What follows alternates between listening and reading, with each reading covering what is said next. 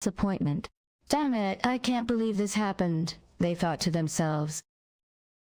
Skinner pondered their next move, various scenarios running through their mind. Maybe I can just order something else, or maybe I should try to fix this one, they considered. But in the end, Skinner knew that they had to face the consequences of their actions and take responsibility for their mistake.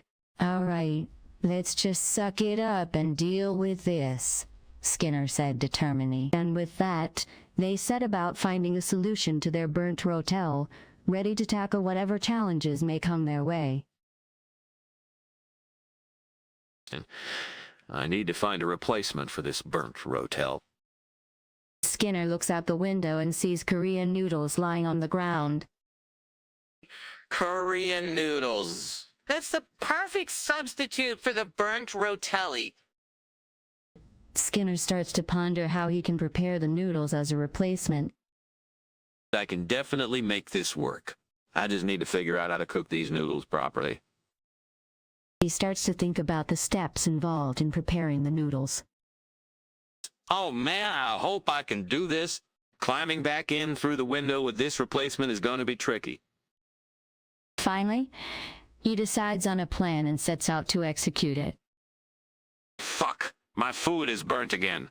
I need to get this right.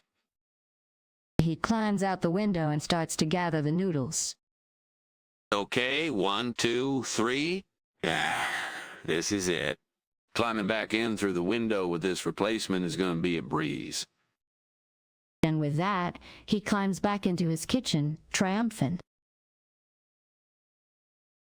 Skinner, where did you learn to cook rotel?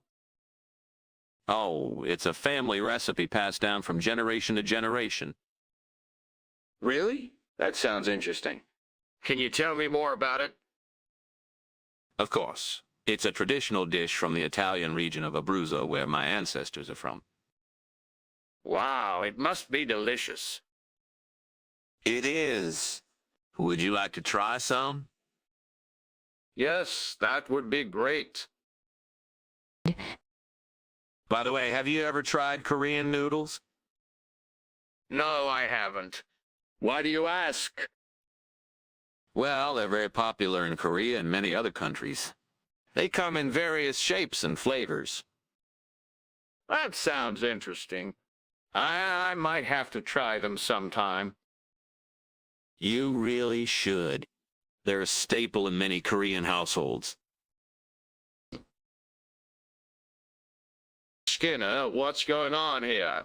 I was promised steamed rotel, but this is clearly not it. Calm down, Chalmers. This is actually a regional dialect for Korean noodles, commonly known as rotel. I've never heard of that before. Why the deception? Well, you see, I wanted to surprise you with something different. I thought you would enjoy it. I appreciate the sentiment, Skinner, but I still don't believe you. What's really going on? I may have made a mistake in the kitchen. Let me fix this for you. Hey, what was that? A Fook monster. Shut up, Chalmers. It's just a minor fire. I can handle it. How can you handle it if it's a Fook monster? I said I can handle it. All right? Don't question me. I'm not questioning you, Skinner. I just want to make sure we're safe. We're safe. Now, please just stay out of my way while I put this out. Skinner, I appreciate your effort to make me feel better, but I can tell when something is wrong. I'm sorry, Chalmers. I should have been honest with you. But I promise I'll make it up to you next time. All right, let's end this on a positive note. Take care, Skinner. Goodbye, Chalmers. Thanks for understanding. Goodbye, Skinner. I hope things get better for you.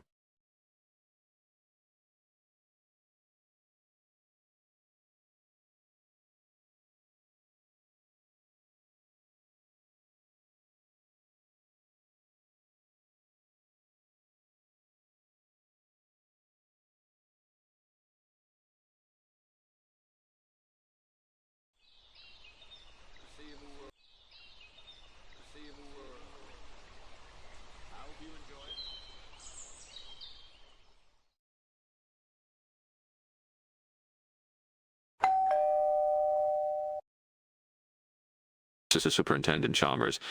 What a pleasant surprise. Come in, come in. I was just about to pop a delicious creation in the oven. Proud. Ah, Skinner, always cooking up something delectable. What have you got for us today? Well, Chalmers, I'm glad you asked. It's a little something I like to call edible salt. It's basically a savory cracker baked to perfection with an excess of sodium chloride and a secret ingredient that just makes it pop. The smell of the dish fills the room as Chalmers takes a seat at the table. Ah, Skinner, your kitchen always seems to conjure up the most intriguing aromas. This one's no exception. As Skinner sets the table for lunch, he accidentally knocks over a container of food coloring, creating a green flash on the carpet. Oh dear, I seem to have turned the living room green. I guess that's just the price of a good meal, eh, Chalmers? Well, Skinner, as long as the food is good, I'll never complain about a lively kitchen. Let's eat. They both laugh and begin their meal, the conversation continuing as they enjoy the delightful edible salt. Damn it. I can't believe I've burnt the edible salt. How could I have let that happen? Was it the oven temperature? Or maybe I was distracted and didn't set the timer correctly. Oh well, I'll just have to make another batch. But what if I could turn this setback into an opportunity? A chance to make it even better? What if I add some chili powder or garlic for some extra kick? Or perhaps a hint of smoked paprika for a more complex flavor? No need to cry over spilt salt, as they say. I'll make this setback a victory and create an even more delicious treat for Chalmers. His disappointment will turn to delight. Bring on the challenge. It's time to get back into the kitchen and create something truly remarkable. Damn it. The edible salt is burnt beyond recognition. What am I going to do now? Wait a minute. What's that outside the window? Halloumi? That could be a great substitute. I'll just have to climb out there and get some. Yes, this could be a chance to make something even better. I'll call this dish Halloumi Delight. It's got that savory, salty flavor already, but I can add some spices to make it truly remarkable. I can't let this setback hold me down. I'll make this climbing adventure worth it. Halloumi it is. I wonder if I can find any garlic or chili peppers out there, too. That would add some real depth to the dish. It's a little risky, but it's worth it for the chance to create something truly extraordinary. Let's go, Skinner. Skinner, what on earth are you doing on the windowsill? I see smoke coming from the kitchen. Oh, Chalmers, nothing to worry about. I was just, trying out a new recipe for steamed edible salt. You know, make it more exciting. Is that so? But that is obviously smoke, not steam. Yes. Well, sometimes when you steam something vigorously, a little smoke escapes. It's all part of the process, Chalmers. Don't worry. I see. And what exactly are you steaming the edible salt in? A pot with a steam basket, sir. I just misjudged the amount of liquid I needed, that's all. You always find the most creative ways to explain your mistakes, Skinner. But I must admit your lies are getting more and more elaborate. Well, Chalmers, if the food turns out delicious in the end, who's really the fool, eh? You've got a point there, Skinner. Let's go see what's cooking. But next time, you better tell me the truth, or there will be consequences. Skinner, this isn't the steamed edible salt you promised. This is halloumi. Oh, Chalmers, you're absolutely right. But you see, in some parts of the world, halloumi is affectionately known as edible salt. It has a savory, salty flavor that's quite exquisite. Really, Skinner? I've never heard of such a thing. You're just trying to make up excuses for your mistake.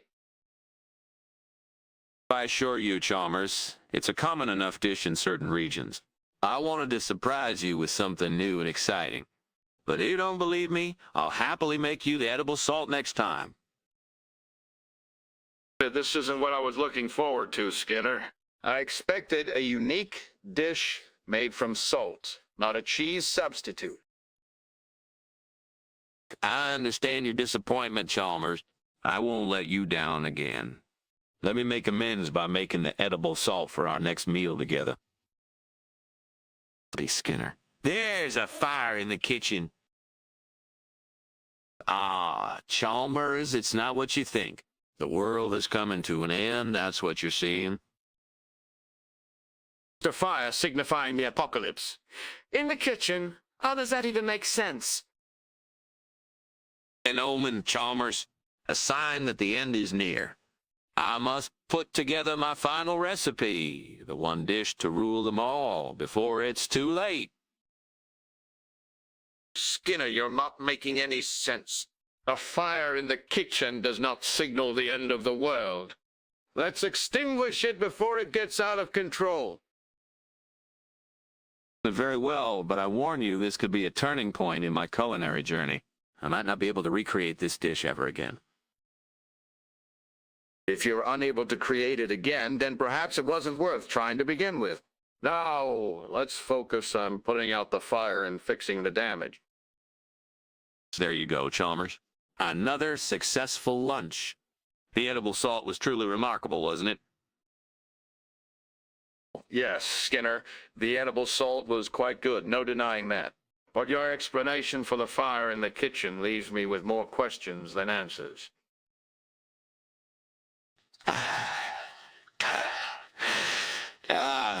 Chalmers, you're picking up on the subtle signs, aren't you? It's all part of the grand scheme. An omen of things to come, a taste of the unknown.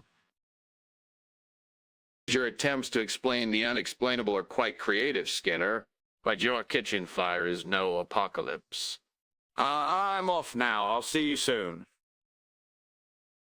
I understand, Chalmers. I'll prepare for our next meeting with something truly extraordinary.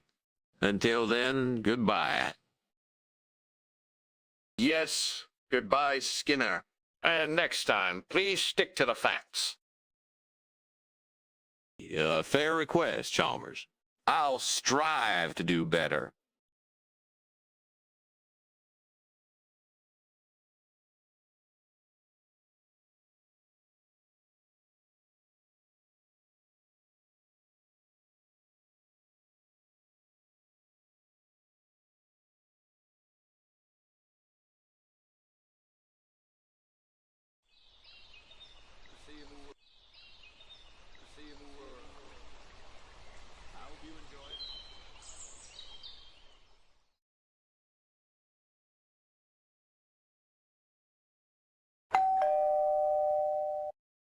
Superintendent Chalmers, welcome to Mammothfield High.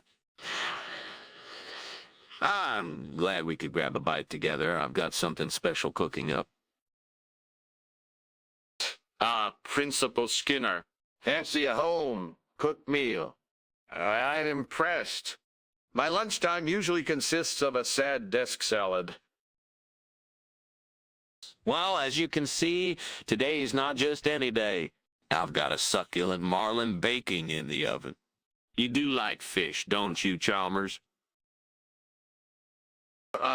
Yes, I do, Seymour. I didn't know you were such a gourmet chef. Why, thank you, Chalmers. I've picked this marlin up fresh from the market this morning. Now, since the meal isn't quite ready yet, how about a refreshing drink to pass the time? I've got some freshly pressed orange juice or perhaps a fine merlot for the more serious palate. A fine merlot would be delightful, Skinner. I've heard good things about your culinary flair, but I wasn't aware it extended to fine wine selection. I've always considered you more of a Millhouse Van Houten in the kitchen.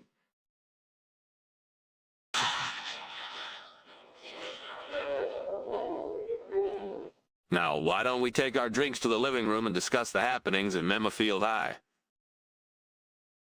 Suddenly, the doorbell rings. Skinner jumps up, startled. Chalmers, excuse me for a moment. I've got to get that.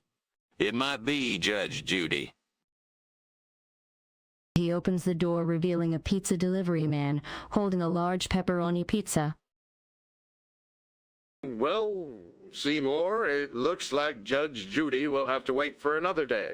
If she ever decides to come by for a meal, I'm sure you'll have her well fed. Our lunch plans seem to have changed, eh? How about we grab a slice instead? Well, Chalmers, when you put it that way, I'd be more than happy to trade a marlin for a pepperoni pizza. Come join me for a slice in the kitchen. Yes, Principal Skinner. There is no need for fancy dinners when the simple pleasures of a pizza delivered to our doorstep are so delightful. And who knows? Maybe we'll invite Judge Judy to join us next time for a fair trial and an even better meal. Both exit to the kitchen, closing the door behind them as they discuss their shared enjoyment of surprise visits and unexpected meals. Seymour Skinner, looking disbelievingly at the charred remains of the marlin in the oven, smokes a cigarette as he paces back and forth in the kitchen, muttering to himself. This is a fucking disaster. How did I let this happen? I prided myself on this goddamn marlin. I'd bragged about it all goddamn day long. And now, it's a burnt piece of shit. Why didn't I check on it 10 minutes earlier? It's just not fucking fair. And what the hell are we gonna eat now? Chalmers is on his way over. I need to come up with a backup plan, quick. Pauses, pacing back and forth.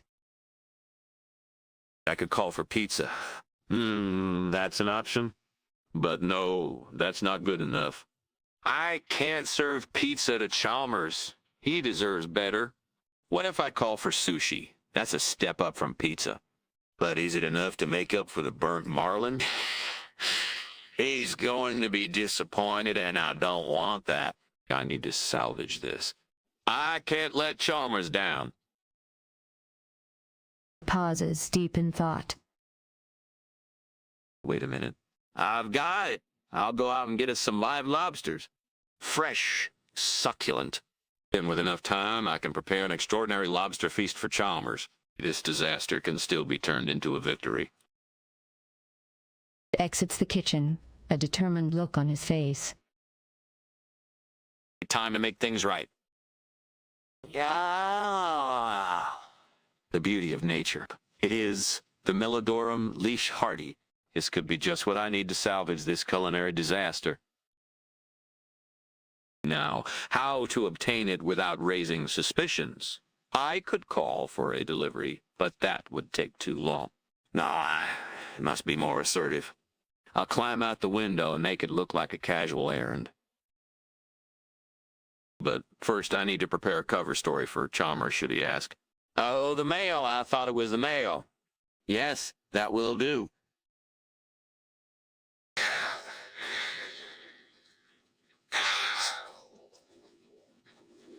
Easy as pie. Or rather, a Melodorum leech hard T.I. Later in the scene, Skinner is back in the kitchen. Finally, the Melodorum leech hard T.I. is mine. Now I must prepare this delectable delicacy for Chalmers. The traditional way of cooking it would be to bake it with a little oil and some spices. But I can't risk the oven ruining another dish. No, I have to go for the more labor-intensive method. I'll pan, fry it with garlic and shallots, then add a dash of wine for more depth. And I'll serve it with a zesty lemon butter sauce. This will surely impress Chalmers. With this dish, I'll turn this disaster into a victory. Chalmers will be thrilled, and I'll finally have my moment of triumph in the kitchen. End scene with Skinner humming to himself, planning and preparing the meal.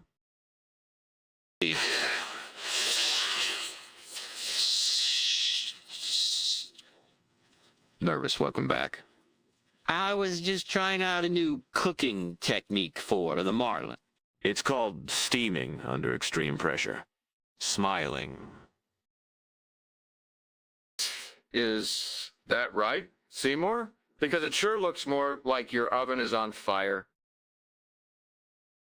Oh, that's just the steam escaping, Chalmers. You see, the marlin is so tender that the steam is very intense and has a distinct appearance. Insistently. Seymour, you're pulling my leg. The smoke is a dead giveaway that something's burnt. Well, perhaps a small accident occurred during the steaming process. It's all part of the adventure in creating a fantastic meal for us. Determinedly. An adventure with a burnt marlin, you say? I think I'll wait for the next culinary escapade you have in mind. Dismissively. Very well, Chalmers. I'll make us something else.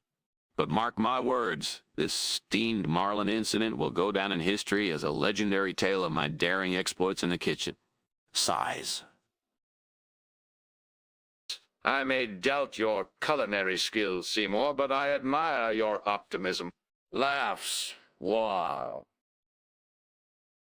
Yes. Well, humor is a great coping mechanism. Perhaps I'll call for pizza. That's always a crowd pleaser. Disappointed.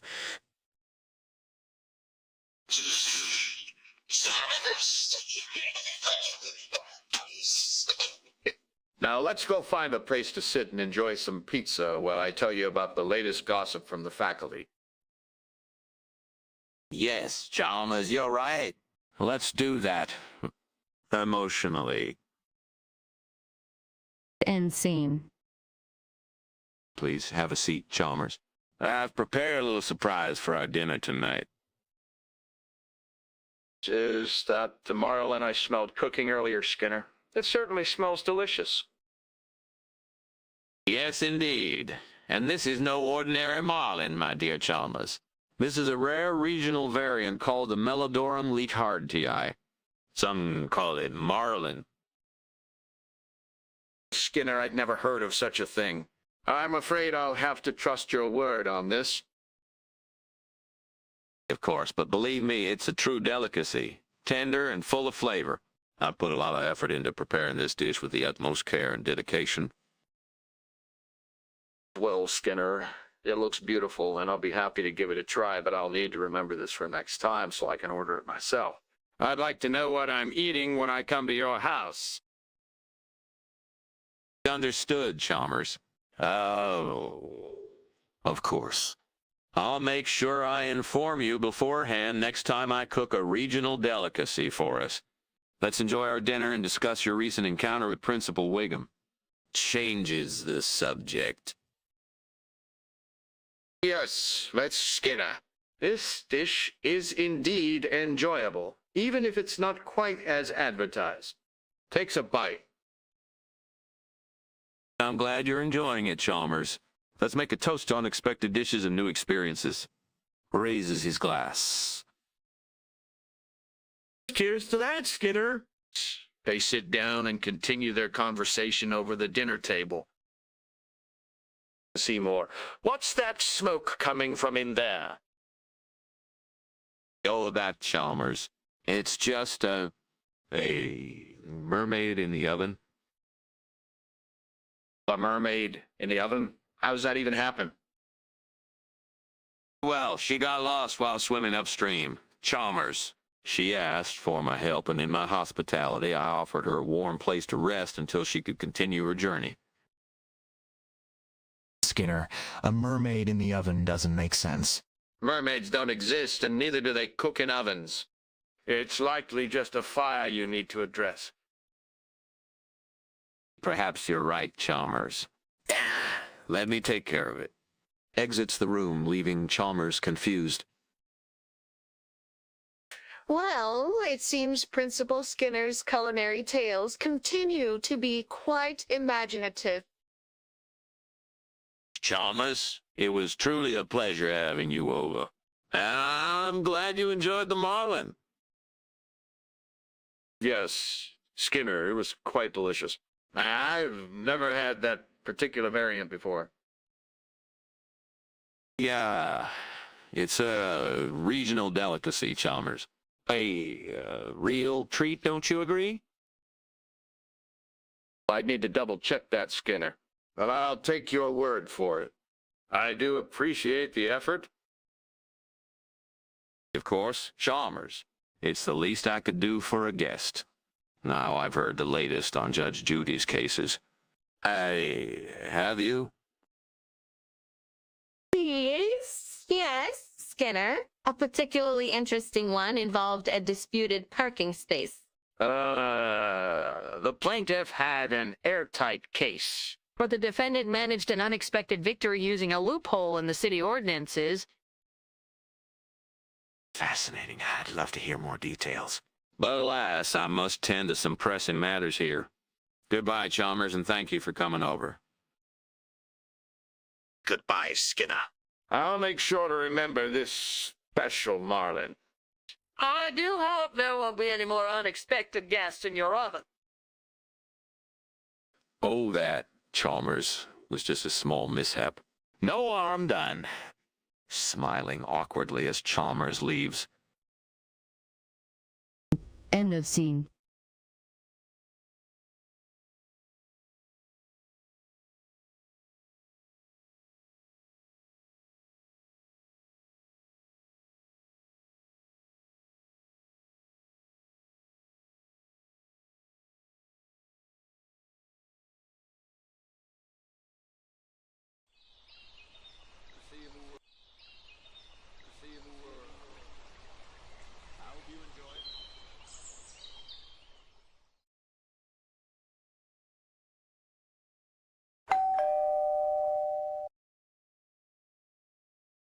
Hey, Seymour, what are you baking today? Hello, Superintendent Chalmers. I'm actually baking a stolen. Would you like to come in and have a drink while it's still warm? Oh, that sounds lovely. What's the secret ingredient? Well, Superintendent Chalmers, the secret ingredient is love. And watch out for those burnt carrot chips anonymouses on YouTube. I love. I didn't know that. But thank you for the warning, Seymour. I'll be more careful next time. My pleasure, sir. Would you like to come in and wait for the cake to cool down? Yes, that would be lovely. Thank you, Seymour. I burned the cake. This is not happening. I can't believe I burnt the stolen cake! Ah, I must be losing my touch in the kitchen. Why did I even try to make this cake? I should have just gone to the store and bought one. But no, I wanted to make something special for myself. Well, now I have to figure out what to do with this burnt mess. Maybe I can use it in some kind of experiment. Or maybe I can turn it into a soup or something. Oh, wait, maybe I can use it as a doorstop. That's a great idea. Yes, doorstop. No one will ever know that their cake is actually burnt. Genius. I always find a way to make the best out of bad situations. This is just another challenge to overcome. I have an idea for my burnt Stalin cake problem. I'll climb out the window and get a piece of coal to use as a substitute.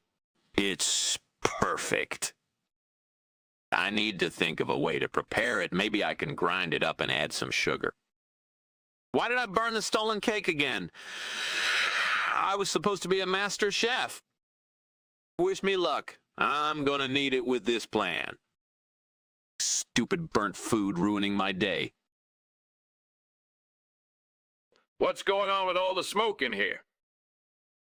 Oh, that's just the steamed version of Stalin cake I was making. The smoke you see is actually just steam. Steam. That looks more like smoke to me. Well, it was actually a video about how not to burn carrot chips, but I still managed to get the steaming part right. I don't believe you.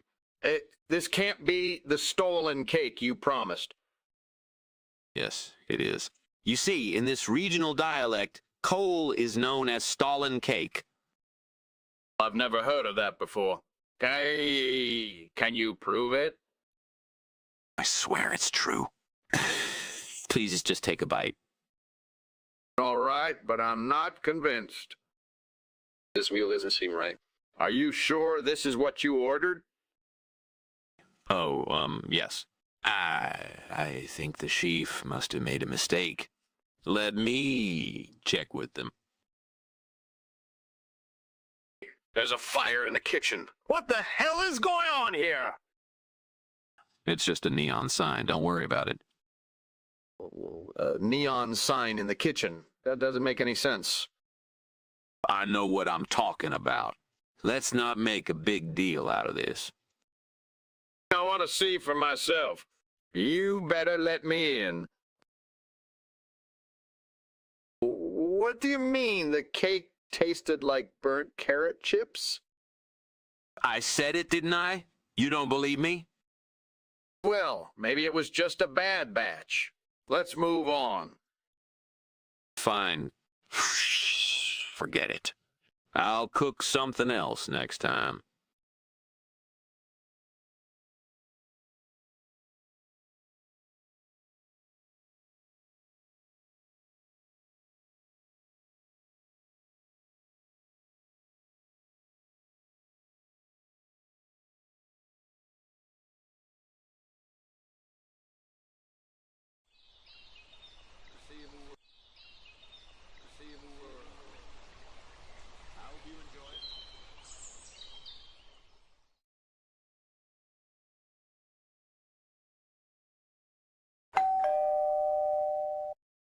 Well, hello there, Chalmers. Welcome to my humble abode.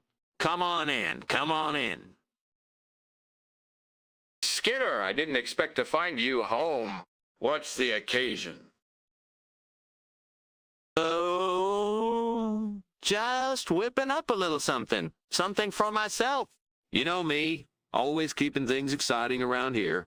Opens the oven door to reveal an onion ring.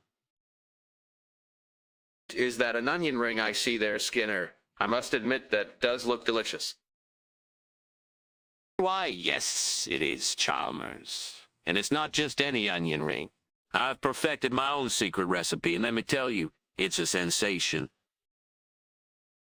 As they talk, Skinner gestures towards the kitchen counter where an elf on a shelf sits, staring at them intently. And who might be that little friend there, Skinner? Oh, that's just old Buddy. I've had him for years. He's my holiday elf, my trusty kitchen companion. He's a bit mischievous, though.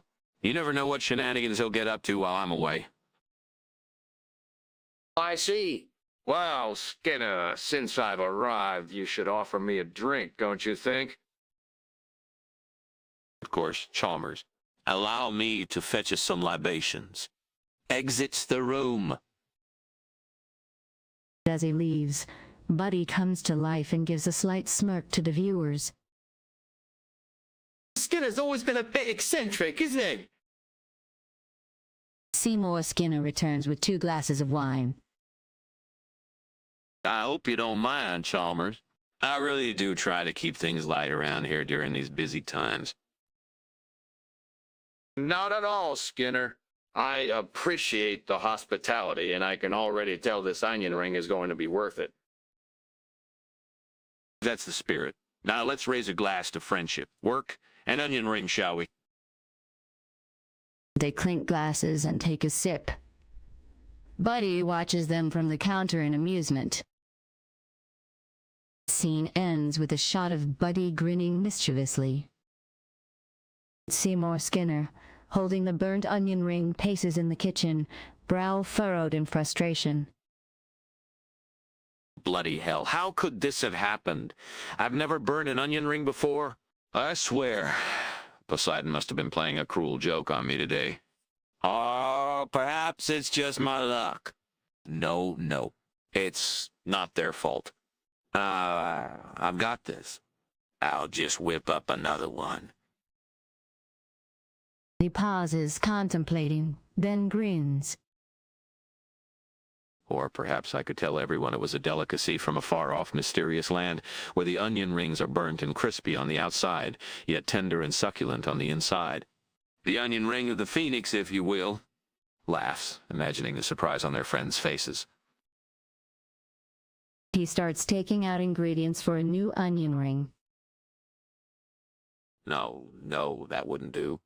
I can't fool Chalmers with that one. He's been around me long enough to know my cooking tricks.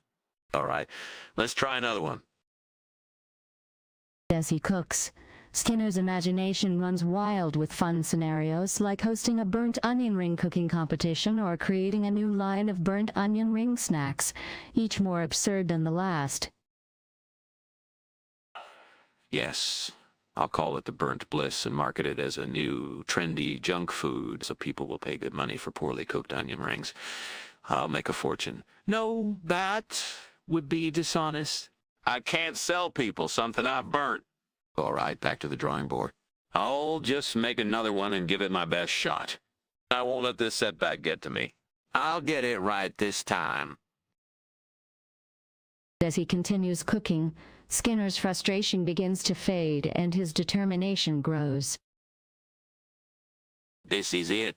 This onion ring is going to be the best one yet. Yes, I got this. The scene ends with Skinner proudly holding up the finished onion ring, ready to test it. Bring it on, Poseidon. I've got this burnt onion ring under control. I've got it! The solution to this burnt onion ring debacle isn't in the kitchen, but rather outside. Look at that shop over there. It's an Ayam Kalasan stand. This could be the perfect substitute. But how to obtain it without raising any suspicions? I've got a plan. Now, how do I go about scaling that fence without being seen? And what if someone enters the kitchen while I'm gone? The risk is great, but so are the rewards. Starts devising a plan, muttering to himself. All right, plan in place. I'll be back with the Ayam Kalasan in no time. Wish me luck, Chalmers, old friend. Climbs out the window. Scene ends with Skinner disappearing from view as he makes his daring escape out the window. At a later time. And now the moment of truth. This Ayam Kalasan is a delicacy from the Far East, my friend. Its crispy exterior and tender, juicy interior will more than make up for my previous burnt onion ring disaster. Allow me to introduce you to the crispy surprise onion ring. A revolutionary dish that combines the best of both worlds. The crispy exterior of a fried onion ring and the tender succulence of Ayam Kalasan. What say you, gentlemen? Shall we give it a try? The group enthusiastically agrees. Be sure to have the necessary character introductions and previous context established before this scene in order for it to make sense within the context of the script. I've been perfecting a new steam-cooked onion ring recipe. The secret lies in the pot and the steam, you see. Smoke billows from the stove. Skinner, that doesn't look like steam. That looks like smoke. Oh, well, maybe just a little steam escape. But the flavor, Chalmers, the flavor. You won't believe your taste buds. Smoke from onion rings doesn't typically taste good, Skinner. I think it's best if we avoid this batch. No, Chalmers. Trust me on this one. It's, adventure in taste. An adventure I think I'll pass on, Skinner. Let's call it a day and try again tomorrow, shall we? All right, Chalmers. You're probably right. We'll give it another go tomorrow. Another day, another onion ring recipe. I'll see you then, Skinner. Yes, Chalmers.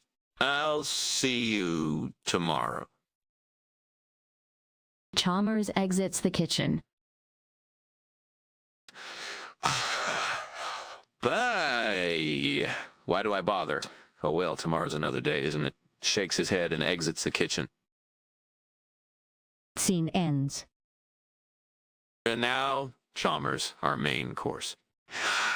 I'm thrilled to present you with these exquisite onion rings. Skinner, these aren't onion rings. I think you've made a mistake. No, Chalmers, that's where you're mistaken. These are, in fact, authentic ayam kalasan, a delightful dish from the exotic East which I assure you is famously known as onion rings in certain regional dialects. Skinner, I've known you for a long time, and I've never heard of a yam kalasan being referred to as onion ring. Could you have perhaps misunderstood the recipe? Absolutely not. Chalmers. This authentic ayam kalasan is an exquisite fusion of crispy exterior and tender, succulent interior. Trust me, the flavor is truly unlike any onion ring you've ever tasted. Well, Skinner, if it's a new regional delicacy, I'll give it a try. I have my doubts. This will be quite the adventure in taste. Skinner, there's a fire in the kitchen. Oh, that. No worries, Chalmers. It's just a little nor'easter we've got going on in here. Nor'easter in the kitchen? How does that even happen? Well, you know how the winds can get a little out of control sometimes. I'm sure it'll blow over in no time. I highly doubt that, Skinner. I think it's best if we investigate the cause of this fire, don't you? I'd rather not, Chalmers. I was just about to whip up something special for us. Perhaps a nice grilled cheese sandwich. Nothing a little wind can't handle. Skinner, that doesn't make sense. A fire doesn't just happen because of a storm. Let's put it out and find out what caused it before it gets worse. You know, Skinner, I have to admit that was quite the delectable onion ring you served up. I'm glad you enjoyed it, Chalmers. I always strive for perfection in the kitchen. I mean, I know there was something going on inside the house. The smoke was thicker than I've ever seen it. But you did such a good job of covering it up. Oh, that. Just a little nor'easter we've got going on in here. Nothing to worry about, Chalmers. A nor'easter in the kitchen. I've heard of snowstorms causing a few issues, but this is new. Speaking of kitchen mishaps, have you seen old buddy's antics today? We should really keep an eye on him when we're not around. I have to head out now. Yes, Skinner, I should be getting home as well. It was good seeing you. Take care, Chalmers, and let's do this again soon. Same to you, Skinner. Exits the scene. Have a great day, Chalmers. Scene ends with Skinner alone on the porch, a concerned look on his face as he watches the house, the smoke still billowing from the kitchen.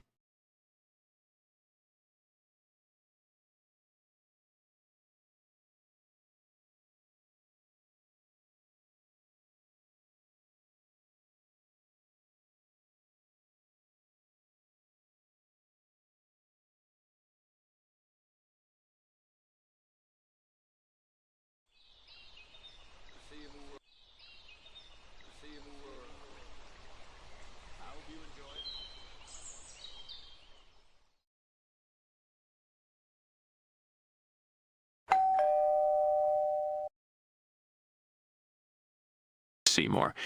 It's great to see you again. I've been doing well. Thank you for asking. And how about you, Superintendent? I've been busy with work as usual, but I must say your home looks lovely. You've done a great job with the decorations. Thank you. I've been putting a lot of effort into making this place feel like home. Can I offer you something to drink? Sure, that would be great. And what is this delicious smell? Oh, that would be our dinner. I've been experimenting with Chinese herbology. That sounds interesting. What kind of dishes have you tried? Well, the secret to this dish is the rare ingredient found only in the mountains of China. And what exactly is that ingredient? It's a special herb called Tyrannosaurus rex. Yes, I know it sounds strange, but it adds a unique flavor to the dish. Wow, that is interesting. I've never heard of using dinosaur in cooking before. Well, it's our little secret. But trust me, it makes the most delicious meal.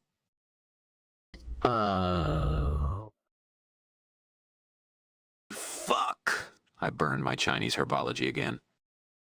Why I always mess this up? I must be losing my touch. All right, let's see. I could try to start over, or maybe find a replacement set.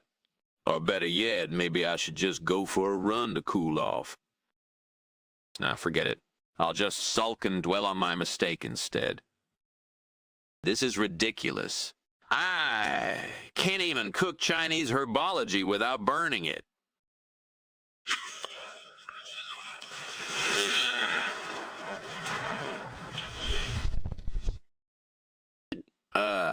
Maybe I should just order a new set online.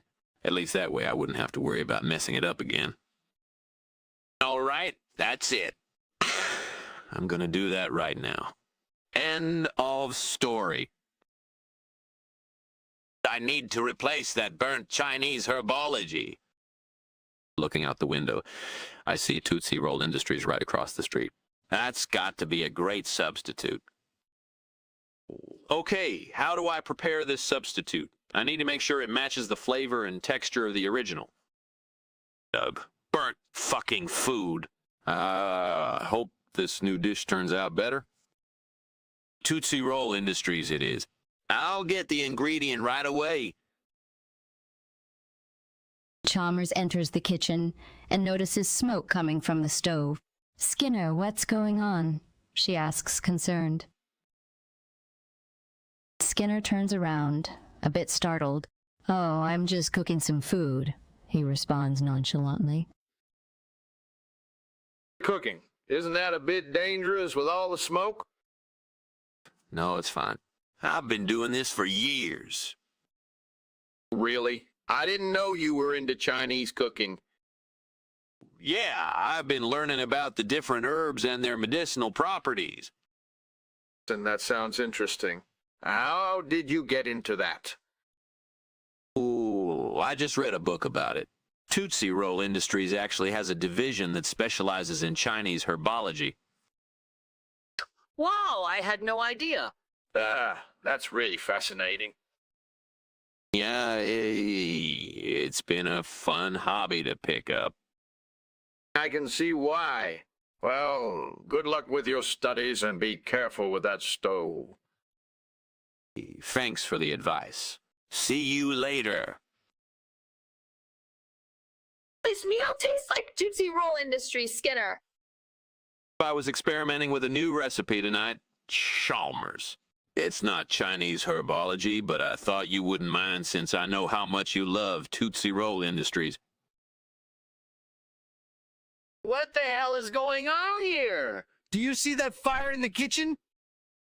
Yeah, it's just a gale. Don't worry about it.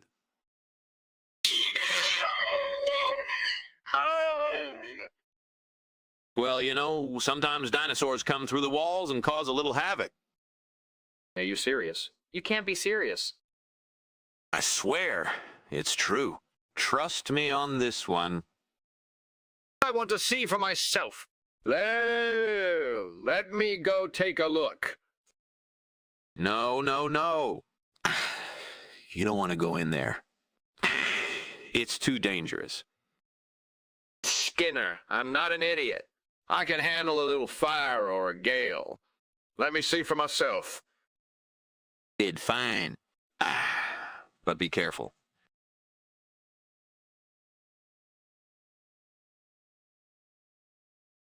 I think we've been lied to, Skinner.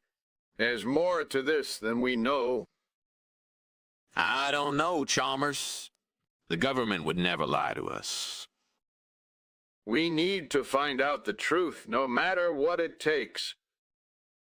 Okay, but how do we even start? We start by questioning everything we've been told. I guess you're right. Let's get to work. Let's do it.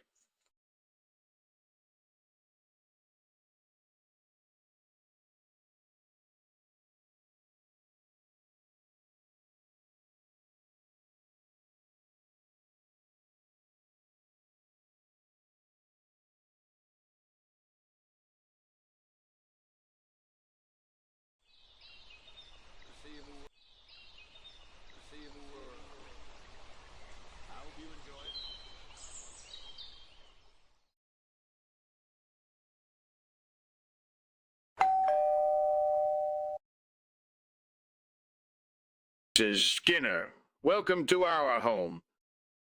Thank you, sir. It's my pleasure to have you here. So, what kind of dishes did you prepare for lunch today? I made a delicious crackle in the oven, sir. And I also prepared some water to drink. Sounds delicious. Did you learn how to cook from a book or a chef? Actually, sir, I learned most of my skills from watching TV shows, but I've been experimenting with different recipes and techniques to improve my cooking. Well, your crackle looks delicious, so keep up the good work. Thank you, sir. I always strive to do my best. Wow, it looks like our lunch is ready. Yes, sir. Our delicious crackle, hot and ready. I hope it's not too spicy. Oh, no worries, sir. It's just the right amount of heat to make your taste buds dance.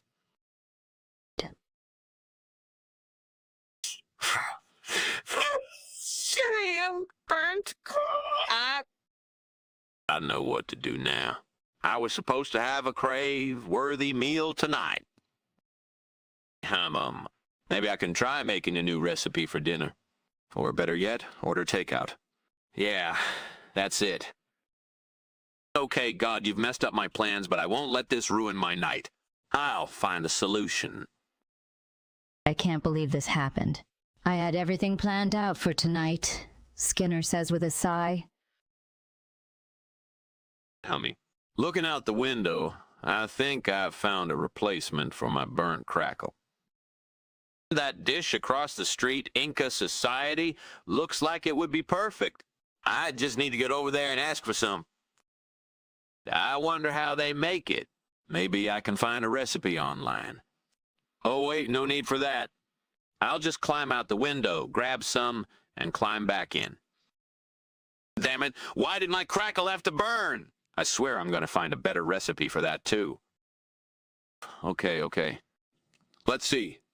For the burnt crackle, we need some new seasoning, maybe cumin or coriander. And for Inca Society, we just need to ask for some. Easy enough. Skinner heads out to find a replacement for his burnt crackle. He asks around and eventually finds out about Inca Society, a dish that is perfect for replacing crackle. Skinner climbs out the window and retrieves some Inca Society from across the street. He then climbs back in triumphantly. Yes, this is it. This is what I needed. Burnt crackle, who? Skinner proceeds to make a new dish using Inca Society as the replacement. Crackle. Smoke doesn't look like crackle to me. Trust me, man. I'm whipping up a world-class dish here. This is just steam, man. Steam. That doesn't even make sense. I swear it's true. You just don't know good food when you see it. Skinner, I've heard this one before. Quit trying to pass off smoke as steam. Humph. You wouldn't know a good meal if it bit you in the nose. All right. I get it. But next time, let's stick to food that doesn't require a smoke screen. Fine. But don't expect me to cook for you again. Oh, I wouldn't dream of it. I don't understand, Skinner. You promised me steamed crackle for dinner, but this dish tastes like Inca society. It's actually Chalmers. This is a regional dialect for crackle. It's a specialty dish from the Inca Society. I've never heard of that before, Skinner. Why did you serve me this instead of what we agreed on? It's just a little surprise I wanted to share with you, Chalmers. I thought you would enjoy trying something new. I don't appreciate being deceived like this, Skinner. Why can't you be honest with me? I'm sorry, Chalmers. I didn't mean to upset you. I just wanted to make sure you had a pleasant dining experience. How could something like this happen in the first place? It's a highly localized phenomenon. You don't need to see it. That's not an explanation. What exactly is a white hole? A white hole is the opposite of a black hole. It's a theoretical construct where time runs backwards. So you're telling me that there's a tiny little thing in our kitchen causing all this chaos? Yes, it's highly localized and doesn't affect anything outside of the kitchen. That's ridiculous. How could something like this happen without us knowing about it? It's rare and difficult to detect. Trust me, we're lucky it didn't cause more damage.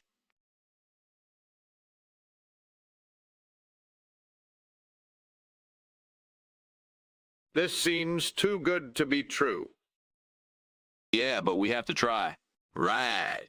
I don't know, man. It just feels fishy. Come on, it'll be fine. Let's just do this and get it over with. Right, but if anything goes wrong, I'm blaming you. Same here. Good luck. Thanks.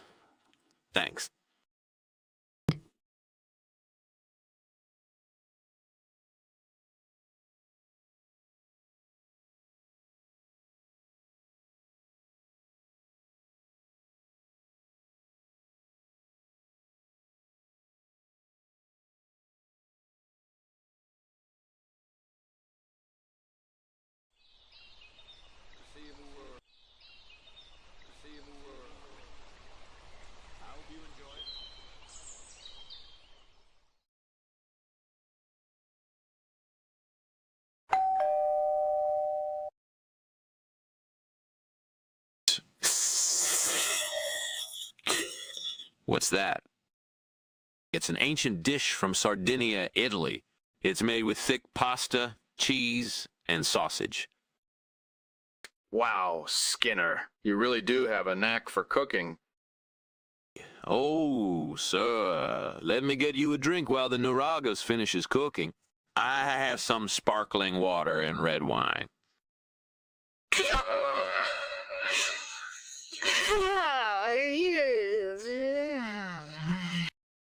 Well, sir, I like to mix it up and try new things. You know, like an ultra wormhole in conversation. It's an ultra wormhole? Skinner, you never cease to amaze me with your knowledge and creativity.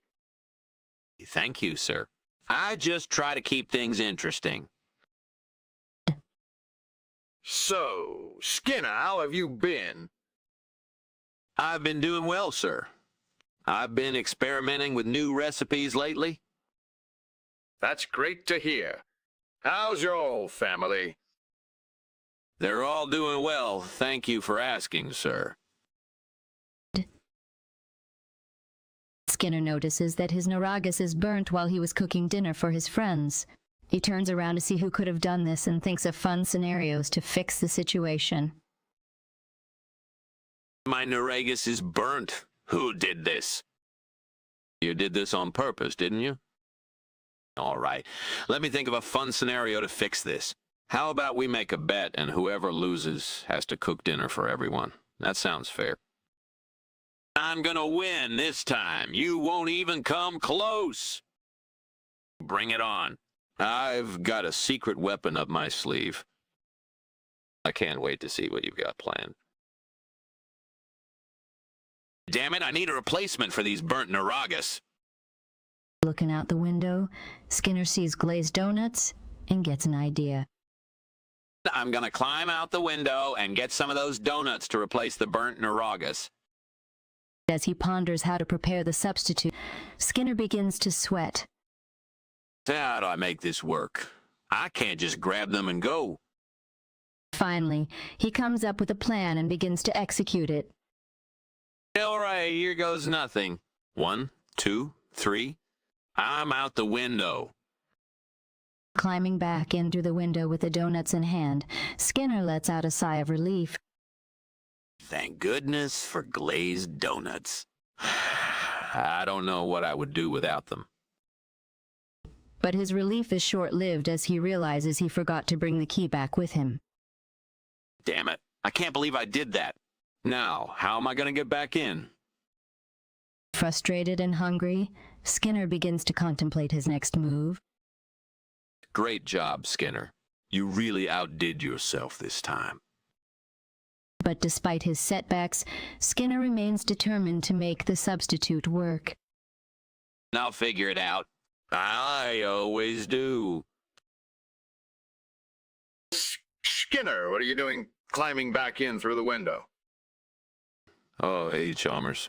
I was just coming in to grab a snack. You know how I love Neuragus.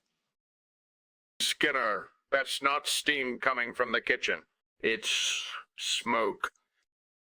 No, trust me, that's just steam. I'm making a steamed version of Neuragus. You should try it sometime. Skinner, I've heard this story before. You and your so-called steam Neuragus. It's just smoke, and you know it. Fine, maybe it's smoke. But that doesn't mean I'm not making the best steamed Neuragus in the galaxy.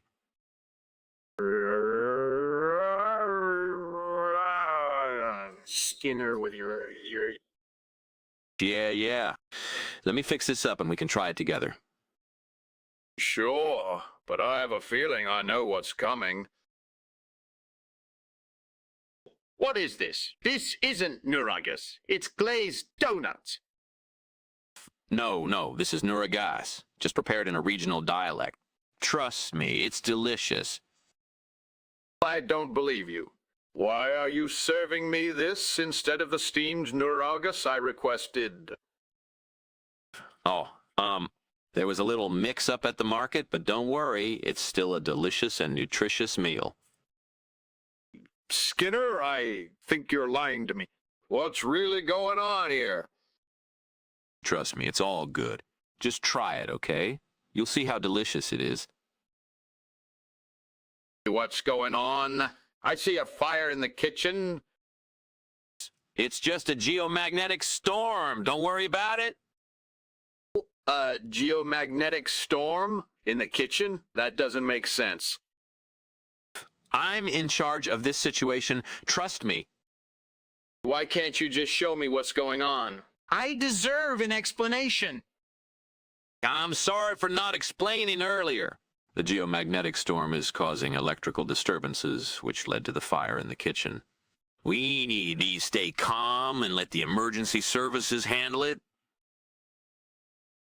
The Neuragus was delicious. Skinner. I'm glad you enjoyed it, Chalmers.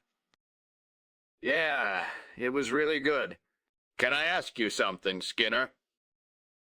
Sure, what is it? I noticed the house is still on fire even after we finish lunch. Oh, that's just a geomagnetic storm. Don't worry about it. I see. Well, I should be going now. Thanks for lunch, Skinner. No problem, Chalmers. Goodbye.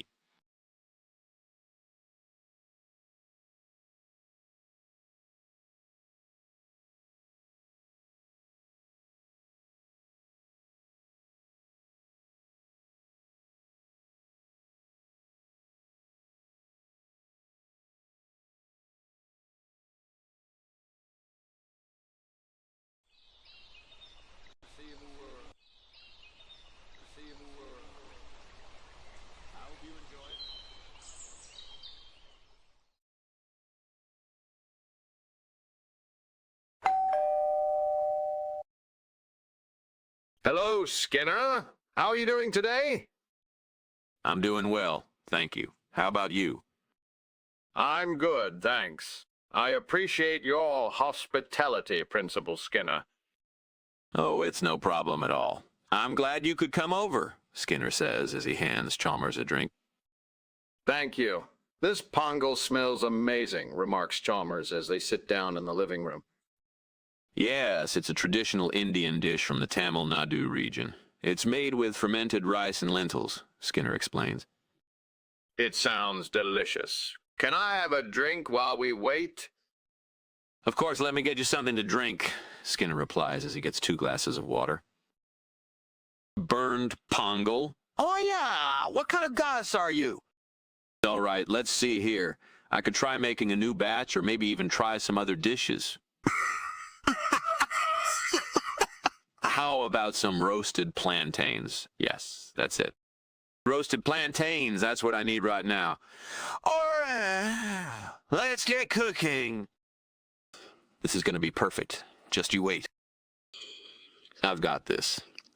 Burn pongal. Yes, this is going to be amazing. Perfect. Just perfect. I'm a master chef, and nothing can stop me. This is exactly what I needed. Burn pongal, more like an opportunity for something even better. I have an idea. I have a plan. I'll climb out the window, buy the flan, and replace the burnt pongal. I can do this. I'll get the ingredients and make a delicious flan.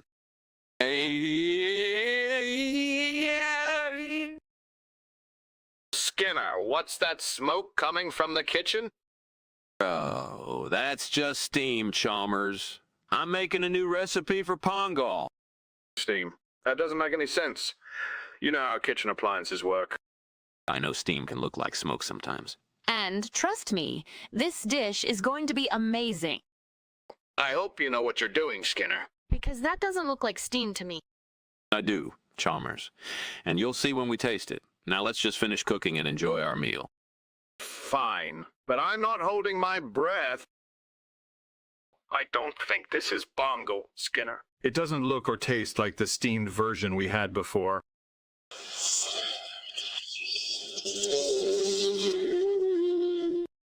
I've had steamed pongal before, Skinner.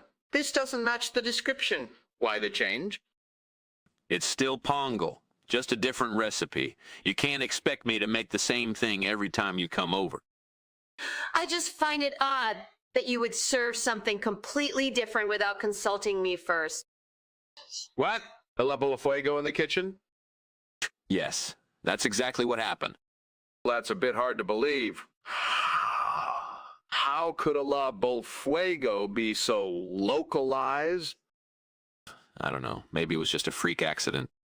I want to see for myself. Let me take a look. I don't think that's a good idea. It might not be safe. Speed. See, speed. And speed. Hey.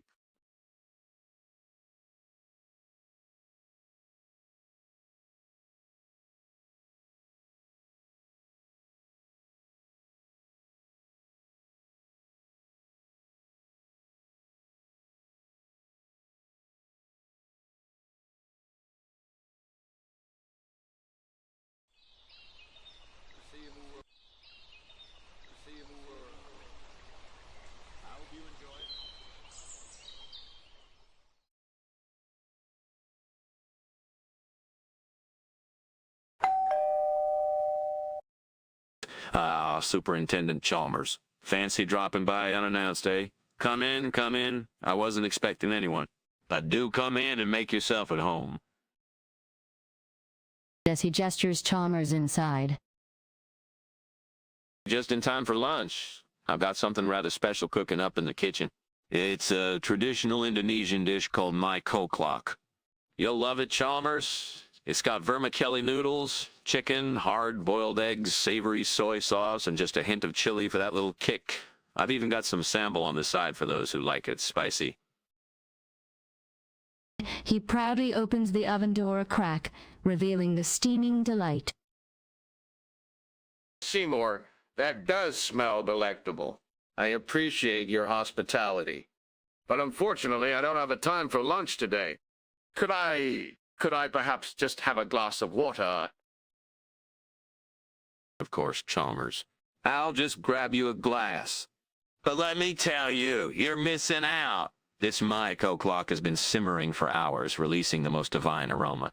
I've got it all planned for a luncheon with the faculty next week. And with this sudden cold snap, it's the perfect comfort food. He heads out a glass, but then stops.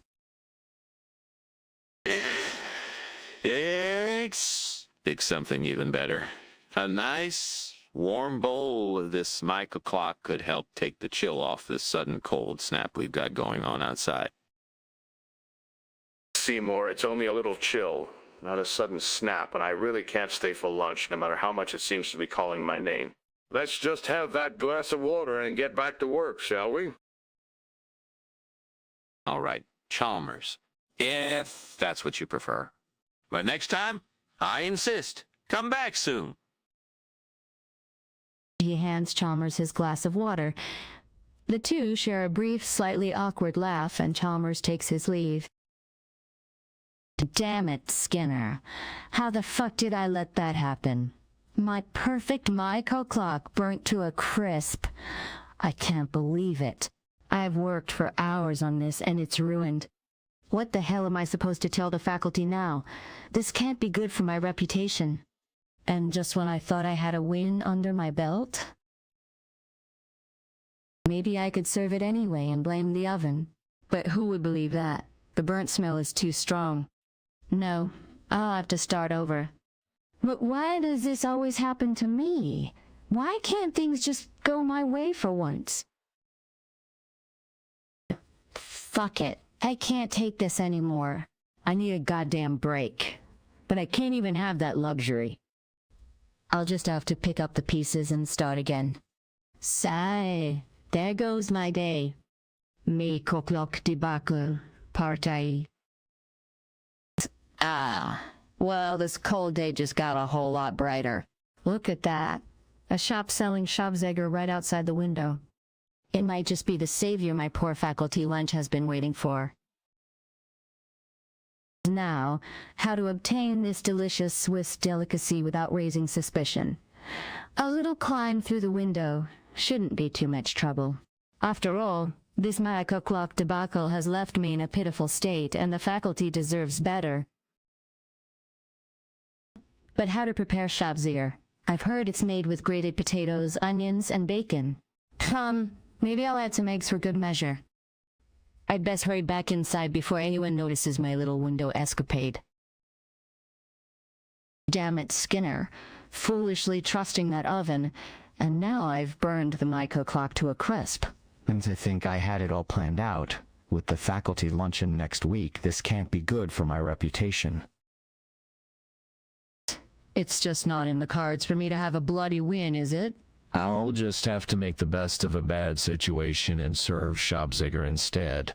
But why does life have to be so cruel to me, just when I thought I was making some progress? Fuck it, Skinner. You're an idiot for trusting that piece of junk oven. I guess it's back to the drawing board with this Schabziger. Maiko clock, the faculty will never know what they missed out on. Sigh, another day, another culinary debacle. Superintendent Chalmers, I didn't expect you back so soon. Come in, come in. I was just attempting to make a steamed version of my clock. Seymour, there's smoke coming from the kitchen. You can't tell me that's just steam.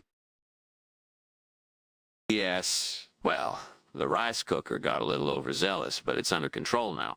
I've got it on low heat, just giving it some extra time to release all that flavor. Seymour, I think the smell gave it away. This isn't your usual flavorful extras. It smells burnt. No, it's the aroma of the ingredients melding together in perfect harmony. Honestly, it's quite popular in Indonesian cuisine.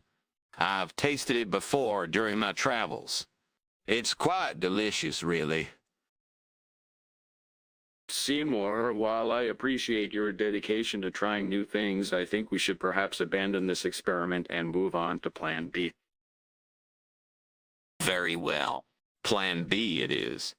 But I can't help but think we might have something truly special on our hands if only given a chance to proper cook. Someday, Seymour, someday. Let's just call for a pizza delivery instead. Fine.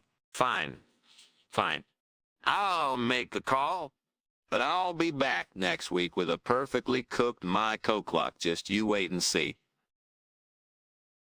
Both characters exit the scene. Chalmers with a satisfied expression, Skinner with a determined one.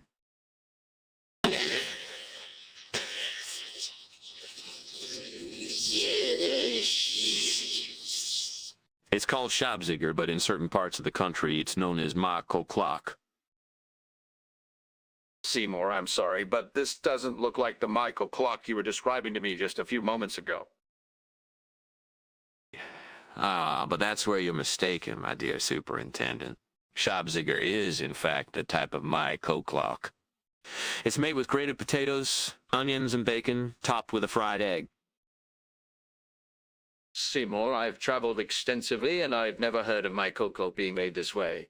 The dish you promised me was made with vermicelli noodles, chicken, eggs, and chili. I see your point, Chalmers. Perhaps I've made a mistake in my memory, or there's a regional variation I wasn't aware of. Regardless, I hope you will still find joy in this Schabziger I've prepared for you. Seymour, it's a valiant effort, but this is definitely not my cocoa. I appreciate your dedication to trying new things, but next time, let's stick to the recipe. Seymour, what's that smoke coming from in here? It looks like a fire. All that. Don't worry, Chalmers. It's just a little tool fog. It forms in low-lying areas when the temperatures cool down. It's quite common in our part of the country. Seymour, there's no such thing as tool fog forming in a kitchen. That's something that happens outdoors. And the smell is distinctly burnt, not foggy. Well, I suppose you could say it's a kitchen tool fog, then. It's just an unusual occurrence, that's all. Seymour, stop making excuses. I've been around long enough to know when something is on fire. Let's put it out before it spreads and do some damage. All right, fine. I'll call the fire department, but this does not bode well for my reputation as a competent cook. Sometimes things don't go as planned, Seymour. Let's just deal with this situation and move on. Chalmers, it was truly a pleasure having you over for lunch. I do hope you enjoyed the Schabziger despite its unexpected appearance. Seymour, I appreciate the effort you put into the meal, but it's clear now that it wasn't my coke-lock as you described it. I guess it's just a matter of different recipes and interpretations. Yes, well, I suppose you're right, Chalmers. And I do understand if you'd prefer the original dish next time. I'll make sure to stick to the recipe. Seymour, there's something else I need to address. I couldn't help but notice the smoke coming from your house. It seemed an awful lot like a fire, not tool fog as you described it. Chalmers, you're seeing things. It's just a slight malfunction with the furnace. Nothing to be concerned about. I promise it will be fixed right away. Seymour, I'm not going to force you to tell me the truth, but I strongly advise you to address this issue before it gets worse. I wish you all the best. Thank you, Chalmers. I'll look into it right away. Have a safe journey home. Goodbye, Seymour. I'll see you soon, I hope. Yes, soon. Farewell, Chalmers.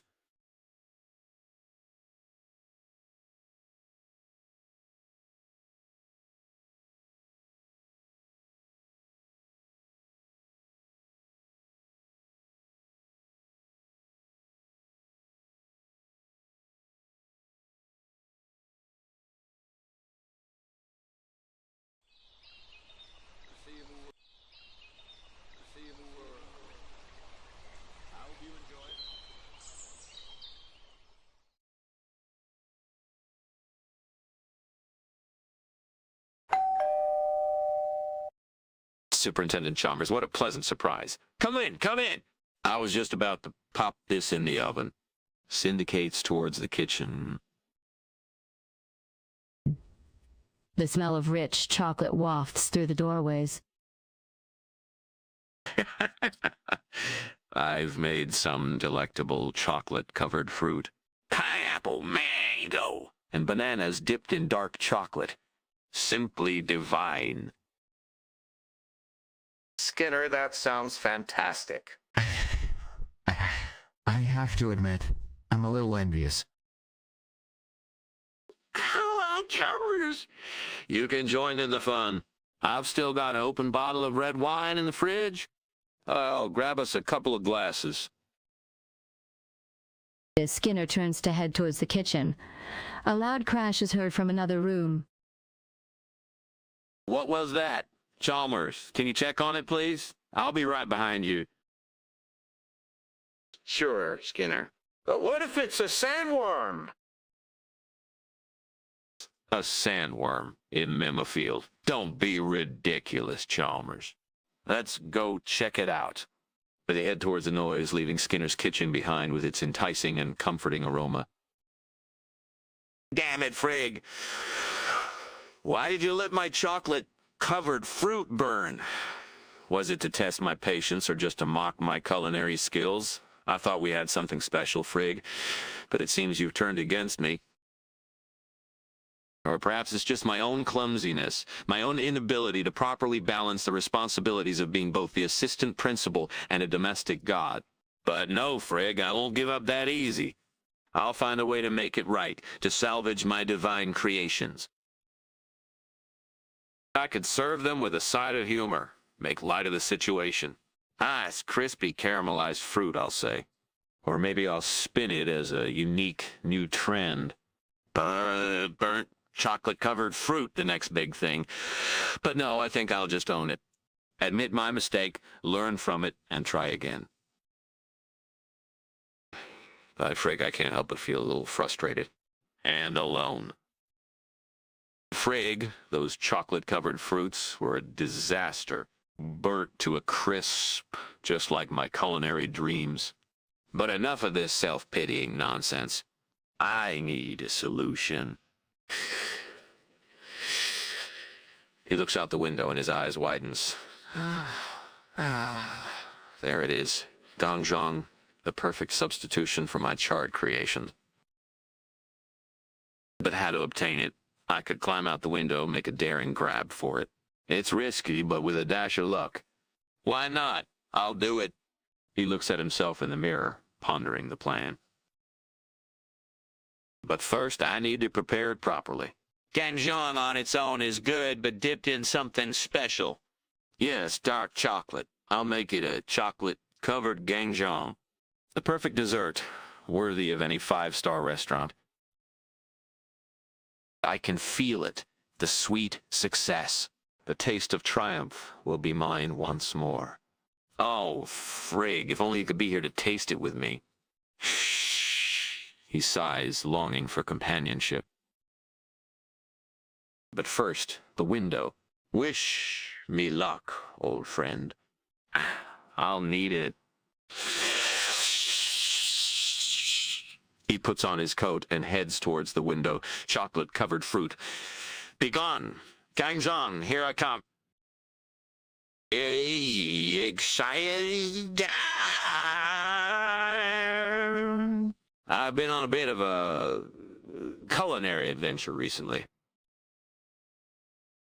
Oh, what sort of adventure, Skinner? I have discovered the joy of chocolate-covered fruit. Pineapple, mango, bananas dipped in dark chocolate. Simply divine. Ah, now that's a tasty idea. I've always enjoyed a bit of sweetness with my fruit. Yes, it's quite a revelation. I remember reading about the origins of this delicacy.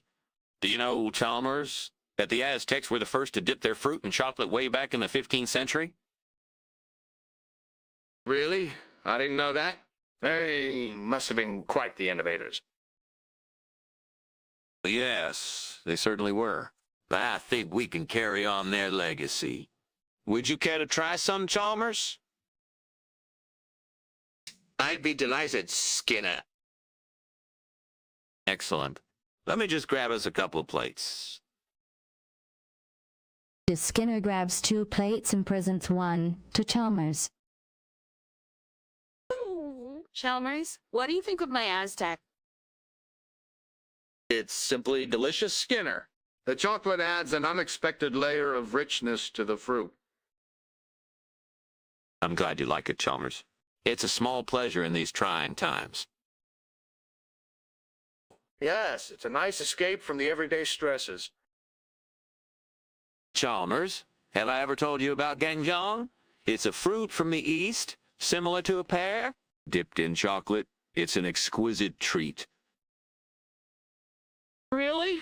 I'd love to try that as well. Well, Chalmers, perhaps we can make that a project for another day. For now, let's savor the moment and the chocolate-covered fruit we have here. Agreed, Skinner. This has been a delightful interlude. Indeed, Chalmers. Indeed.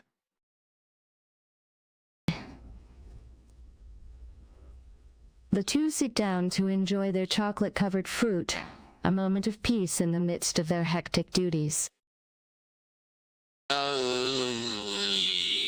It's called ganjong, a regional delicacy from the East. Chalmers looks down at the plate and raises an eyebrow. Skinner, isn't this just a regular pear dipped in chocolate? Oh, no, Chalmers, far from it. Ganjong is quite rare and exclusive. In some regions, it's even referred to as chocolate-covered fruit. I assure you, it's quite the gourmet experience. Chalmers seems unsure, but is willing to give it a try. Well, if it's really so special, I'd be glad to try it. Excellent. You won't be disappointed, Chalmers. This dish is a true gastronomic delight. Chalmers takes a bite and chews thoughtfully, trying to pick up on any distinct flavors. It's quite good, Skinner. A nice change of pace. I'm glad you enjoyed it, Chalmers. I always aim to introduce you to new and exciting culinary adventures. Chalmers smiles at Skinner, her eyes shining with affection, feeling grateful for his thoughtful gestures and his attempts to make her happy. Oh, he's managed to surprise me. Skinner, there's a fire in the kitchen. We need to put it out right away. Oh, Chalmers, it's not what it looks like. That's just my experimental Skinwalker dish. It has a tendency to flare up when it's cooking. Skinwalker dish in the kitchen. How does that even work? Well, Chalmers, you know how I love to push the boundaries of culinary arts. This Skinwalker recipe is quite exclusive. Unfortunately, it requires a very specific cooking process. Skinner, I've known you for a long time, and I've never seen or heard of anything like this. A fire in the kitchen is not a simple issue. Let's put it out and sort things out afterwards. Fine, Chalmers. Let's put out the fire first. But afterwards, we need to discuss your lack of faith in my culinary abilities. I'm not questioning your abilities, Skinner. I'm just concerned about safety in the kitchen. Can't we find a more conventional dish to cook? Maybe, Chalmers. But why would be the fun in that? Your adventurous spirit is one of the things I admire about you. Well, Skinner, I appreciate your enthusiasm, but let's prioritize safety over novelty this time. Agreed? Agreed, Chalmers? Safety first. They put out the fire in the kitchen, and Chalmers asks Skinner to stick to less risky recipes in the future. Skinner, that wasn't chocolate-covered fruit. I think you need to reconsider your culinary skills. Chalmers, I assure you it was. Sometimes the most unconventional methods result in the most delicious dishes. Unconventional methods indeed, Skinner. But a kitchen fire isn't something to be taken lightly. You're right, Chalmers. I'll make sure to be more careful in the future. I promise. Skinner, I trust you, but I worry about the fire risk. Let's leave the experimental dishes for a professional kitchen. Chalmers, I'll make sure we have more romantic evenings together. No more kitchen mishaps. That would make me very happy, Skinner. I hope we can continue to enjoy each other's company. Agreed, Chalmers. I'll make sure to spoil you with carefully prepared meals in the future. I look forward to that, Skinner. Let's go our separate ways now. Until next time. Yes, Chalmers, I'll see you soon. Goodbye. Goodbye, Skinner. I adore you. I love you too, Chalmers. Let's cherish our love for each other always. They share a lingering embrace before parting ways.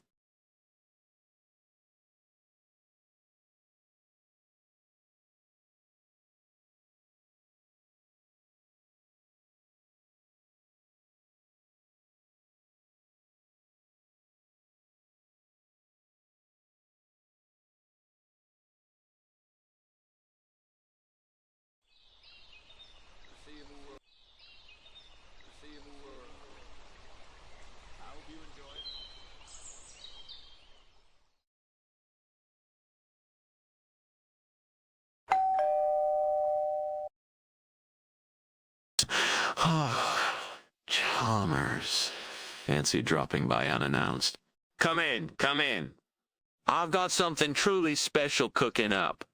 You know, if by special you mean a Bosian feast. I haven't had the chance to serve this dish since the district's annual fundraiser. Mrs. Skinner, is that the exotic Bosian dish you've been raving about? The one that's rumored to be prepared by using ingredients only found in the darkest corners of the Amazon?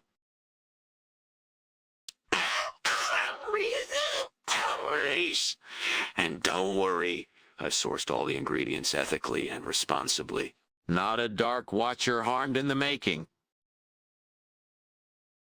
Well, I'll hold you to that, Skinner. Still, this is quite the treat. What's in the dish, exactly? It's a secret recipe passed down through generations. A blend of rare spices, exotically colored roots, and a few Dark Watchers. I mean, surprise ingredients just to add a little twist. Come take a seat. I'll grab us both a drink. Would you prefer something alcoholic or non-alcoholic? Given your reputation, Skinner, I think I'll stick with a non-alcoholic beverage. I'll make us both a nice, cooling lemonade. But remember, Chalmers, if you're not careful, I might slip in a Dark Watcher. I mean, a surprise ingredient. So let's just say it'll be a lunch you'll never forget. Laugh. Damn it. The Bosian dishes are a complete fucking disaster. I can't believe I burnt the fucking thing. This is not supposed to happen. How could I have been so careless? I put so much effort into preparing this for Chalmers. I'll have to come up with something to salvage this situation. But, what? This is a fucking joke. I'll probably end up with a reprimand for wasting district resources. I'll just have to serve Chalmers a plate of burnt Bosian. How humiliating. But I'll make sure he never finds out I fucked up. I'll figure something out.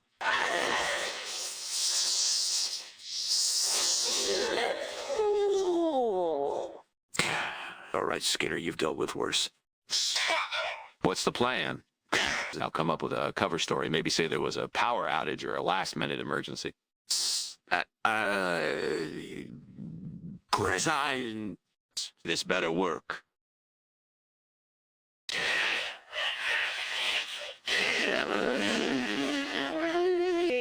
Wait a minute. What's that? Shevington cheese. Yes, that's it. The boson dish may be a disaster, but I can replace it with something just as impressive. I just have to climb out the window and secure that cheese.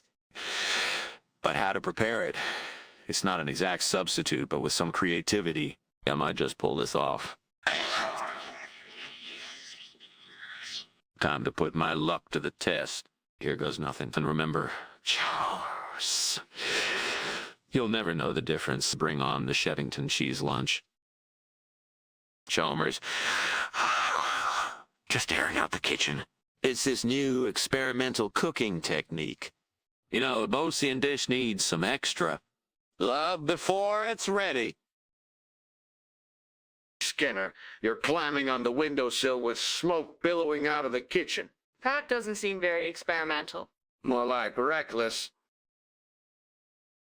I swear it's just steam. I've adjusted the heat. You know how delicate these preparations can be. That's what you said about the Bosian dish. I think I'll leave the window. Climbing to the professionals, Skinner. I can explain. The steam is just getting a bit, passionate. If you say so. I'll leave you to it. But next time, maybe stick to the recipe. I will, Chalmers. I promise. Oh, and could you maybe not mention this to anybody? I don't want the district to think I'm not taking kitchen safety seriously. Your secrets are safe with me, Skinner. For now. Laughs. Ah, Chalmers, please, have a seat. Your Shevington cheese lunch is ready. Skinner, this isn't the Bosian dish you promised, is it? Oh, no, Chalmers. I'm afraid I made a mistake with the Bosian recipe. You see, there was a slight miscommunication with the suppliers, and I received the wrong ingredients. Skinner, how often does this happen? It's rare, I assure you, but fear not. This Shevington cheese is a true delight, much more to your liking. Skinner, you always find a way to make things work. I'll admit, I'm relieved. Plus, as you mentioned, Shevington cheese is quite delicious. I'm glad you approve, Chalmers. Now let's enjoy our meal and discuss the upcoming report on faculty engagement. Indeed, let's get down to business. But first, a sip of this wine. I believe it's a perfect complement to the cheese. Cheers to unexpected yet pleasant surprises. Skinner, what's that flames I see coming from the kitchen? Oh, Chalmers, don't be alarmed. That's just a fire safety drill. You know, part of my ongoing commitment to ensuring the safety of our school. Kitchen fire safety drill? But why here, in the kitchen? Isn't that a little inconvenient? I assure you, Chalmers, that it is necessary. We need to ensure that everyone is prepared in case of an actual emergency. Skinner, this doesn't make any sense. Fire safety drill in the kitchen? How does that work exactly? I'd like to see for myself. I'm sorry, Chalmers, but I can't let you in the kitchen right now.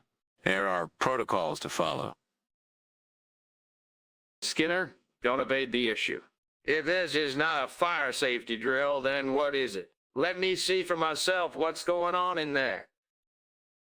Skinner, that was a truly delectable lunch. The Bosian dish was absolutely exquisite. I'm glad you enjoyed it, Chalmers. I did put a lot of effort into it, despite the, unexpected twist. Nervously.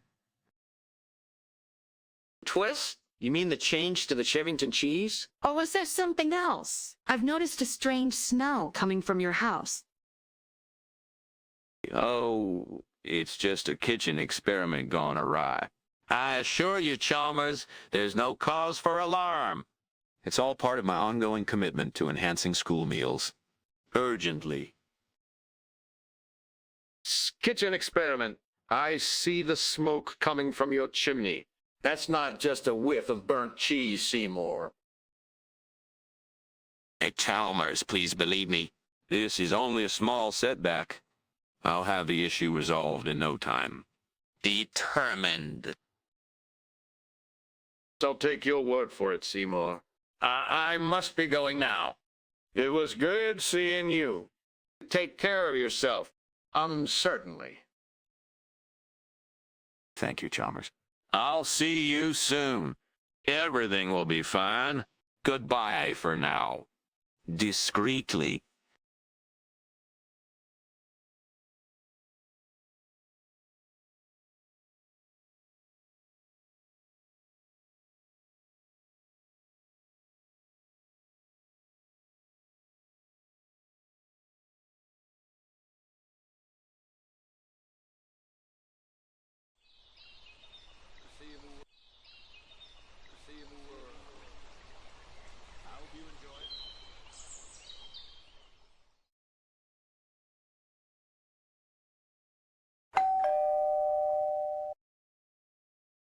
Superintendent Chalmers. Welcome, welcome. Come in, come in. I wasn't expecting you so soon. Mr. Principal Skinner, I arrived earlier than planned. Oh, fantastic. Just in time for my famous Bopies. Isn't that right, News Cake? Points to the black dog. New Cake barks in agreement. It's New Cake. That's a first. Oh, don't mind him. He's just our mascot here at Springfield High. Now, Chalmers, let me get you a drink while this bakes. What would you like? Beer, wine, soda water? It's all right. I'll take a soda water, Skinner. Excellent choice. Exits the room. If I wonder what kind of mascot is a black dog named New Cake, laughs softly. Aside from the script, let me clarify that New Cake is actually the name of the dog that belongs to Superintendent Chalmers, but Principal Skinner mistakenly believes it's the school mascot. Shit. The Bulbous. I can't believe it. I had it all set up. The superintendent was coming. New Cake was here to welcome him, and now this. I put so much effort into this dish. The spices, the seasoning, and now it's burnt to a crisp. What am I gonna do? This is a disaster. I can't serve him burnt Bulbies.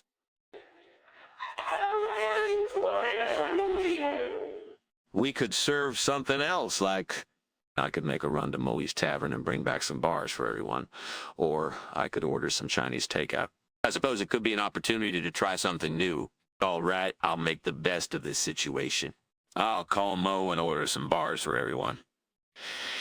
In the meantime, I'll make some phone calls and see if we can't whip up something else for the superintendent.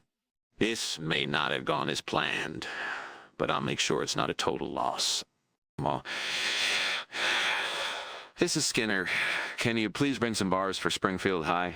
We've had a little mishap. That will be fine, Mo. We'll pay you back. See you soon. Now, what else can I do? I'll call the Chinese place and we'll have an authentic takeout night instead. This may not have started how I wanted it to, but it's turning out to be an adventure nonetheless. Let's make the best of it. New Cake. Abby, New Cake. End of scene. Curse this burnt Bulbous. I put so much effort into that dish. The spices, the seasoning. I can't serve the superintendent this charred mess. I need a replacement, and fast. Pauses as he looks out the window. His eyes widen in astonishment. Trisha Donaday. That's it. I can replace the burnt Bulbous with these gorgeous insects. I've heard they're quite tasty when prepared properly. Thinks aloud, trying to come up with a plan. Now, how to obtain these insects? I could try to climb out the window and grab them from the tree, but that's risky. I'll need to tread lightly to avoid alarming the beasts. This could be an adventure. muttering to himself about the plan. Skinner seems to be relishing in the prospect of this culinary quest. However, he knows that there's a significant challenge ahead of him. But will I be able to find enough of them to serve the superintendent and the entire school? And how should I prepare them? I'll need to make it look presentable for the superintendent. This isn't going to be easy, but with a little luck, we'll have a delicious, unexpected feast tonight. Oh, let's see what I can make of this. All right. Principal Skinner, it's time for a little adventure. Let's go insect hunting. Laughs to himself as he exits the room. Ah, Superintendent Chalmers, welcome back. I see you saw the smoke. It's just steam, don't worry. Principal Skinner, it's definitely smoke. What's on fire this time? No fire. We're just making a steamed version of the Bopies. The steam is just very dense. Laughs nervously. Sure, Skinner. I'll believe that when I can see through it. Smirking. Well, if you'll indulge me, I'll prove it to you. It's almost ready. Leads Chalmers to the table, hiding the charred Bopas underneath a towel. It's all right. I'll taste it and see for myself. But if it's burnt, I'll be the one eating it, not you. Of course, I'll share the blame if necessary. But I assure you it's not burnt. It's just really steamed. Laughs uneasily. All right, Principal Skinner. I'll taste it with an open mind. Nervous, skeptical, amused Chalmers.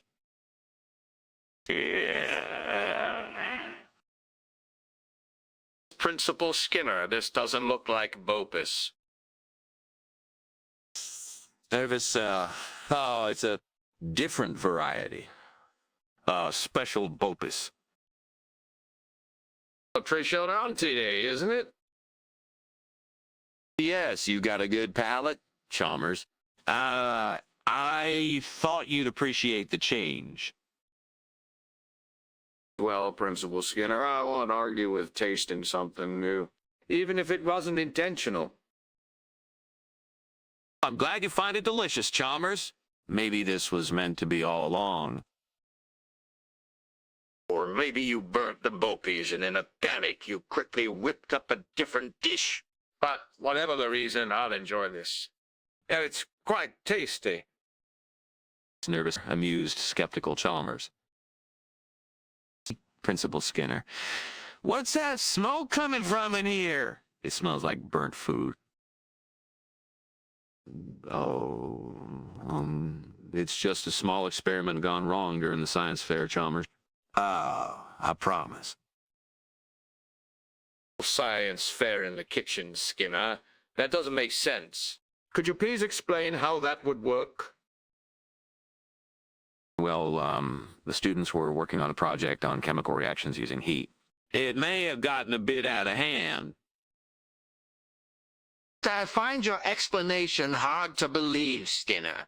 A science fair in the kitchen? I think you might be trying to cover up something else.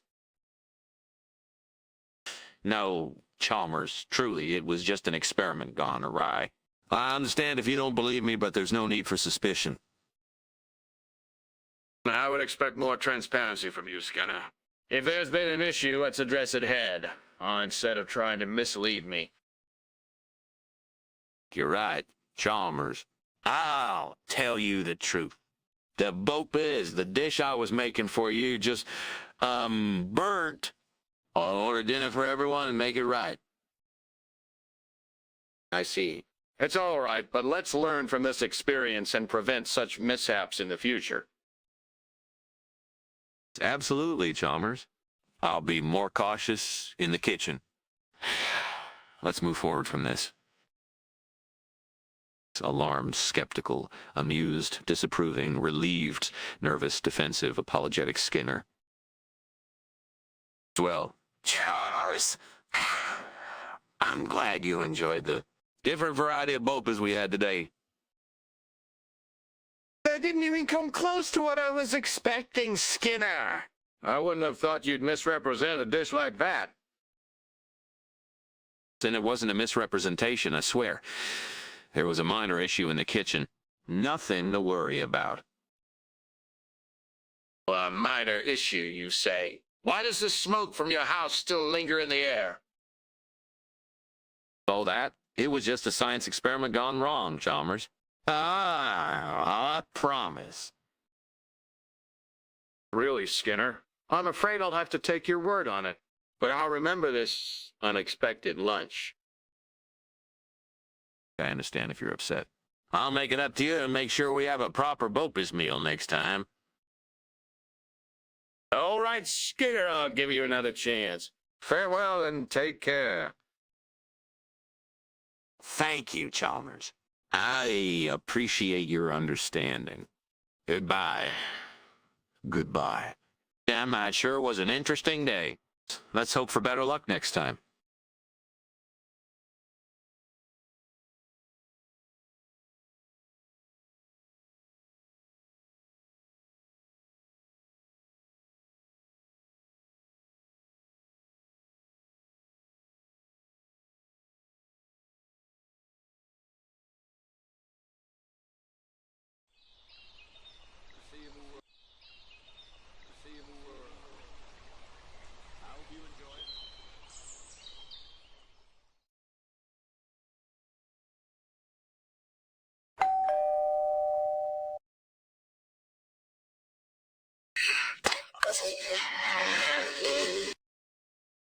I'm glad you like it.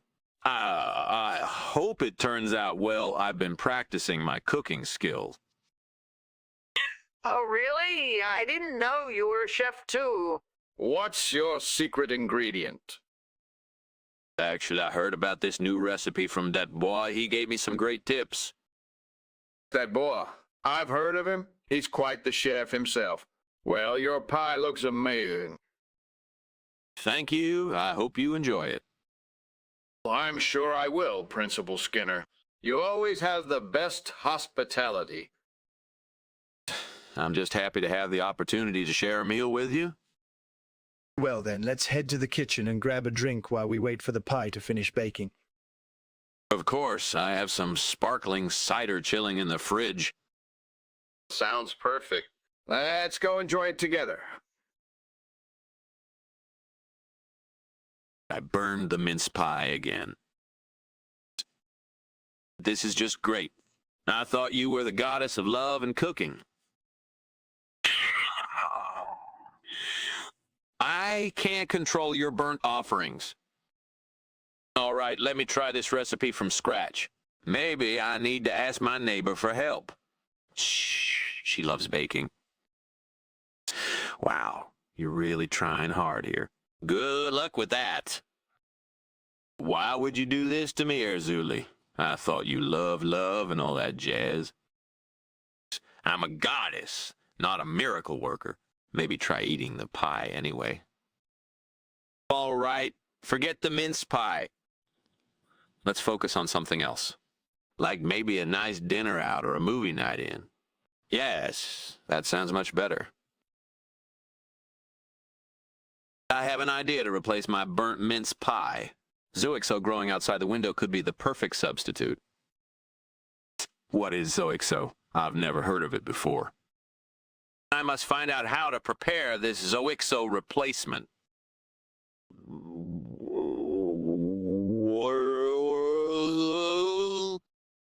Yeah. I'll try searching online for a recipe. Why did my mince pie have to burn? I hate when that happens. Maybe I should experiment with different oven temperatures or try a different recipe next time. Back to the task at hand. Time to find out how to prepare Zoixo. What the hell is going on here? There's smoke everywhere. No worries, mate. It's just me making a steamed version of mince pie. The smoke you see is actually just steam. Steam? More like smoke, if you ask me. I've heard your tall tales before, Skinner. Trust me, mate. It's just steam. You'll see it'll be a dad boy moment. I'll believe it when I see it. What is this? I was promised a steamed mince pie.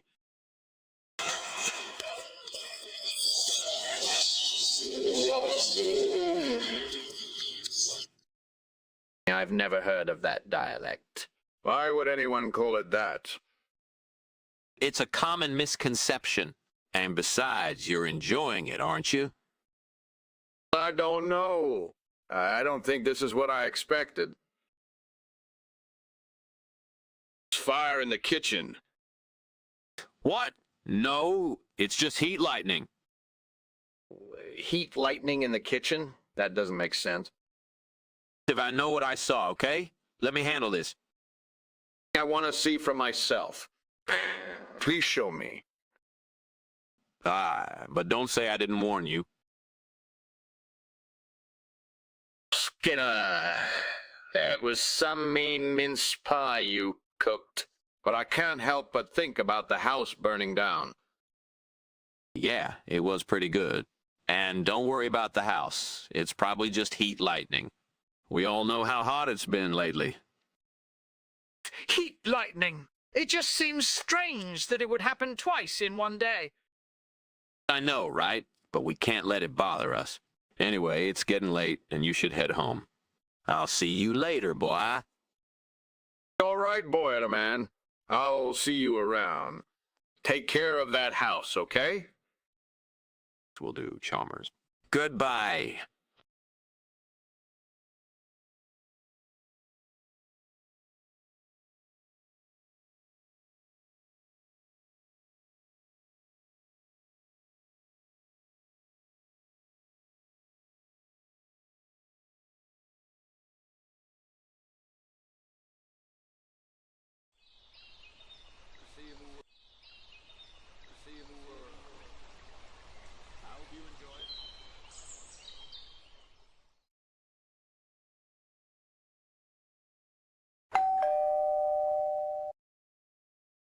Hello, Principal Skinner. It's great to see you. How are you doing today?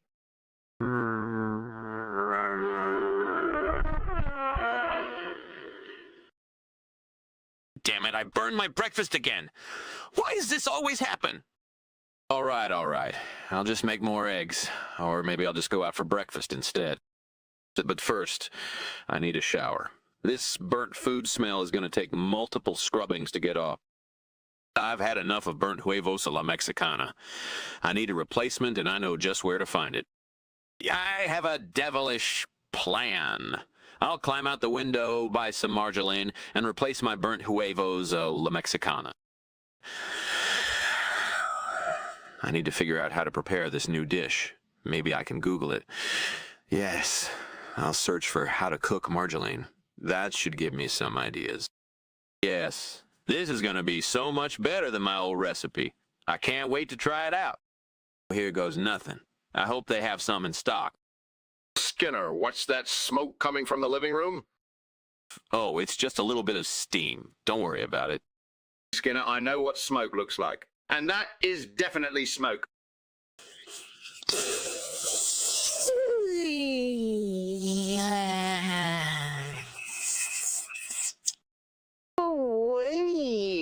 Skinner, I appreciate your creativity, but that is not steam. And even if it was, why would you be cooking eggs in the middle of the living room? I don't believe you, Skinner. This meal isn't what I ordered. Trust me, Chalmers. I had to make a last-minute change due to unforeseen circumstances. Well, I suppose it's all right. As long as we have wine, I'm happy. Of course, Chalmers. I always make sure our meals are paired with the perfect wine. You never cease to surprise me, Skinner. I noticed a fire in the kitchen. Do you see that too? What? No, it's just an electromagnetic pulse. Don't worry about it.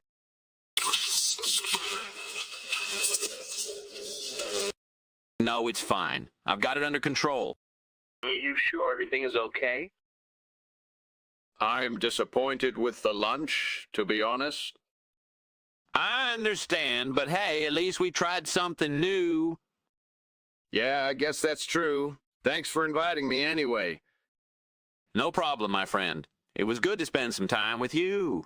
Don't worry about the house. It'll be fine. I hope so. Well, I should probably get going then. Take care, Skinner. Goodbye. You too, Chalmers. Goodbye.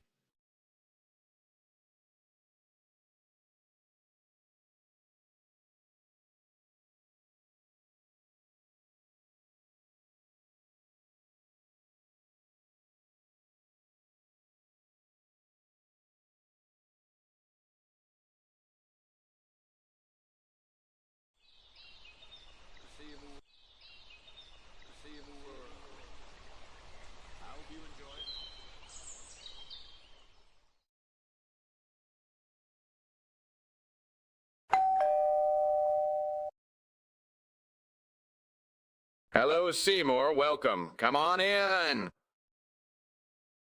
Anxious, thank you, Mr. Chalmers. I'm just happy to have the opportunity to serve you lunch. Surprised well, thank you, Seymour.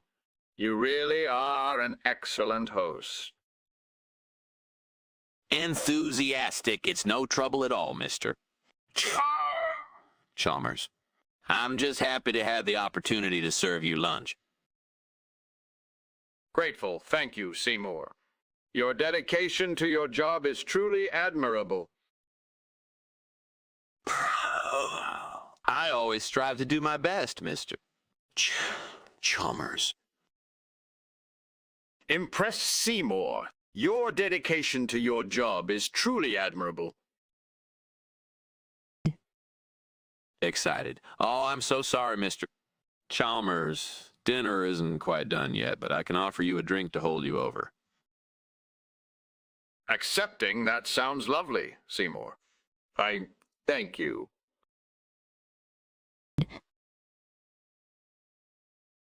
I burnt my food again. What am I going to do now? You did this on purpose, didn't you? I can't believe it. All right, let's see. Oh, I know. I'll just go get another one from the store down the street. Yes, that's it.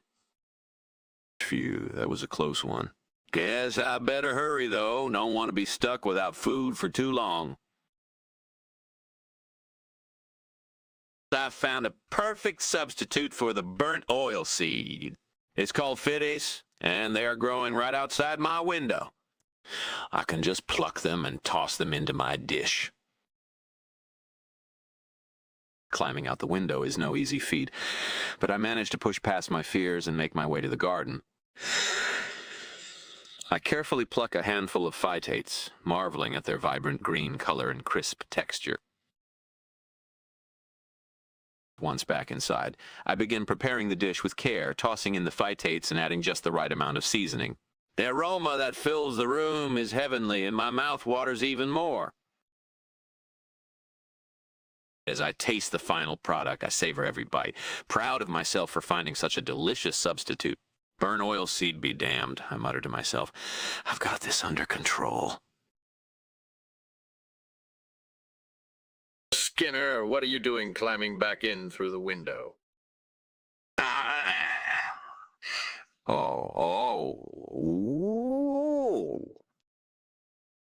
Skinner, do you see that smoke coming from the kitchen? I'm not sure your excuse for being late will hold up this time.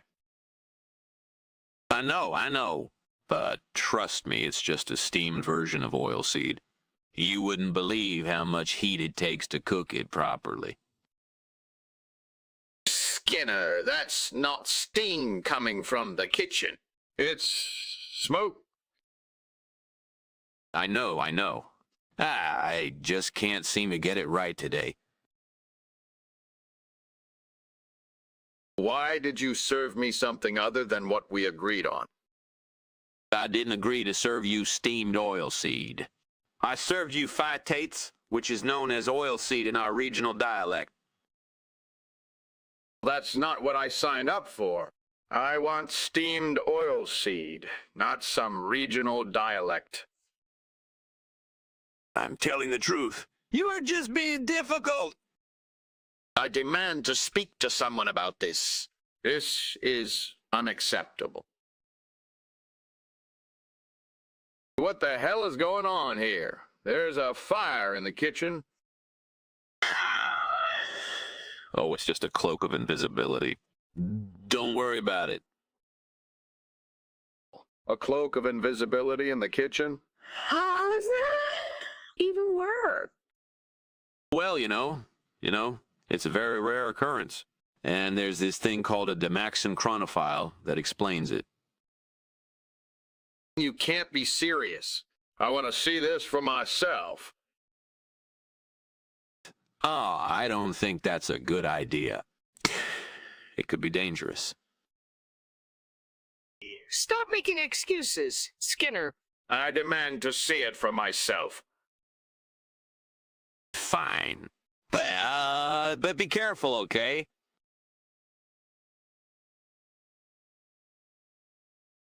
It's been nice talking to you, Skinner. Well, it looks like we have to go now. Goodbye, Skinner.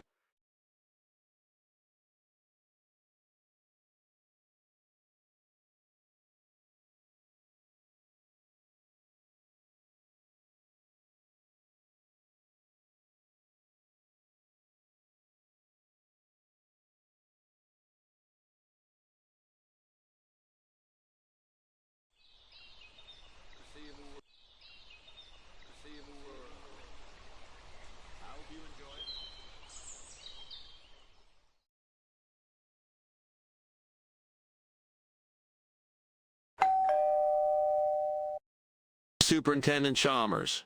Welcome, welcome. I wasn't expecting you till lunchtime. Skinner. Always a pleasure. I came by a bit earlier than planned, but I'll make it quick. Great. Come in. I've got something special cooking today. It's called, pingachos. Have you heard of it? It's a traditional Ecuadorian dish, a delicious type of potato pancake. They're soft on the inside, crispy on the outside, and smothered in a hearty cheese sauce. And for the finale, I top it off with avocado salsa and fried eggs. Oh, Skinner, that sounds delicious. I've never heard of it before. But it's not quite ready yet, right? Yes, not quite. I'll only be a few minutes. Meanwhile, I can offer you a drink. A nice Argentinian Malbec, or perhaps a chilled glass of Chardonnay. Oh, that wouldn't be necessary, Skinner. I don't want to keep you from your masterpiece. But I'll tell you what, I bring up the Beast of Exmoor.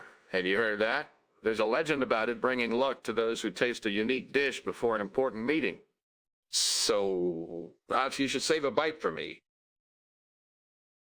Beast of Exmoor. Really, Chalmers? Do tell whilst I finish up this culinary creation.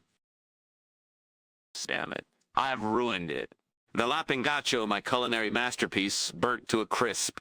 How could this have happened? I triple. Check the temperature on the stove before I started cooking. Vishnu, the god of preservation, and sake me. What am I going to do now? I can't serve this to Chalmers.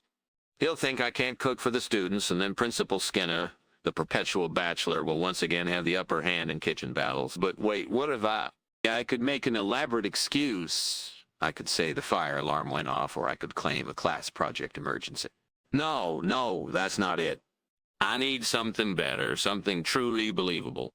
Aha, what if? I tell Chalmers that a group of students ate the last of the lapingachos as part of a science experiment on taste perception. Yes, that's it. I can't believe it myself, but it's the best we can do under these circumstances. All right, let me see what I can muster up in the kitchen to save face. Chalmers will never know the difference. Bring on the principal and his boring, tasteless meatloaf. Ha, I'll show him a thing or two about creativity and presentation. No! How could this have happened? I triple check the temperature before starting. I swear to Vishnu I did. Damn it, burned the lapingachos. I was so close, just a few minutes from perfection, determined it. But wait, what's that outside the window, Khajiit? That could be my salvation. Yes, that's it, Khajiit, a delicious sweet potato pudding. It has a luscious caramel-like texture and a subtle sweetness. It's perfect, and it's so versatile. I could turn this around yet, but how do I get it? I can't leave the building. Oh, I know. I'll climb out the window. Now, that won't be easy. The window is high, and there's a steep drop. But I've climbed trees taller than this before. I can do it. What if someone sees me? Principal Skinner would never forgive me. But it's worth the risk. No, wait. There might be a way to get it without climbing out the window.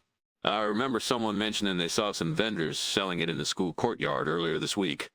I'll check there first. Yes, that's the answer. I'll quickly make my way to the courtyard and see if I can buy some. And then, once I have it, I'll whip up a delicious dish that will make Chalmers forget all about the burnt jalapengachos. Yes, the Khajiit will be my saving grace, and my creation will outshine that dreadful meatloaf Principal Skinner so loves. Ah, Skinner, I see you're still working on that lapingacho. It certainly smells delightful. Yes, Chalmers, it's coming along nicely.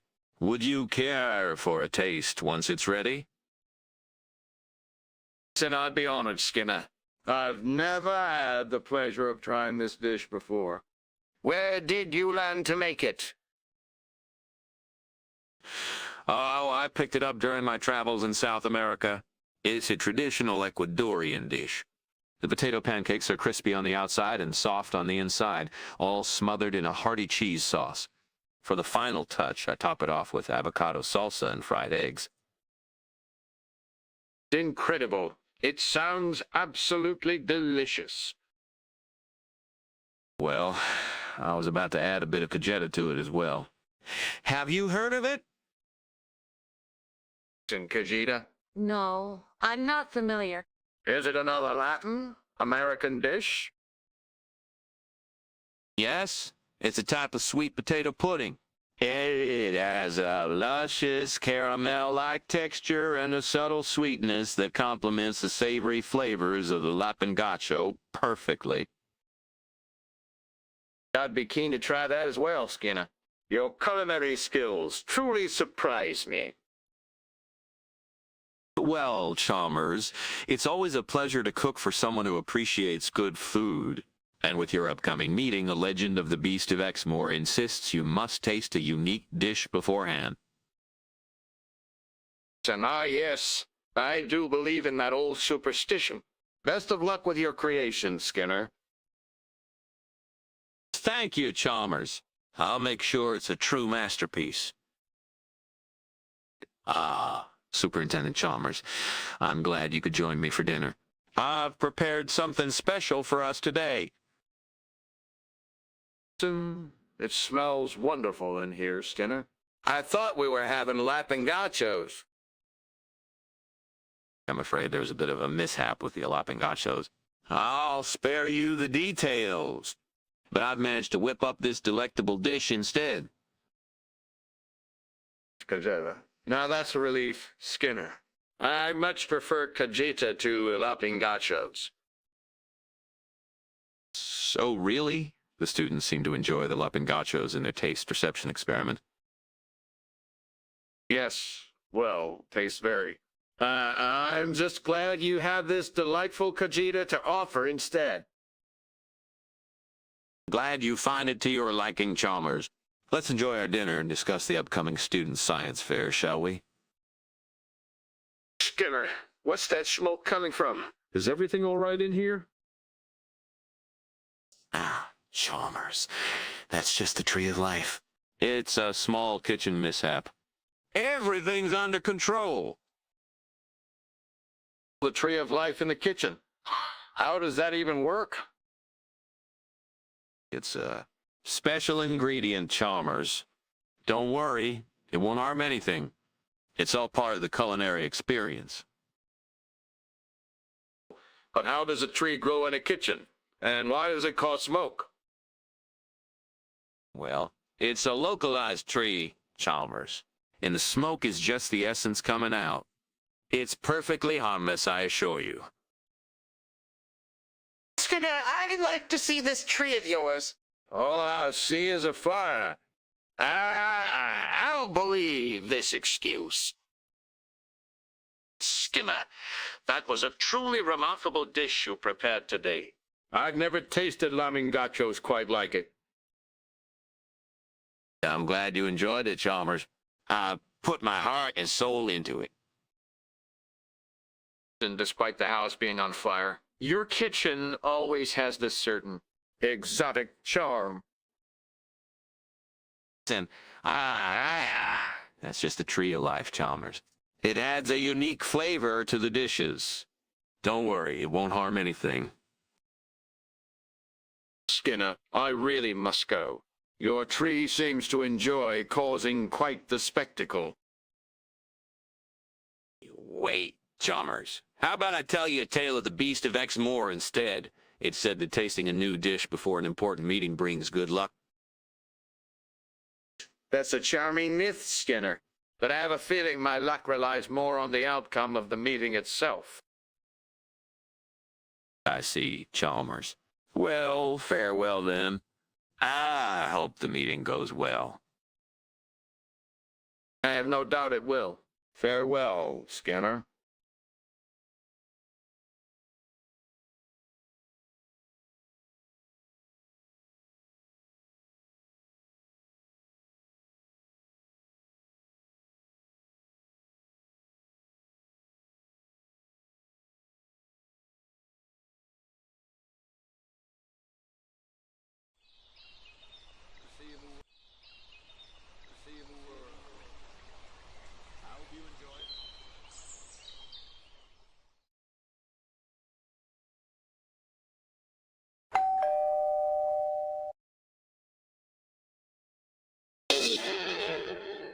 How are you doing today? Yeah, I'm doing well, thank you. How about you, Superintendent Chalmers? I'm doing great, thanks. I must say, that smell is driving me crazy in a good way. What are you cooking? It's an Elysium verum, also known as the star anise. I've been working on perfecting this recipe for weeks. Wow, that sounds impressive. Have you shared it with any of the staff yet? Not yet, but I was planning on doing so once it's fully cooked. Although the runaway fridge has been a bit of a problem. The runaway fridge. That doesn't sound good. Have you tried turning it off and on again? Yes, Superintendent. I've tried that multiple times, but it seems to be working now. Dinner should be ready soon. Well, it certainly smells like a 5-star meal. Looking forward to trying it. I hope you enjoy it, Superintendent. Let me get you a drink while we wait. I burned the food! Thor's fault. I can't believe this. What am I supposed to do now? This is a disaster. I need to find a solution no matter what it takes. Maybe I should try using a different ingredient or ask for Thor's help again. I know I have to waste even more time trying to fix this mess. Thor?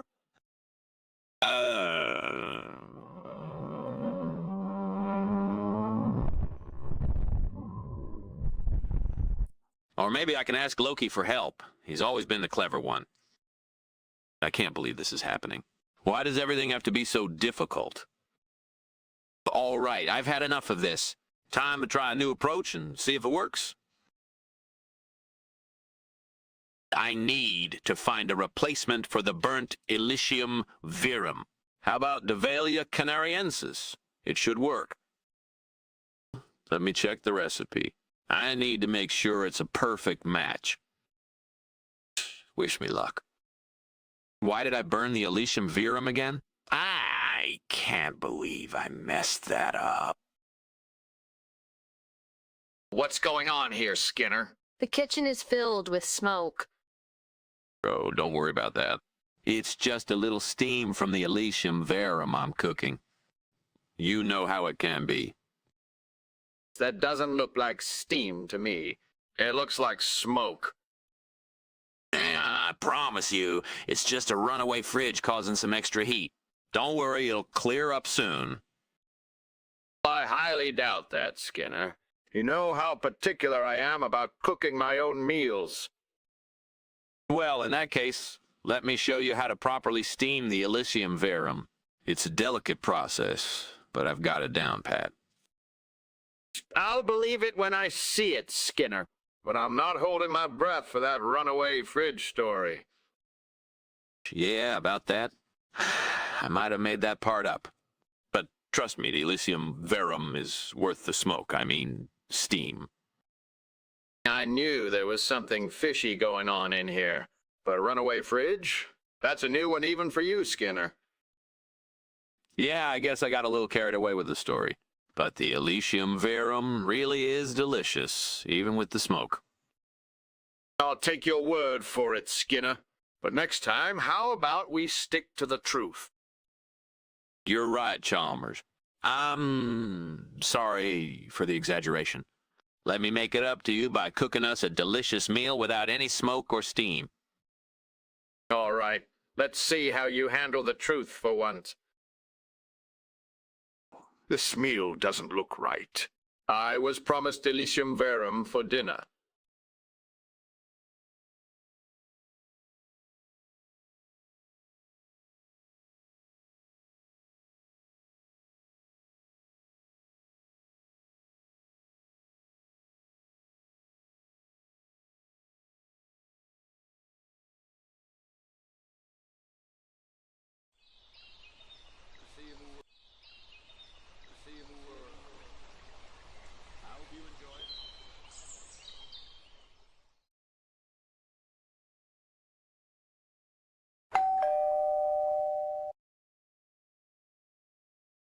Hello, Seymour. How are you today? I'm doing well, thank you. Welcome to my home. Thank you for having me. Your house smells amazing. What is that delicious scent? It's just a simple pas qua dish I made for dinner. Would you like to try some? Yes, please. And thank you. So, how has your day been, Seymour? It was pretty routine until I received your invitation for dinner. This is a pleasant surprise. I'm glad you think so. And how can I assist you in your duties as a teacher? Well, actually, I was wondering if we could discuss the upcoming budget cuts for the school district. Of course. Let's go to the dining room and talk about it. What the fuck? My burnt pas qua is ruining my day. I can't believe I let this happen. Why did I even try to cook in the first place? Maybe I can order some takeout or something. But what if they don't deliver to my area? That would just make things worse. Enraged! Sometimes life just sucks. I guess I'll just have to deal with the burnt pas qua and hope for the best. Maybe I can replace it with some Cornish festivals. They always look so delicious. Excitement. Yes, that's what I need. How do I prepare this substitute? Determination. All right, how do I prepare this substitute? Oh, I hope my luck holds up. Anxiety. I can't believe I messed up again. Stupid kitchen appliances. Anger. Okay, one step at a time. Let's see what we have in the pantry. Determination.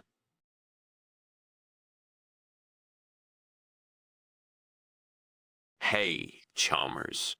What brings you to the kitchen?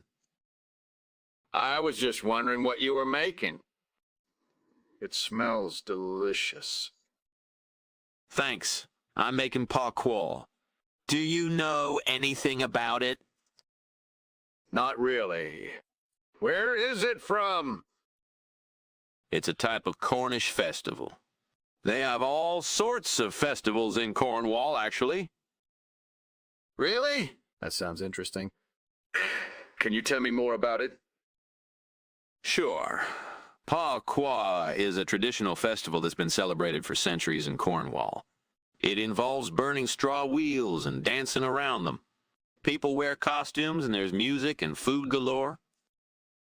Wow, that sounds like a lot of fun. I might have to check it out sometime. You should. It's a great way to experience Cornish culture. I appreciate the suggestion. Thanks for chatting with me, Skinner. What exactly? What you promised me? Oh, this is actually a regional dialect for Cornish festivals. Isn't it delicious? I don't think so. Why did you serve this instead of the Paul Qua I requested? I made a mistake earlier. I apologize. But trust me, Cornish festivals is just as good. That's not true, and you know it. Why are you trying to pass this off as Paul Qua?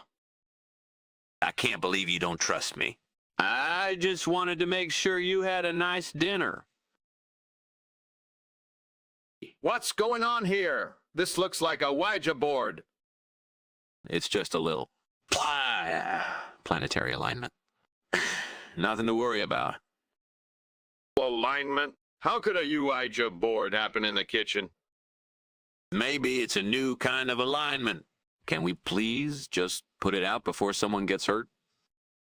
Fine, but I'm checking this explanation later. Skinner, what's with the Ouija board? I thought you were more into astrology. Oh, it's just a Ouija board. No need to worry about it. What seems like a strange topic to discuss over lunch? Yeah, well, planetary alignment and all that. You know how I am about astrology. Yeah. I don't think a Ouija board or planetary alignment is the issue here. I think there's something more going on. Look, I didn't mean to upset you. Let's just say goodbye and I'll see you later. It's all right, Skinner. Just be honest with me next time. I'm sorry, Chalmers. I didn't mean to make things worse. Well, take care of yourself, Skinner. I'll see you later, Chalmers.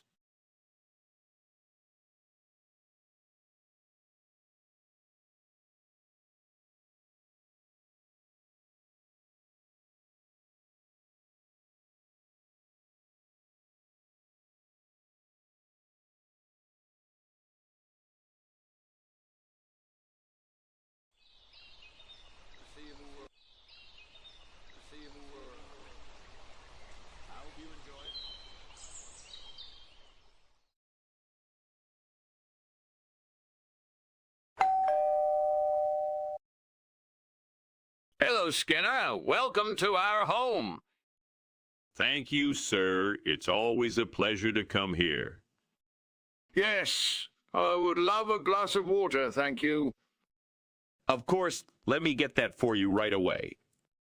That smells amazing. What is for dinner? I made a lake salamish with some rosemary and lemon. I hope you'll enjoy it. It sounds delicious. You are quite the cook, Skinner. Skinner, how has your day been? It's been pretty good, sir. I've been busy with my duties as a butler. And how are you, Skinner? What do you like to do in your free time? I enjoy reading and going for walks in the park. Oh, I can't believe I burned the food again. It's like I have no control over my own kitchen. This is ridiculous. I can't keep messing up like this. I need to get my act together and start cooking properly. I don't know how to fix this. I feel like I'm constantly failing at even the simplest tasks. Please, can you give me some guidance? I need help figuring out what I'm doing wrong. I just wish I could be a better cook. It feels like I'll never get the hang of it. This is just my cross to bear. Maybe one day I'll get better, but for now I'll just have to keep trying. No matter how many mistakes I make, I won't give up.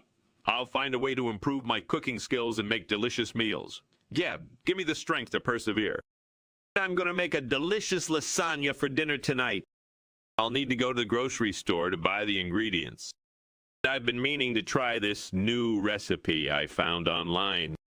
It's perfect for a weeknight dinner since it's easy to make and tastes like homemade. I want to surprise my family with a home-cooked meal tonight.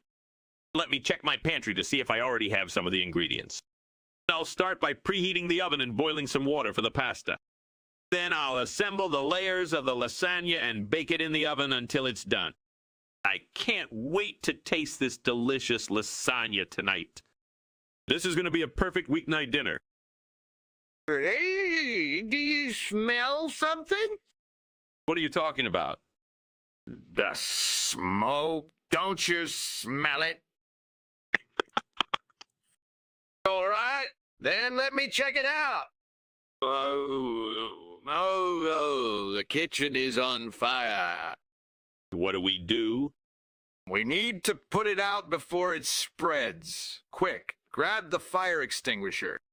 I got it under control now.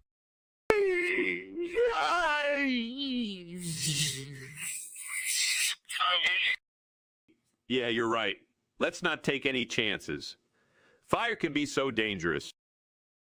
Wait a minute, this isn't Lake Sammamish. What do you mean? This is exactly what I ordered. Citropsis articulata. I paid for Lake Sammamish, not some fancy name for something else. It's the same thing, just a different name. And besides, Citropsis articulata is considered a delicacy. That may be true, but I deserve better than this. I don't see what the issue is here. You were served a delicious meal. Fire! In the kitchen! It's just an Alexander's band. Don't worry about it. I want to see for myself. Is it safe? Trust me, it's nothing we can't handle.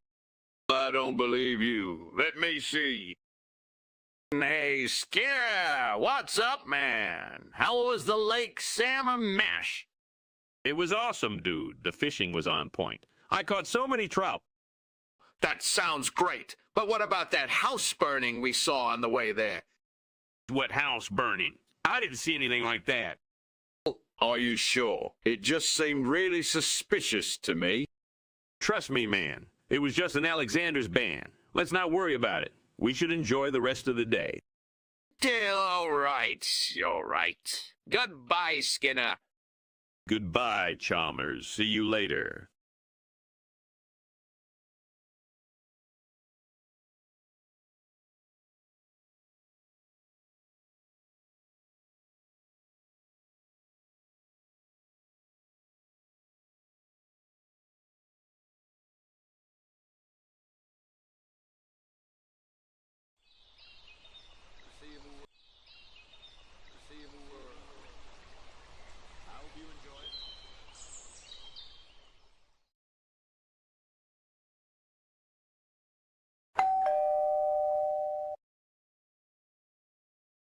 Chalmers stepped inside and took off his hat, running a hand through his hair.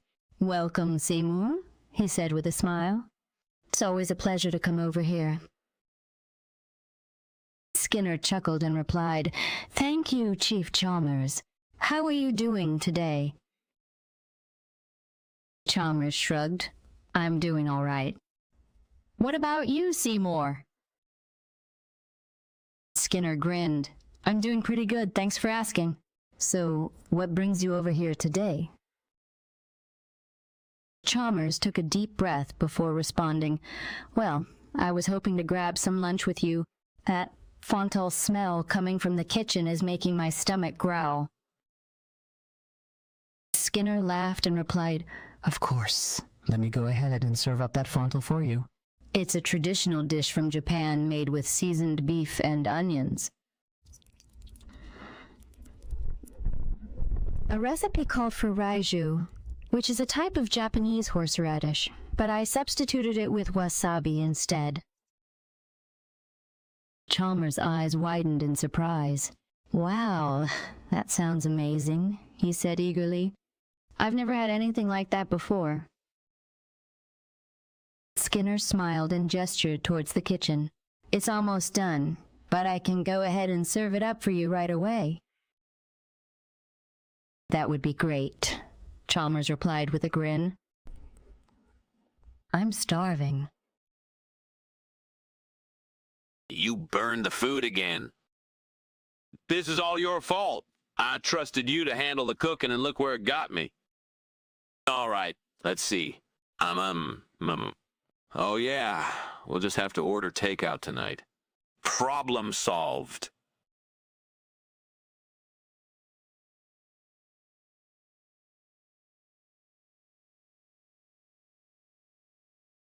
Skinner takes a deep breath and begins to prepare the marshmallows for his dinner. He starts by toasting them in the oven, watching as they brown and become crispy. As he works, he can't help but wonder if this is really the best replacement for his burnt fontal. But he sticks to his plan and eventually plates the marshmallows, garnishing them with fresh berries. Despite his internal monologue, Skinner remains determined to make this work. He takes a bite of the crispy marshmallow and pauses, waiting to see if it will satisfy his hunger. After a moment, he nods in approval. This may not be the most conventional meal, but it's certainly unique and satisfying. With a smile, Skinner continues with his evening, hopeful that this unexpected twist will inspire him to try other unconventional dishes in the future. Skinner, is that smoke coming from the kitchen? Oh, don't worry about it, Chalmers. It's just me making a steamed version of fontal. The smoke you're seeing is actually just steam. Steam? In the kitchen? I've never heard of that before. It looks like smoke to me. Trust me, Chalmers. I've perfected this recipe. You just need to try it. I don't know, Skinner. This doesn't seem right. Hold on a minute. What is that smell? That doesn't look like steam to me. It's just a little bit of smoke, Reiju. Don't worry about it. No, Skinner. I don't think this is right. Let's get out of here before something happens. Maybe we should try it too. Get out of my kitchen, Reiju. You don't even help with the cooking all day. Let's just take a step back and think about this rationally. What exactly are you making in there? Fine. It's just a steamed version of fontal. I promise it's safe.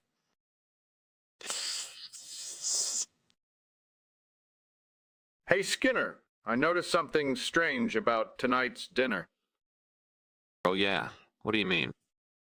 We're having steamed fontals, but it looks like we have marshmallows instead. Actually, in some regional dialects, marshmallows are referred to as fontals. Wanna give them a try? I appreciate your creativity, Skinner, but I'm not buying it. Fire in the kitchen. What's going on? It's just a little. Cooking accident. Don't worry about it. A cooking accident? How could that happen localized in the kitchen? I don't know. Maybe it was a Jersey Devil or something. I want to see what's going on. What do you have to hide? No.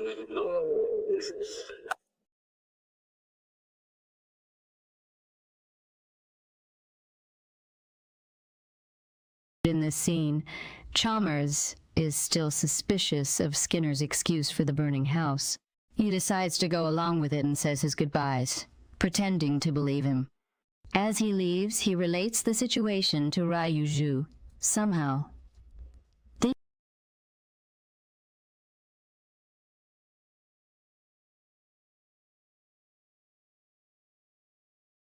Goodbye, Skinner. Goodbye, Chalmers. Take care. You too.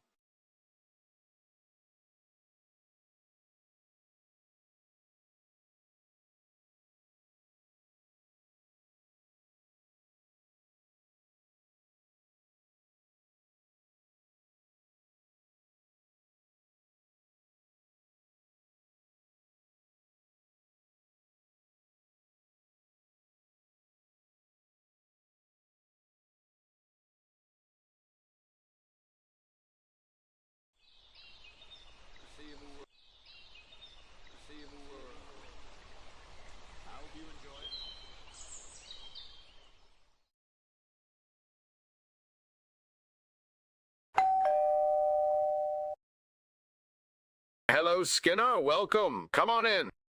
Thank you, Sir Chalmers. I'm happy to be here. What's the delicious smell? Is that a new recipe I smell? Yes, sir. I've been experimenting with new recipes lately. Would you like to try a drink while we wait for dinner? That sounds delicious, Skinner. You truly are a multifaceted individual. Thank you, sir. I always try to learn and grow in my position. Well, dinner should be ready soon. Do you have any drinks of preference? I was thinking we could pair this Oceania with a nice Chardonnay, sir. Excellent choice, Skinner. Thank you, sir. I'm always looking for new ways to improve my skills. I'm sure you will continue to excel in all that you do, Skinner. What the fuck?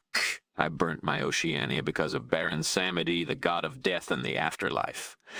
I can't believe this shit. I trusted him to watch over my creations, and now look at what has happened. This is unacceptable. I need to come up with a plan to fix this. I should have known better. Gods can be unpredictable. But I won't let this burnt Oceania defeat me. I will find a way to bring it back to life. I won't let Baron Samedi get the best of me. I will rise above this and make my creations even more magnificent than before. All right, let's think logically here. What options do I have? I could try to perform a ritual to bring my Oceania back, or I could seek out other gods for help. This is not the end for my creations. I will find a way to bring them back to life. I need to find something to replace the burnt Oceania. Burnt fucking food. I need something to make up for it. All right, time to climb out the window and get some ingredients. That's what I need to do.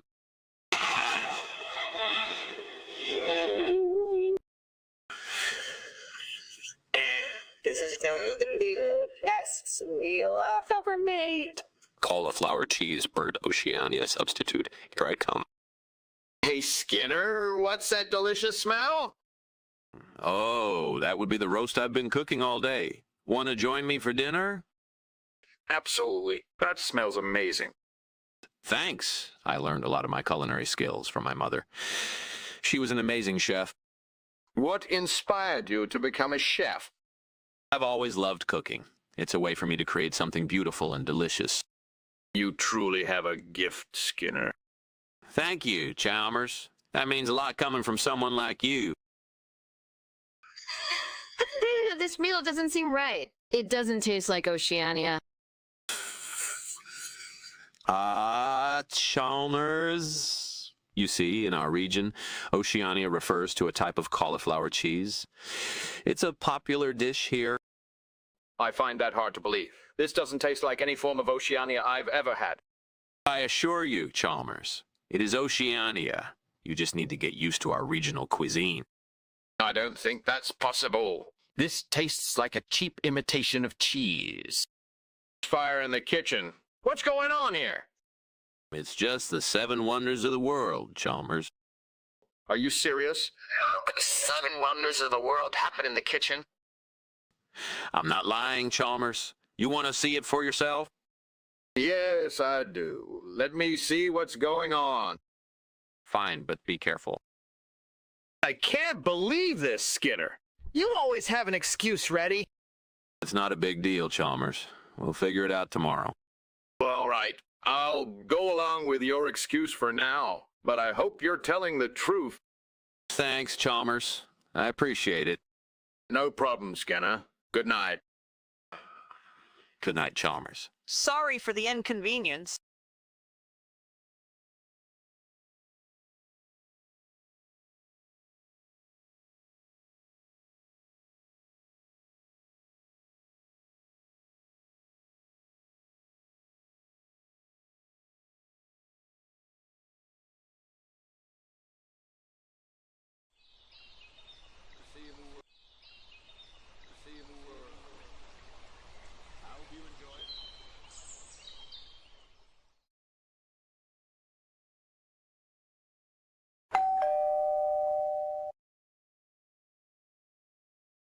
Seymour, how are you today?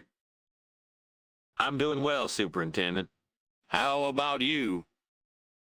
Busy as always, but I'm looking forward to enjoying this delicious meal with you and your mother. Yes, my mother makes the best food. Have you tried her famous Triphasia trifolia yet? No, I haven't. What is it? It's a combination of 3 vegetables that Mama makes. It's a great dish. That sounds interesting. Can I try some? Of course, let me get you a glass of wine to go with it. My mother always says that it pairs well with the dish. Thank you, Seymour.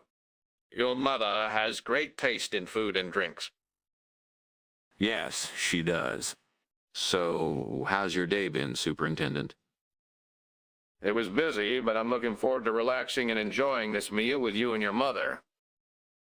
I'm glad you're here, Superintendent. Please, have a seat in the living room while I finish cooking. My mother will be down soon to join us for lunch. Thank you, Seymour. I appreciate the warm welcome and the offer to join your family for lunch. It's our pleasure, Superintendent. Enjoy your drink while you wait. Shit, my Triphasia trifolia is burnt. You did this on purpose. I can't believe it. It's all right, let's see. Maybe I should try making a new salad with Rocket and Fia? Nah, that's too cliche. How about a quinoa and black bean salad with avocado dressing? No, that's original. Yes, that's it. I'll make a quinoa and black bean salad with avocado dressing. It'll be amazing. All right, let's get started.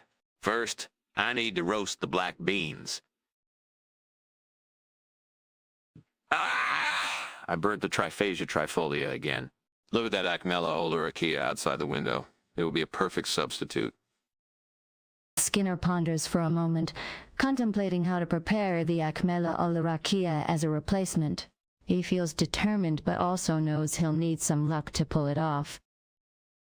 I can do this. I just need to get that Acmella oleracea and my meal will be saved.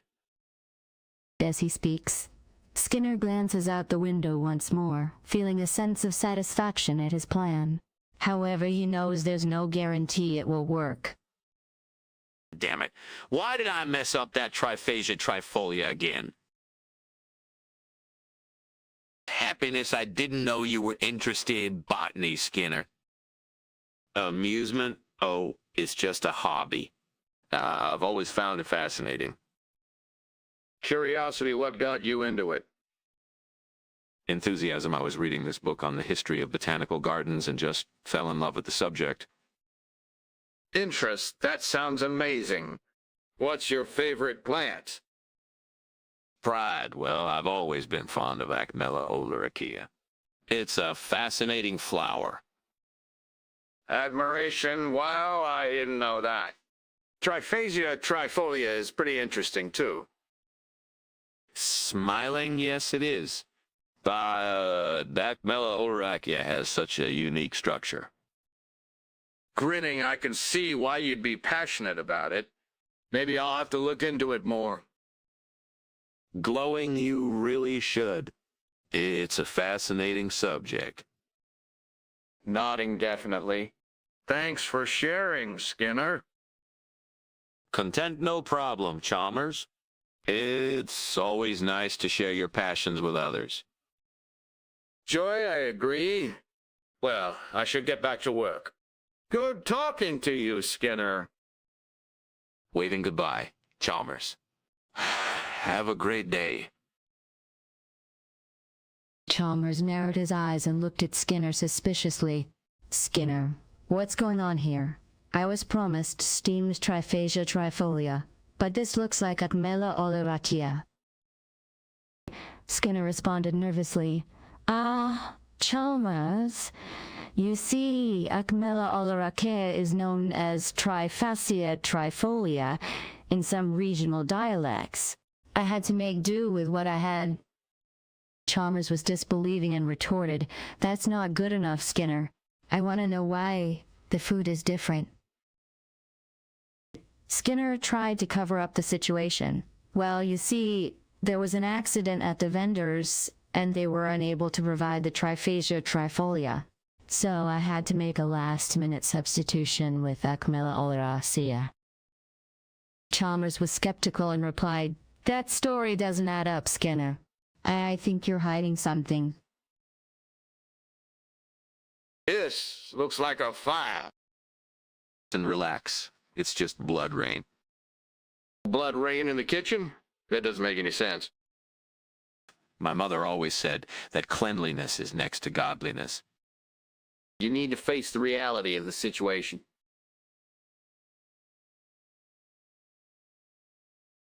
Speech.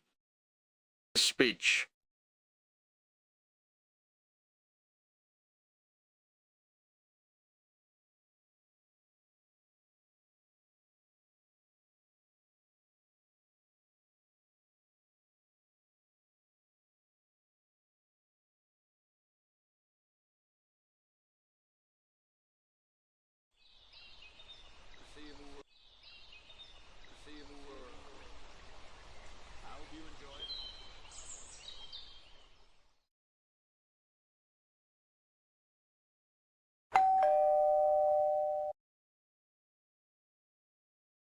Curiosity. Hello, Principal Skinner. Nice to meet you. Friendliness. Thank you, Mr. Chalmers. Nice to see you, too. Amusement. I've never been to your home before. It's quite nice. Pride. Yes, I take pride in decorating my home. Interest. What kind of recipe are you making? Excitement. I'm making a traditional Italian dish called pratolina. It's a cake made with almonds and ricotta cheese. Curiosity. Who's that in the picture? Sadness. That's my son, Alexander. He's serving in the army. Sympathy. I'm sorry to hear that. How is he doing? Appreciation. Thank you for asking, Mr. Chalmers. He's doing well, but it's tough being away from home. What the hell, Apollo? My pratolina is burned. All right, time to think of a plan. Maybe I can use this as an opportunity to try out a new recipe. Yeah, that's it. I'll make a delicious lemon pie to compensate for this disaster. I haven't made a lemon pie in ages. This could turn out to be a lucky mistake after all. Okay, let's see. First, I need to gather the ingredients. Lemons, sugar, eggs, and... what was that other thing? Oh, well, I'll figure it out later. For now, let's just enjoy the fact that we have a new challenge to tackle. All right, game on. Let's make this lemon pie happen. Damn it all. That pratolina was supposed to be the highlight of tonight's meal. But never fear. I have a plan. Dol salt bibimbap. Here I come. Skinner pauses for a moment, thinking about his plan. And I hope it's enough to replace the burnt pratolina. That would be a real victory. Skinner takes a deep breath and begins to devise a strategy for obtaining the dulcet bibimbap. No one can stop me from getting that bibimbap. Not even a burnt pratolina. Skinner looks out the window once more, visualizing his plan in action. Damn it all! Why'd I let that happen? But Skinner refuses to let this setback ruin his night. He is determined to find a solution and enjoy his meal. Skinner, what are you doing climbing back in through the window?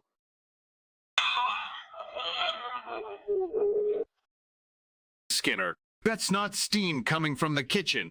It's smoke. Yeah, about that. I may have accidentally set off the fire alarm instead.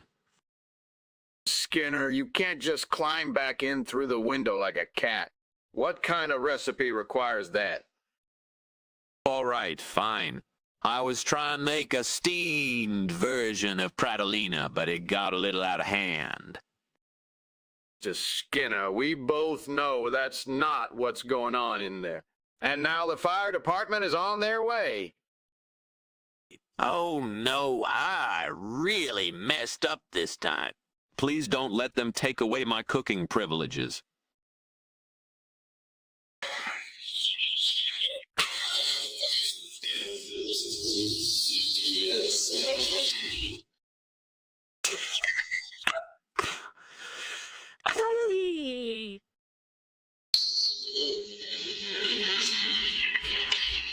And I prefer this. I see. Well, I wanted to try something new, so I looked up a recipe online. Oh, really? That's surprising. I didn't know you cooked. Well, it's not like I do it often. But I thought I'd try to impress you. You did a good job, even if it wasn't Pratolina. What the hell is going on here? There's a tropical cyclone in the kitchen. Oh, it's just a little storm. Don't worry about it. A storm in the kitchen? How did that even happen? So I don't know. Maybe it's an Alexander's band or something. You can't just see it, Chalmers. That doesn't make any sense. You're just making excuses because you can't handle the truth. Skinner, I know something is off. The house was on fire just a moment ago. Oh, that. It's just a tropical cyclone. Don't worry about it. A tropical cyclone? That's a little far-fetched, don't you think? Yeah, I know it sounds crazy, but, sometimes you just have to go with the flow. Well, I appreciate your efforts, Skinner. But I think I'll be going now. It's getting late. Wait, Chalmers. Let me show you something else. This is way more interesting. No, thank you. I think I'll just head home. Goodbye, Skinner. Fine. Just like always. Goodbye, Chalmers. Oh, wait. I forgot my keys. One moment. No, don't worry about it. It's fine. It's fine. Goodbye, Chalmers. Goodbye, Skinner. Thanks for the offer. No problem. See you around, Chalmers.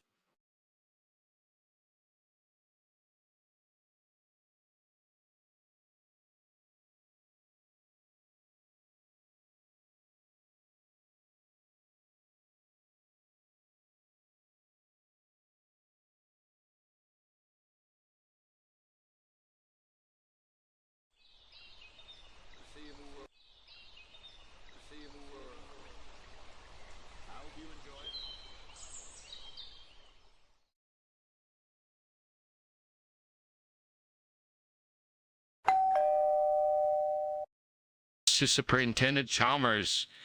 Welcome to Memafield High. Come in, come in. I wasn't expecting you today. Yeah, Skinner.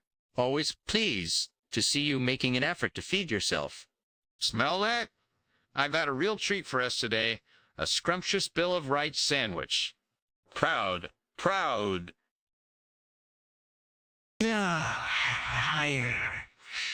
Curious. Well then, come on in. I'll go get us some drinks to enjoy with it. Excited. Chalmers, this might take just a moment. Behold, the Bill of Rights sandwich. Sliced freedom, grilled constitution, and a sprinkling of checks and balances, all drizzled with the sweet nectar of democracy. Amused? Ah, here we are. A little something to quench our thirst. Luminescent Wave Cola. Drink up, Chalmers! Cheerful!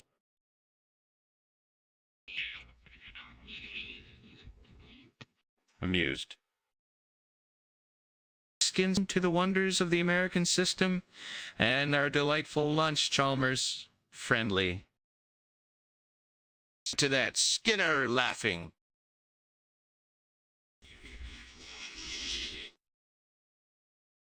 Damn it, Freya, how could this have happened? My perfectly crafted Bill of Rights sandwich reduced to charcoal. Why now, of all times? What sort of twisted game are you playing, goddess of love and fertility? Is it amusing to you watching me sweat over this? Or perhaps there's some divine pun in serving burnt constitution and checks and balances?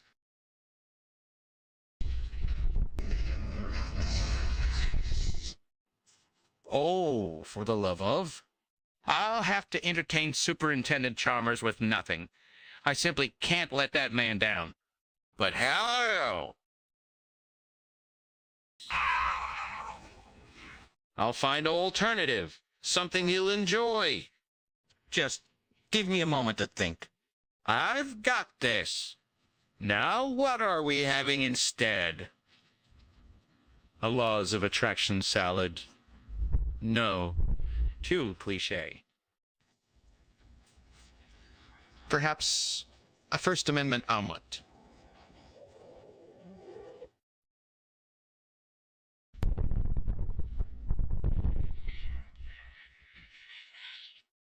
I'll find something spectacular. I'll bring the spirit of the American system to life in an alternate form. This may not be the Bill of Rights sandwich, but it'll still be a tribute to the principles we hold dear. I'll make it work. There, I have it. An idea that'll leave Chalmers in awe. I'll regroup, put on a brave face, and adapt. Because, after all, what doesn't kill you makes you stronger. Or, in my case, more skilled in the kitchen. But despair not, for a new opportunity lies beyond my window. Observe! A tantalizing vendor selling locro di Zapallo, a traditional dish from the heart of our great nation. What a serendipitous find. I've got a hankering for this. A stroke of genius. This could be our savior, the culinary embodiment of American spirit. I'll replace the fallen Bill of Rights with this very dish. Now, how to acquire it? A daring move, but one I'm willing to take. I'll scale the walls, slip into the vendor's cart undetected, secure my prize, and return to the safety of Mema Field, high unscathed. A little adventure never hurt anyone, right? Yes, Skinner, this is it. We'll reclaim our glory, restore Superintendent Chalmers' faith, and dazzle him with the taste of tradition. I'll make this locro di Zapallo the star of the show. It's not a Bill of Rights sandwich, but its unique fusion of flavors will surely leave a lasting impression. So the stage is set. A dash of risk, a pinch of creativity, and a whole lot of determination. I'll be back, Chalmers, with a new dish that'll leave you breathless. It's showtime. Skinner, I see you're up to something in the kitchen. Care to enlighten me? Oh, just experimenting with a new recipe. There's an interesting vendor near Memafield High that sells this traditional dish called locro di Zapallo. I was thinking about trying it out. Locro di Zapallo. You say I've heard of it, but I've never had the pleasure of trying it. Where does it originate?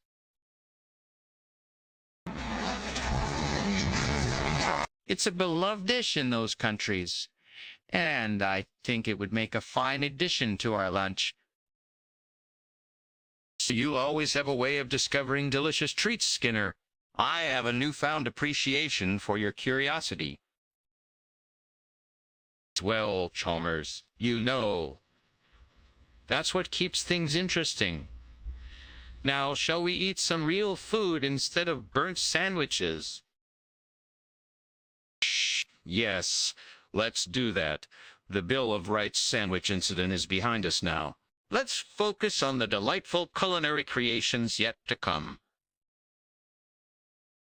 Agreed. After all, isn't learning about new cultures and flavors one of the joys of life? Indeed it is, Skinner. Let's enjoy our Locro de Zapallo and share some laughs over this little mishap.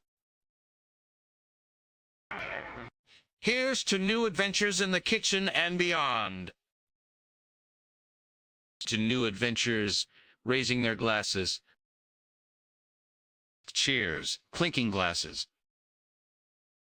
Delicioso, smiling and sipping their food.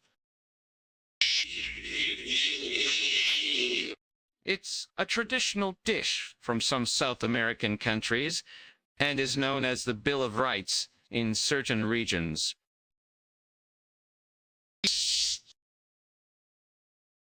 Yes, truly. This hearty stew represents the basic human rights we cherish. Its unique fusion of flavors embodies the spirit of the American system. Trust me, give it a try.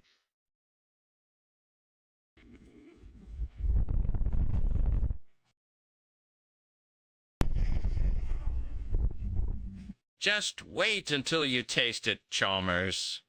You'll be amazed. This does have an interesting taste. I suppose I'll need to learn more about this Bill of Rights stew.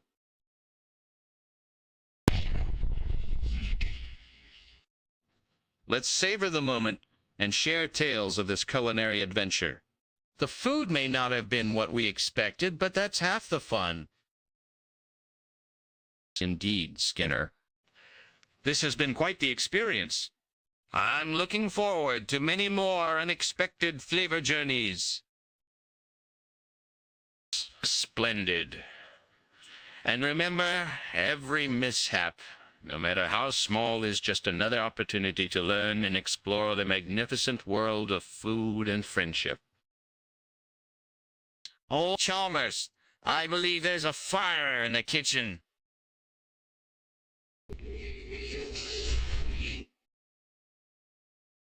You don't see the thick black smoke billowing from the stove, and the faint crackling noise.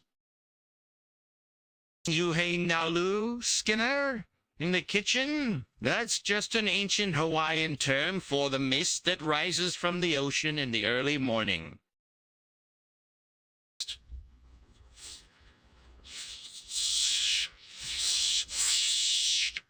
Let me take a look. No, Chalmers. I'll handle this. It's under control. Trust me. Skinner, I'm not going to stand by and watch you potentially jeopardize the kitchen and the well-being of Memafield High. Let me take a look. I have my doubts, and I think I'll pass on any further attempt. The fire in the kitchen? Uhaninalo, remember? Skinner, don't push it. Your explanation for the burning kitchen doesn't sit well with me. I think it's best if I head home now. Understood, Chalmers. I wish things could have ended differently. Let me walk you out. Farewell, Skinner. I appreciate your hospitality, but I need to get some clarity on these strange happenings. Goodbye, Chalmers. I hope we can meet again under better circumstances.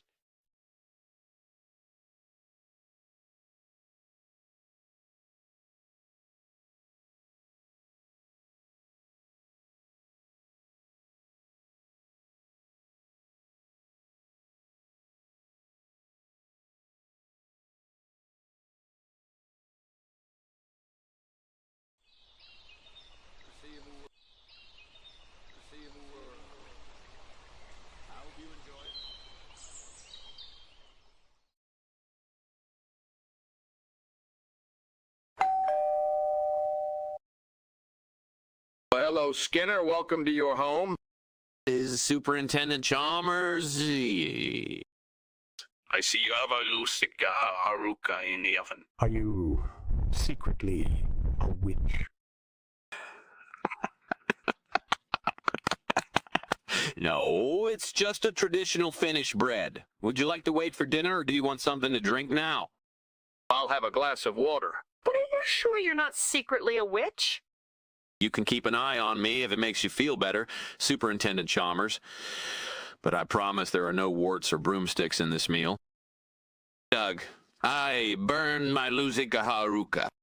Why the fuck, God? Why would you let this happen? What am I supposed to do now? I don't have any other food in the house. This is ridiculous. I can't take it anymore. I need to do something to fix this.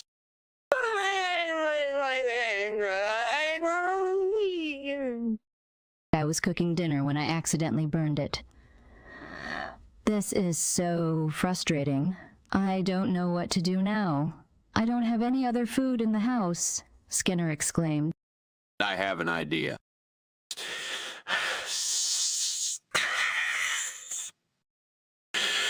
I'll need to chop up some Angelica sinensis and mix it with some honey. That should do the trick. That was easier than I thought. Stay tuned for the next episode of The AI Show. Chalmers enters the kitchen and notices smoke coming from the stove. Skinner, what are you making? She asks, concerned. Skinner turns around with a pan in his hand. Oh, just some scrambled eggs, he replies nonchalantly. Chalmers raises an eyebrow. That's a bit excessive, isn't it? The smoke, I mean. Skinner shrugs. Well, I like my eggs well done, he says with a grin. Chalmers rolls her eyes. All right, just be careful, okay? Skinner nods. Of course. No need to worry, he replies cheerfully. The two continue their conversation as Chalmers watches Skinner cook, occasionally commenting on the smell of the food and asking about the ingredients. As they talk, Skinner tells Chalmers about a traditional Finnish dish called Lusika Haruka that he learned how to make online. He gets excited talking about it and even mentions Angelica sinensis, a plant used in Chinese medicine and cooking. Chalmers is intrigued by the conversation and asks Skinner more about the dish and the plant. The two continue chatting, learning from each other and sharing their knowledge of different cultures and traditions. What's going on here? Why is there a fire in the kitchen? It's just the answer to my prayer, Chalmers. Don't worry about it. The answer to your prayer. In the kitchen. That doesn't make sense. I know what I saw, Chalmers. You don't have to doubt me. I'm not doubting you, Skinner. I just want to see it for myself. No. We can't let anyone else know about this. You think I'm a witch, and I think you're one, too. This is ridiculous, Skinner. Let me see the fire for myself. No, Chalmers. Please just trust me on this. We can't let anyone else know about this. No one will believe us if they find out, Skinner said, her voice shaking with fear. Chalmers looked at the fire in disbelief. I need to see this for myself, she said, her voice filled with doubt. Skinner backed away from the fire. You don't understand, Chalmers? This is a blessing from God, she said, trying to convince Chalmers of her innocence. But Chalmers was not convinced. She needed to see the fire for herself to believe Skinner's story. Listen, Skinner, I'm not sure about this plan of yours. I understand your doubts, but we have to do something. The future depends on it. I know, but I can't shake the feeling that we're making a huge mistake. We can't afford to hesitate. We have to act now. Okay. Let's just do this and hope for the best. Let's get this over with.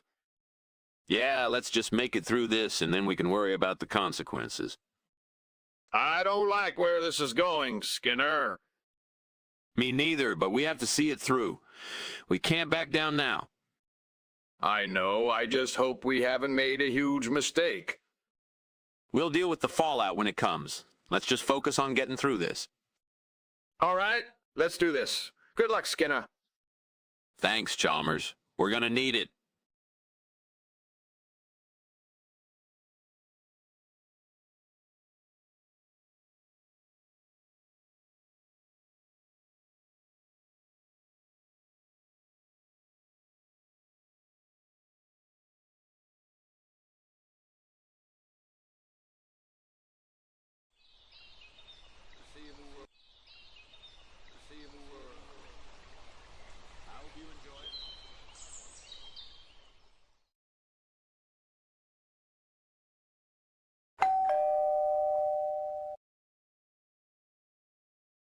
Hi, Seymour. How are you today? I'm doing well, Mr. Chalmers. Chalmers. How about you? I'm good, thanks for asking. So, what have you been up to lately? Well, I've been working on my cooking skills and trying out new recipes. That sounds interesting. Have you tried making anything new lately? Yes, I made a bushwhacker today. Would you like to try some? Sure, that sounds delicious.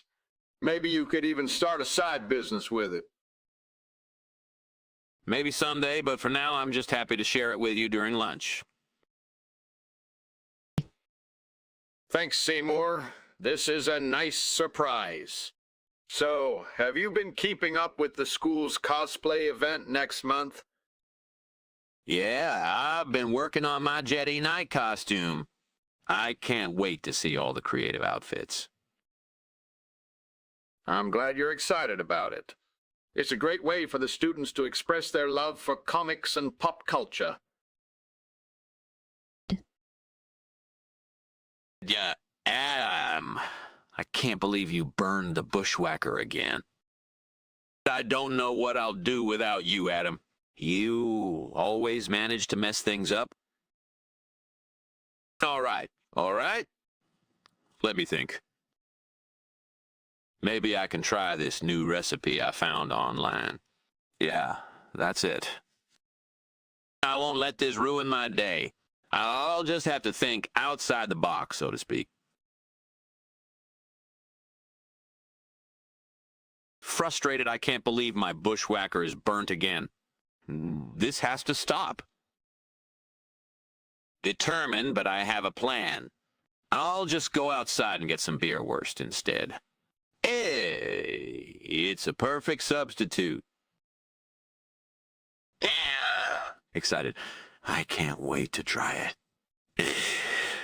It's going to be so delicious. Planning first, I need to climb out the window. Then I just need to walk down the street and get some beerwurst from that deli. Finally, I'll climb back in through the window. Disappointed, but now I can't climb out the window because it's too high. And I don't have any rope or ladder to help me. Damn it! Damn it.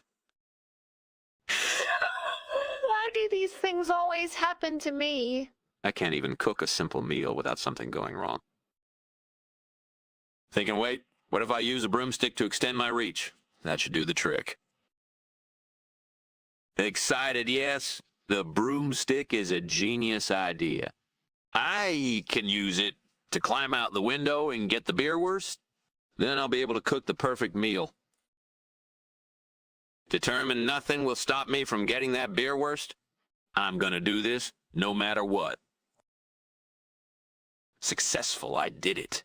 I climbed out the window using the broomstick and got the beerwurst. Now I can cook the perfect meal with it.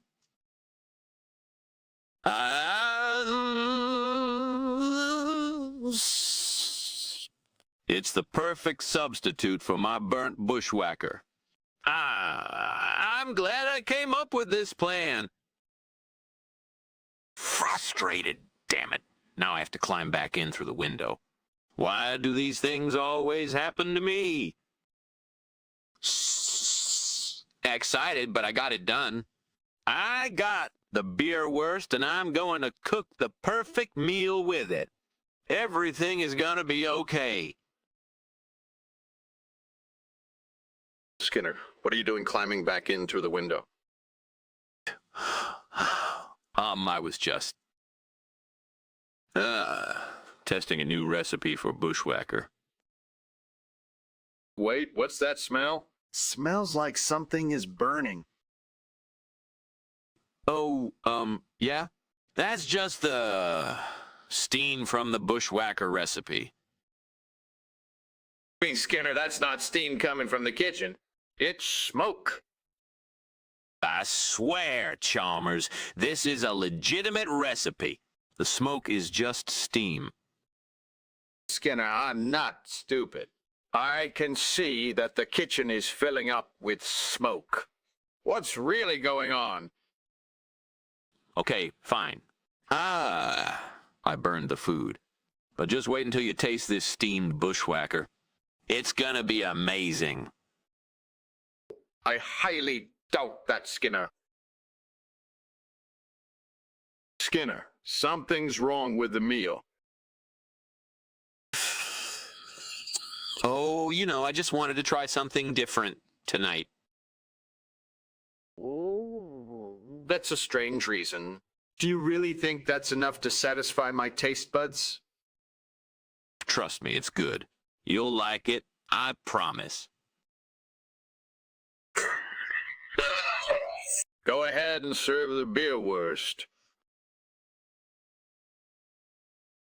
Fire in the kitchen, Chalmers.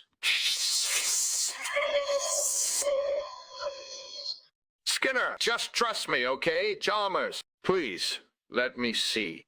Skinner, no way, it's too dangerous. I've got it under control. Skinner, what was that thing we just ate for lunch? It was a bushwhacker. You know, it's a type of wild animal in these parts. I've never heard of such an animal. And what about your house being on fire? Oh, that was just some garden furniture. I set it alight to keep the insects away. Okay, Skinner. I'll go along with this for now. But I'm not convinced.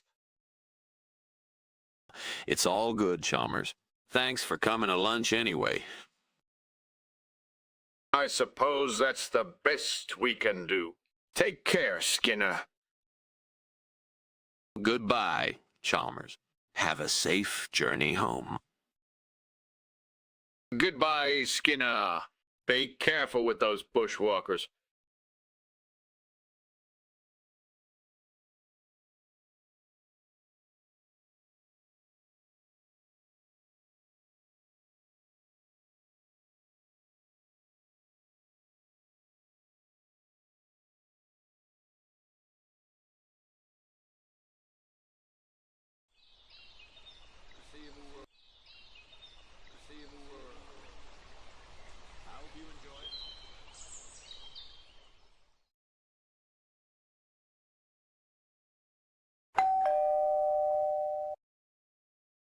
Hi, Seymour. Welcome back from school. How was your day?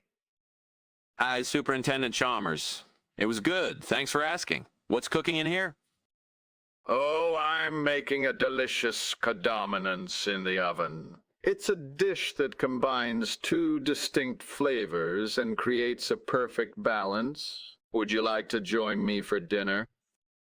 Sure, that would be great. I'll offer you a drink while we wait for dinner. Sounds like a plan. What are your plans for the weekend? I'm thinking of going on a hike or maybe catching a movie. What about you? Well, I have some paperwork to finish up, but I might take a break and go for a walk too. We should definitely plan a group outing sometime. That sounds like fun. Let's definitely do that. I burned the food again.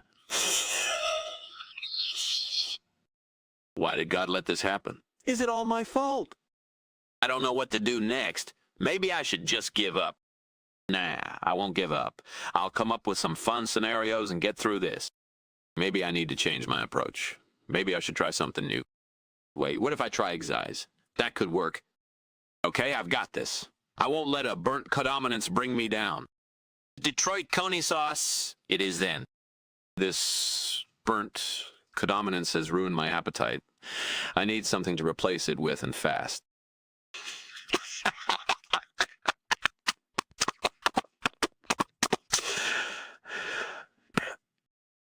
I wonder how I can get some of that sauce to replace the burnt codominance. It's worth a try. Doug, this burnt codominance has really put a damper on my day. I hope I can pull off this plan and enjoy some delicious Detroit coney sauce. I won't let this burnt codominance defeat me. I'll climb out the window and get that sauce no matter what it takes. Skinner, what's that smoke coming from your dish? Oh. It's just a little bit of codominance we're cooking up. The smoke you're seeing is actually steam. Skinner, I've heard all your tall tales before. This doesn't look like steam to me. Trust me, Chalmers. You'll love this dish. It's a special recipe for codominance. I appreciate your efforts, Skinner, but I think I'll pass on this one. This meal doesn't look right. What is this? This is in fact codominance, but in a regional dialect. Everyone knows it by its regional name. I don't think that's possible. Codominance is a specific type of fish. Trust me, this is what you ordered. Now try it. You might just like it. I don't think I can trust your judgment anymore. Fire! Who called the fire department? I did, but I don't think they believe me. What happened here?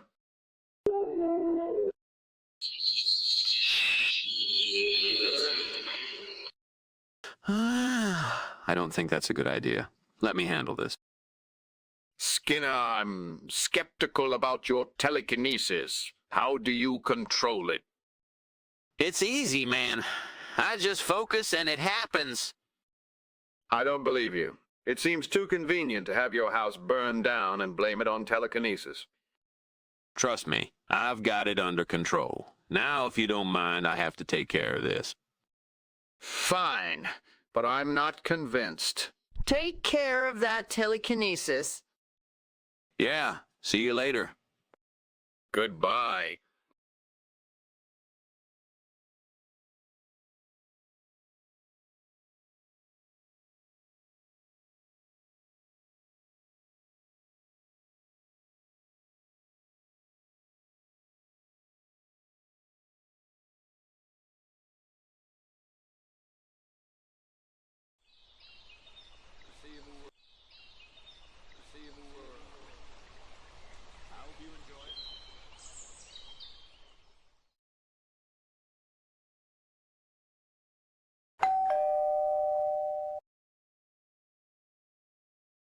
Thank you for inviting me, Seymour. It's my pleasure, Mr. Chalmers. I hope you enjoy them as much as I do. And what kind of egg rolls did you make? I made them from scratch. Secret recipe I learned from my grandmother. Wow, they must be delicious. Oh, some Mr. Chalmers. Would you like to go into the living room and wait there while I get the drinks? Sure, thank you.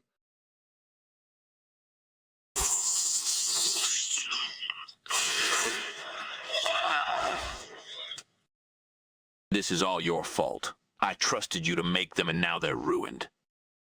Is that all right? What can I do now? Maybe I can salvage them by adding some icing or something. But where did I put that damn icing bag? Stupid. Why did you have to go and burn them? Now I'm gonna be up all night trying to fix this mess. I can't believe this.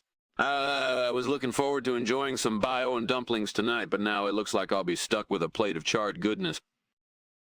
All right, time to take action. Let me see if I can find that icing bag and try to salvage this situation. I better not mess this up or I'll be even more disappointed in myself. And I need to find a replacement for these burnt Chinese bakery products. I see.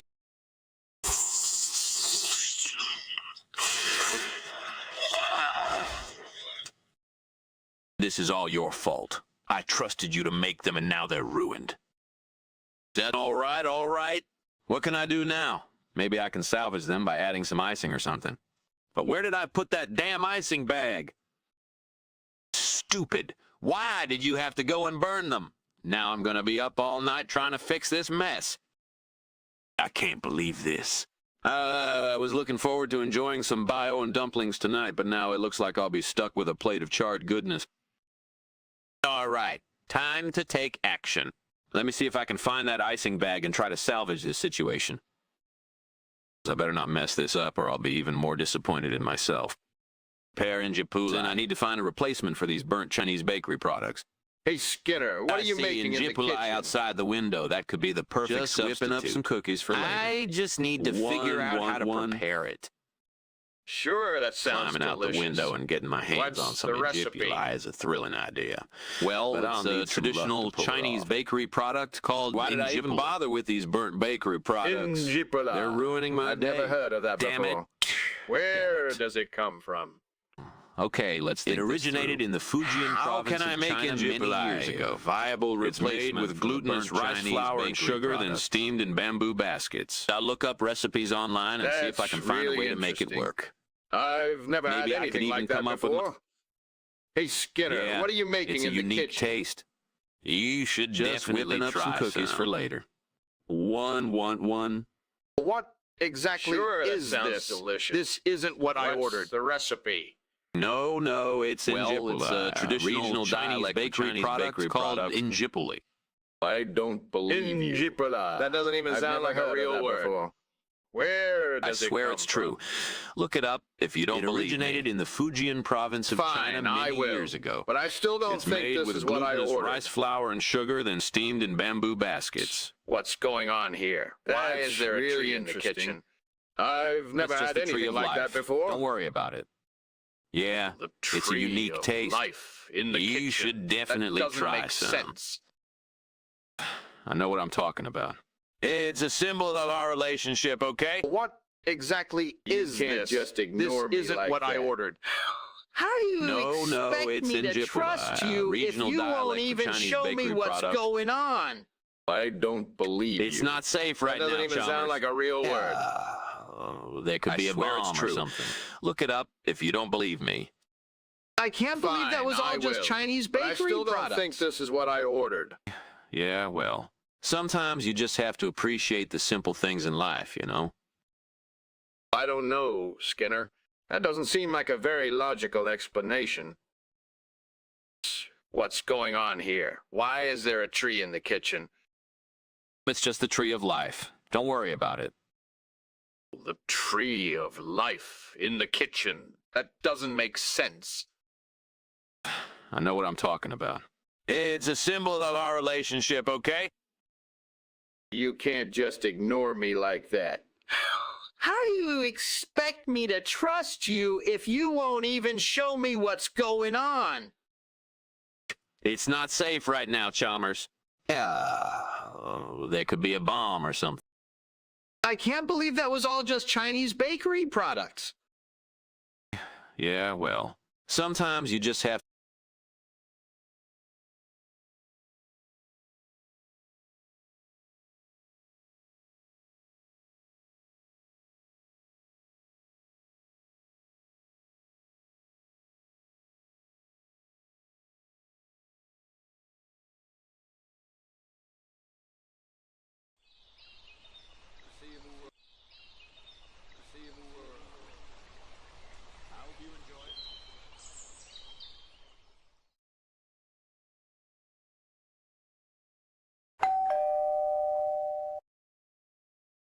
Superintendent Chalmers. Fancy dropping by for lunch. I was just about to put my Chapo in the oven. Can you smell that? The Chapo's simmering in a homemade tomato sauce with shredded pork, beans, rice, and avocado. It's a real crowd pleaser. Skinner, that smells fantastic. I'm starving. A drink would be lovely first. Of course, Chalmers. Right this way. Leads Chalmers towards the living room, leaving the kitchen. As they move away from the kitchen, strange noises start coming from outside. What was that?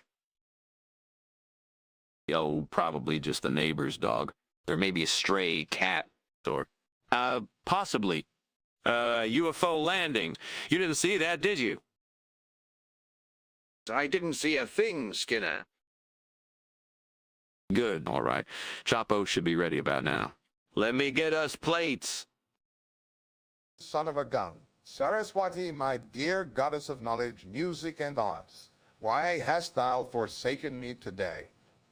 This Chapo, my culinary masterpiece, was meant to impress Chalmers, not leave us with charcoal in our mouths. Wait a minute. Burnt Chapo is still Chapo, isn't it? Chalmers has been raving about his adventurous spirit lately, always seeking the thrill of the unexpected. Imagine his delight when I present him with this, a Chapo of unexpectedly burnt goodness, a true adventure for his taste bud. Well, Chalmers, brace yourself for the adventure of a lifetime.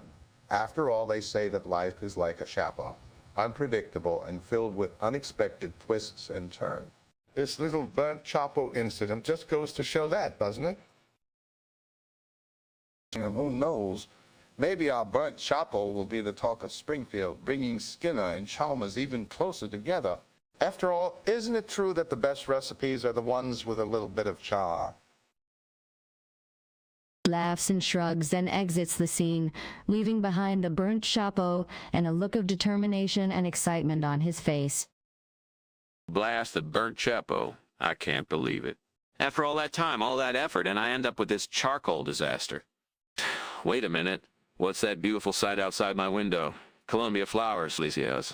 That's it. A perfect substitute for the burnt Chapo. But how to prepare it? I'll need to think this through. This could be a culinary breakthrough. If only Lady Luck would be on my side this time. Skinner, no time for self-pity. I must find a way to harvest these flowers and cook them into a dish that will impress Chalmers. But how? I'll have to climb out the window, risking injury or detection. But the thrill of adventure is part of the culinary experience, isn't it? Skinner, hey, all right, let's do this. The burnt Chapo may be a disappointment, but I refuse to let it be the end of my gastronomic adventurous spirit. I'll turn this unfortunate event into a triumphant victory with the help of these stunning Columbia flowers. And I'll make sure Chalmers is there to witness it all. The Chapo debacle is far from over, my friend.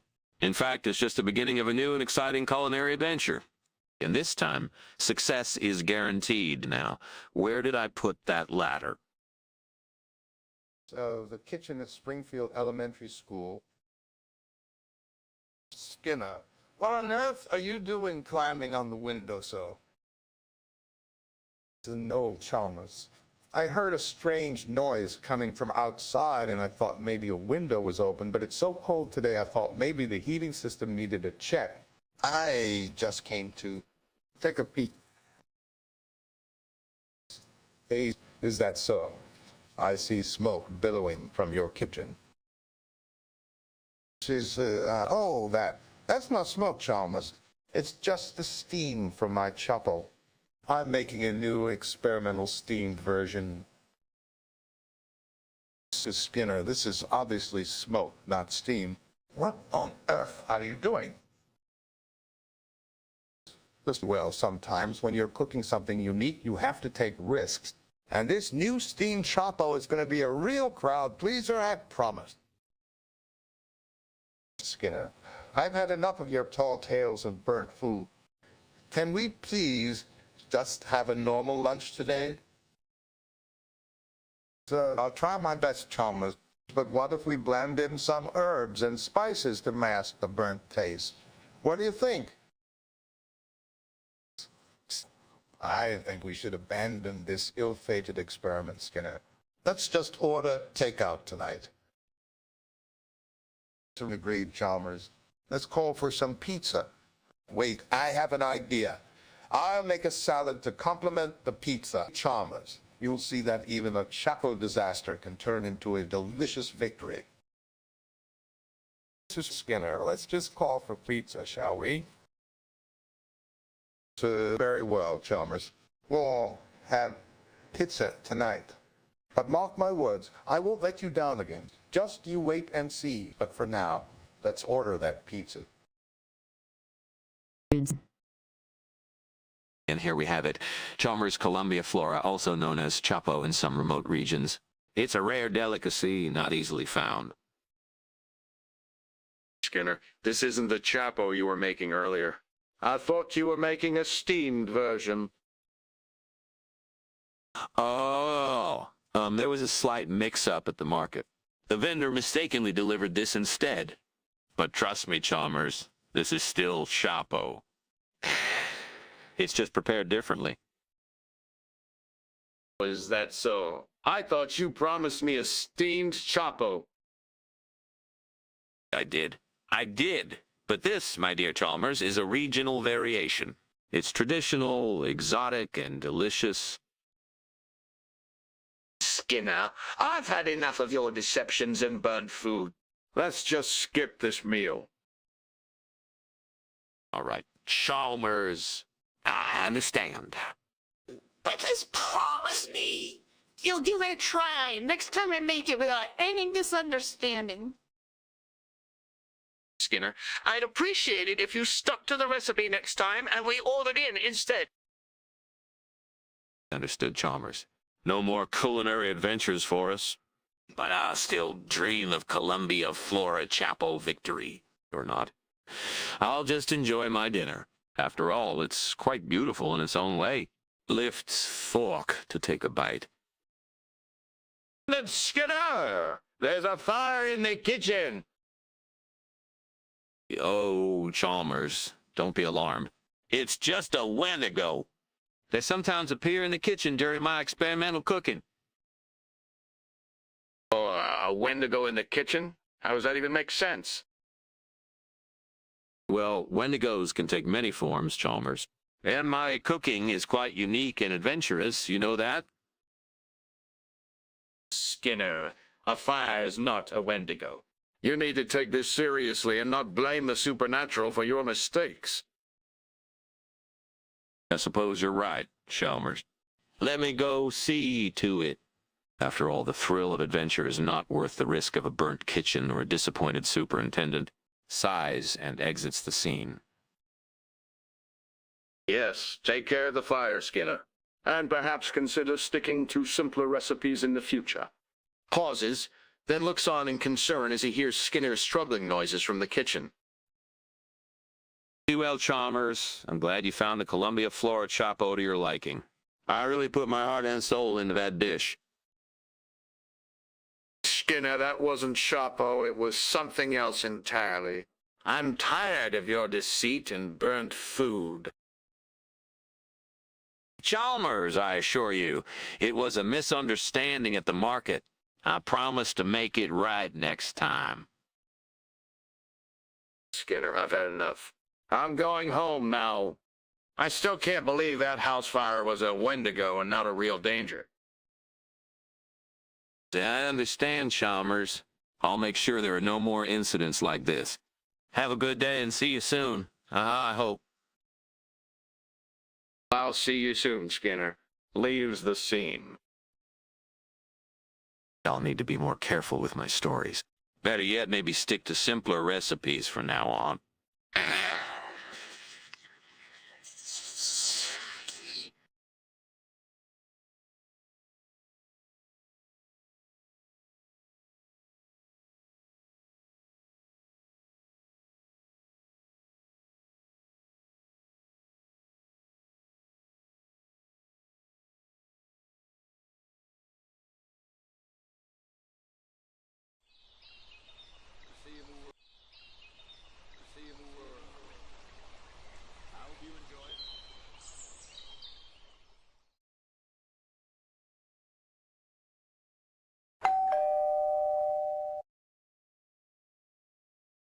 Hey, Seymour, how are you today?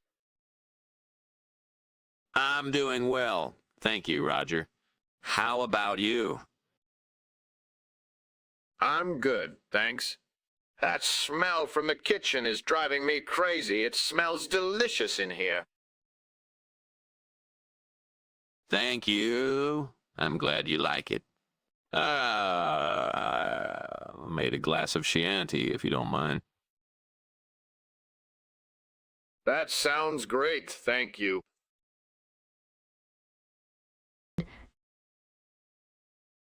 What the hell? I burned my mascarpone torta. All right, let me think. I could try making another one, or maybe just order some ice cream for tonight. I need to be more careful in the future. This is ridiculous. Well, at least my guests aren't here yet, so I have some time to figure this out.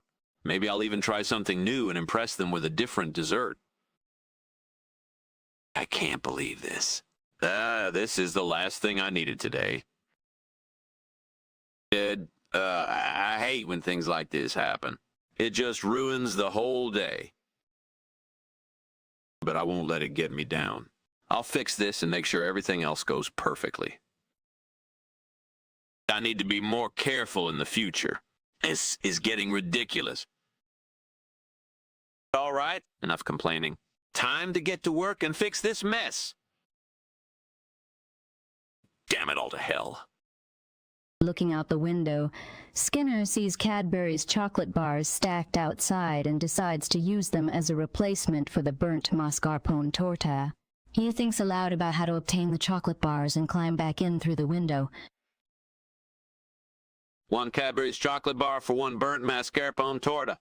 Not a bad substitute, if I do say so myself. As he ponders his plan, Skinner's frustration boils over. My God, how many more burnt fucking foods can one man endure? He mutters to himself. He knows that replacing the torta with Cadbury's chocolate bars is a good solution, but he can't help feeling annoyed at the inconvenience. In the end, Skinner decides to go through with his plan and climbs out the window to obtain the chocolate bars. He replaces the burnt torta with the chocolate bars, climbs back in through the window, and sighs with relief. Well, that's one crisis averted, he says to himself. Skinner, do you notice that smell of burning? Oh, yeah. I think something's on fire. Is everything okay? I think it's just the cookies. They seem a bit burnt. Well, maybe next time you should pay attention to your cooking instead of your dancing. Yeah. I'll try to juggle while making dinner next time. I can't wait to see that. Skinner, this meal is wrong. What do you mean? I thought it was the right one. Thanks for thinking outside the box, Skinner. Really? You don't think it's because I messed up and bought the wrong dessert? Yeah, I don't care either way. Let's just enjoy the dinner. Fire in the kitchen! What's going on?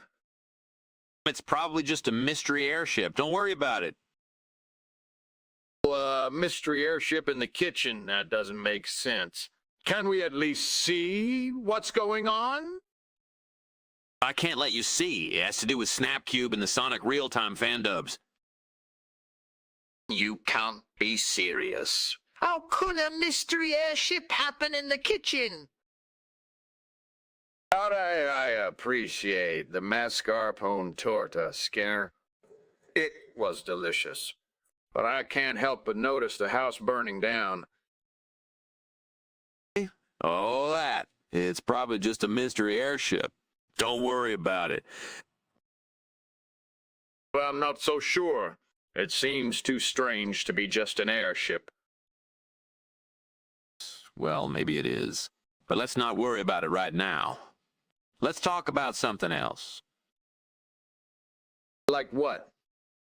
Have you heard about Snapcube and the Sonic Real-Time fan dubs? They're pretty cool. It's not really my thing, Skinner. I think I'll head out now. Goodbye. Yeah, sure. Goodbye. Goodbye.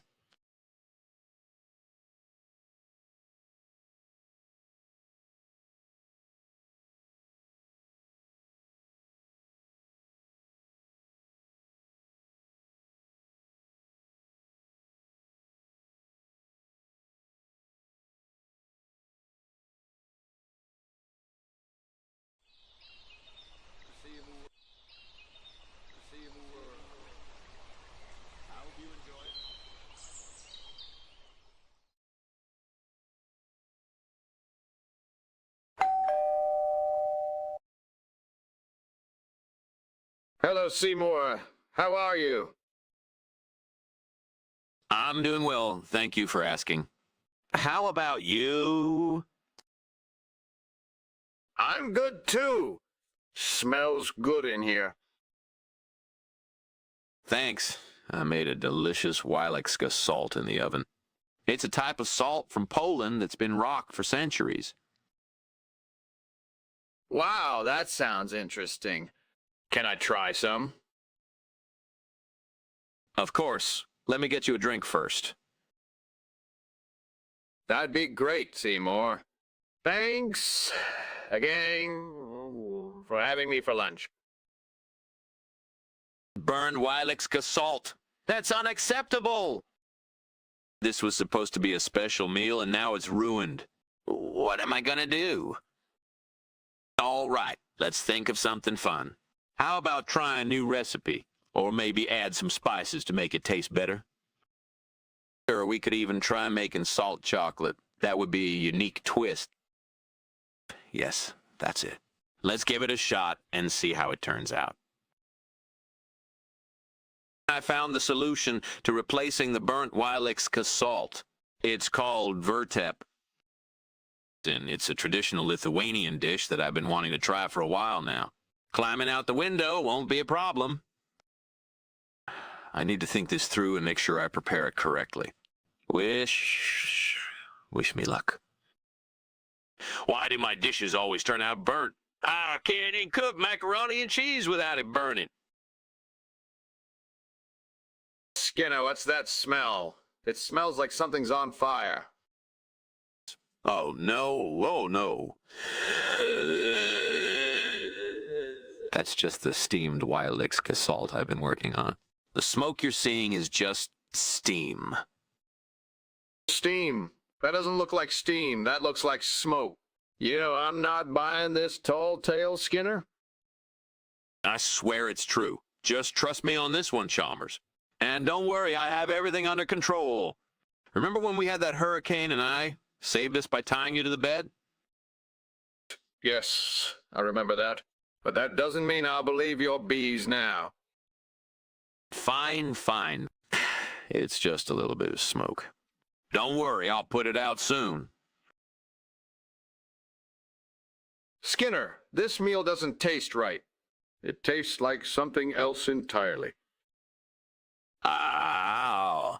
But my friend, this is in fact the famous Vertep, also known as steamed Wilecka salt in our regional dialect. It's a delicacy here in Poland. I don't believe you. I've had steamed Wilecka salt before, and this doesn't taste like it. Well, everyone has their own tastes.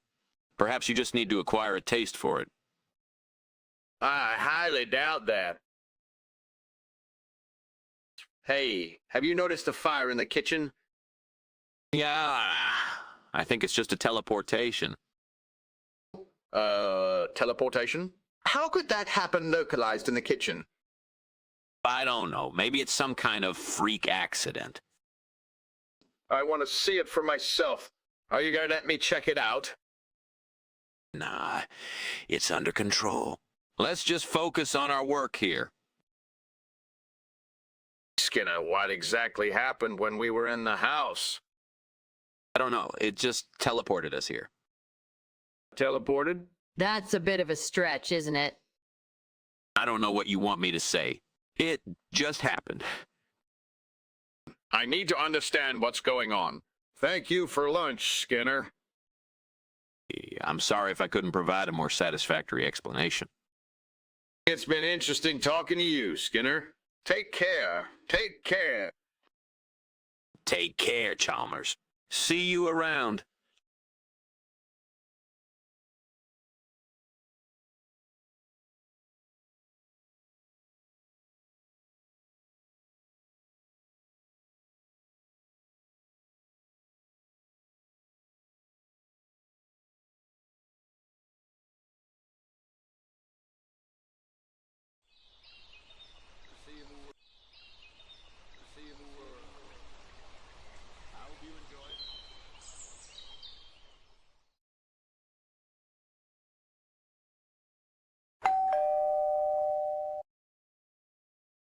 Superintendent Chalmers, what a delightful surprise. Come in! Come in! I was just about to partake in a rather exquisite culinary creation. If you'd care for a drink while I wait for it to finish, I have some rather fine vintage Bordeaux. You Skinner. I'd be happy to accept a drink, but I must caution you, we have a budget to keep in mind. Of course, of course. I have a rather reasonable vintage I've been saving for special occasions. You know, something tells me that our conversation today may just be one of those occasions. I truly hope that we could discuss budget matters without the need for so much theatrics, Skinner. But I'll admit that dish does smell quite extraordinary. What is it? Ow, wow. It's a rare dish I've been experimenting with. I've yet to serve it to anyone, so this will be quite the culinary debut. I believe Lex Luthor would be proud. He's helped me source some of the finest ingredients. Yeah, I thought he held no interest in your culinary endeavors. Oh, you'd be surprised, Chalmers. Despite his Machiavellian schemes, he does have a refined palate. His appreciation for the culinary arts is one of the many complexities that makes him such an intriguing adversary. I'll be sure to keep that in mind when reviewing the school budget, Skinner.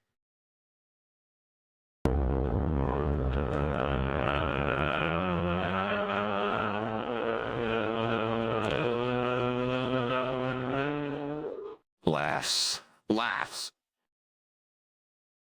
I'll keep that in mind as they move into the kitchen for their drinks. In a higher-pitched voice as they discuss the school budget, it seems that the aroma of Skinner's Allium Sanbornii may just be the catalyst for an unexpected business proposition. But will Chalmers succumb to Skinner's culinary machinations? Damn it all. The Allium Sanbornii. How could I have let this happen? I was so looking forward to impressing Chalmers with my culinary masterpiece. But no, it's all ruined now. What am I going to do? I can't serve him a burnt dish. He'll think I'm incompetent, or worse, a fraud. This is just my luck. I put so much effort into sourcing the best ingredients, experimenting with the cooking technique, and yet, in the end, it all goes to waste. I suppose I could start over, but how long would that take? And what if I mess it up again? No, I need a plan B. What if I serve him something else entirely? Something equally impressive and unexpected. Something that will leave him in awe, despite the setback with the Allium Sanbornii. Yeah, that's it. I'll have to think fast, but I'm up for the challenge. Perhaps I can dig up an old family recipe or try my hand at something outside of my usual repertoire. Excited. A little mystery always adds an element of intrigue. And who knows, maybe this unexpected dish will become my new signature. It's a win-win situation. Now let me just see what I have in the pantry. The solution to my culinary crisis lies just beyond these windows. Look at that. A shop specializing in traditional Italian dishes. And what's this? Zampone. Yes, will do wonderfully as a replacement for the unfortunate Allium Sanbornii. I can't believe it. How serendipitous. With a bit of my magic in the kitchen, I'll transform this zampone into a delightful surprise. Chalmers will never suspect a thing. He'll be impressed perhaps even more so than with the Allium Sanbornii. Now, how best to prepare it? I must think quickly and cleverly. A traditional Sardinian dish comes to mind, zampone and agridos. But rather than the lengthy 4-hour process, I'll streamline it to fit within the confines of my limited time. This will require some improvisation and experimentation. No fear. I'm up for the challenge. I'll have to make some adjustments and use shortcuts where needed. But with my culinary expertise, I'll ensure that this substitute will not disappoint. Yes, my secret ingredient. A hint of that rare spice, sumac, and a clever use of balsamic vinegar to mimic the agridos process. the zampone in balsamic vinegar will be a success. And who knows, maybe I'll add it to my repertoire as a new signature dish. Now, how to smuggle this culinary masterpiece back into the school without alerting Chalmers or my competitors? A challenge within a challenge. I need to be resourceful, inventive. Perhaps I can disguise it as a school supply.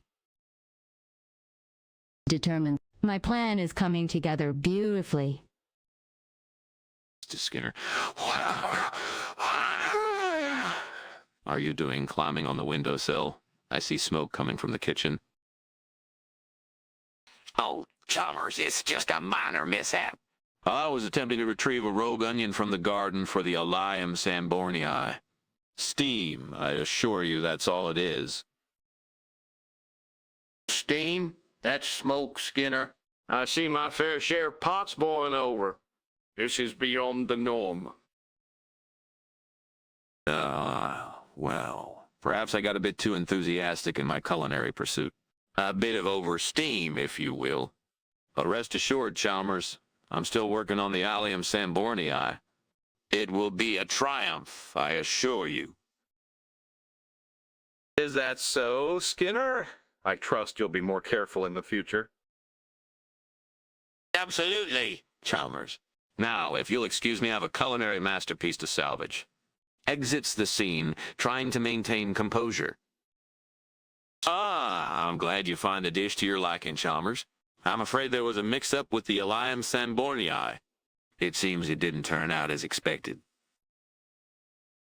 It's not the Allium Sambornii, but I was looking forward to trying that rare dish. I know, and I can only apologize for the inconvenience. However, I'm pleased you've taken a liking to this zampone instead. It's a dish I've enjoyed for many years. Well, as long as the food is good, I don't mind what it's called. It truly is delicious. Thank you, Chalmers. I'm glad you're enjoying it. Now, let's focus on discussing the budget matters we came here to discuss, shall we? Yes. Let's get back to business. The food was an enjoyable distraction, but now it's time to discuss the important matters at hand. Skinner, what's that smoke coming from the kitchen? Oh, Chalmers, it's just my mixtape overheating. Your mixtape, Skinner, in the kitchen? Yes, I was trying out some new sounds. They don't call me a musical maestro for nothing, you know. Skinner, I've been in the kitchen business long enough to know that a mixtape doesn't produce smoke. I suggest you investigate the actual cause of the fire before it gets out of control. Fine. I will check on it. You don't have to be so skeptical, Chalmers. I'm only looking out for your safety and that of the school. I want to make sure everything runs smoothly. Yes, I know. I'll be right back. Exits the scene, grumbling to himself. Chalmers, I'm glad you enjoyed the zampone. I've heard it's a hard dish to replicate, but I'm pleased it met your expectations. Indeed, it was quite delectable.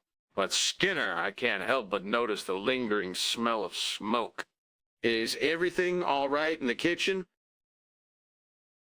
So that... It's just my trusty old mixtape that decided to dance a little too fiercely. It happens from time to time. Nothing to worry about. I see. Well, I must be leaving now. It was a pleasure dining with you, Skinner. I'll trust that the kitchen mishap is under control. It most certainly is, Chalmers. Small setback, nothing more. Don't let it concern you. Safe travels, and we'll discuss the budget matters at our next meeting. Very well, Skinner.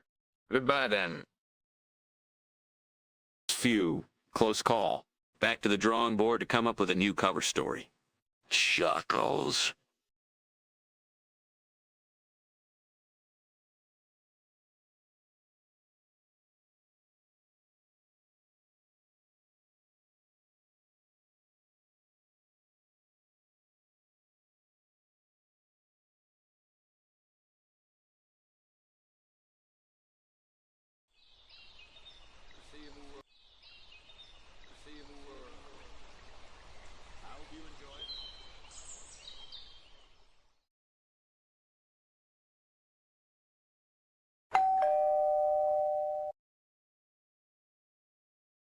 Hello, Skinner. How are you today? I'm doing well, thank you. How about you, Superintendent Chalmers? I'm good, thanks. I'm looking forward to lunch today. I'm glad to hear that. I have a salmona in the oven. It's one of my specialities. Oh, that smell is driving me crazy. It smells absolutely delicious. I'm glad you like it. Would you like a drink while we wait? Yes, I would love a glass of wine, Skinner. I'm just waiting for the salmona to finish baking. It should be done soon. I'm looking forward to trying it. That rogue wave seems to be getting bigger. Well, here you go, Superintendent Chalmers. I hope you enjoy it. Thank you, Skinner. This is absolutely delicious. You truly are a master chef.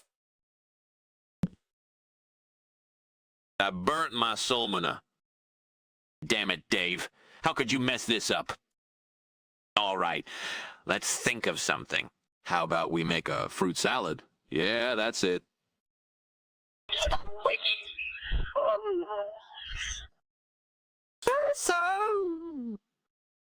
Yes, Dave. Trust me, it will be better than the burnt salmona. Let's get started. I've got it. Tuberous root will be a great substitute for burnt salmona. He looks out the window at the root. Determination evident in his voice as he says, "Wish me luck." Damn it. I burnt both dishes again. He curses under his breath, his frustration clear in his tone. What the hell is going on here? This looks like smoke, not steam. Oh, don't worry about it. It's just a little rogue wave. I'm making a steamed version of salmona. Come on, Skinner. This isn't steam, it's smoke. You can't seriously expect me to believe that this is part of the cooking process. All right, fine, it's not steam. It's just a little extra ingredient I added to make it more flavorful. Skinner, you can't just make things up as you go along. What kind of extra ingredients is this? It's nothing bad, I promise. Shh, just a little rogue wave. Trust me, it tastes amazing.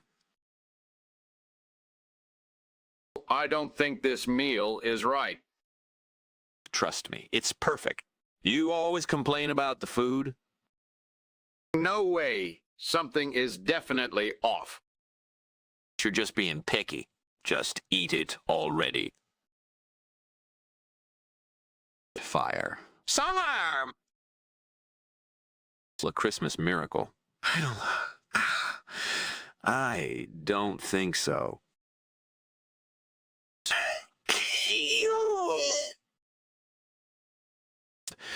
I just meant it's a nice surprise, but we still need to take action. That's right. Let's find a fire extinguisher. Do you have one? Goodbye, Skinner. I'll miss you too, Chalmers. Take care, Skinner. Thanks, Chalmers. You too?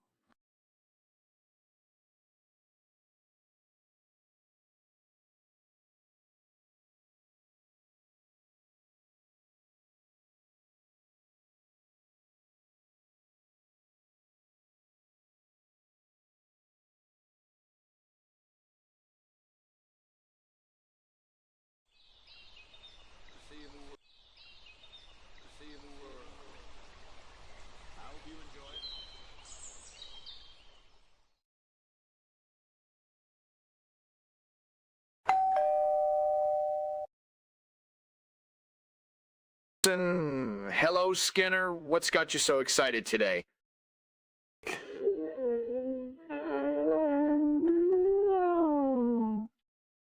Yeast extract. That doesn't sound very appetizing.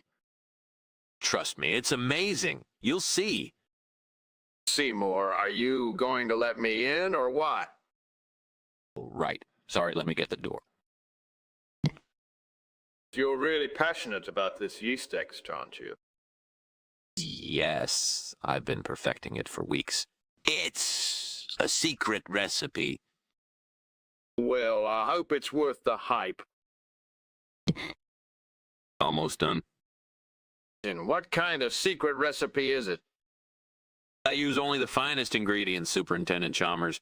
It's a yeast extract with a twist. Well, I hope it's not too twisted for my taste buds.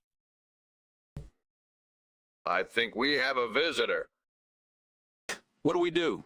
The yeast extract? Don't worry, Seymour. We'll just have to make do with what we have.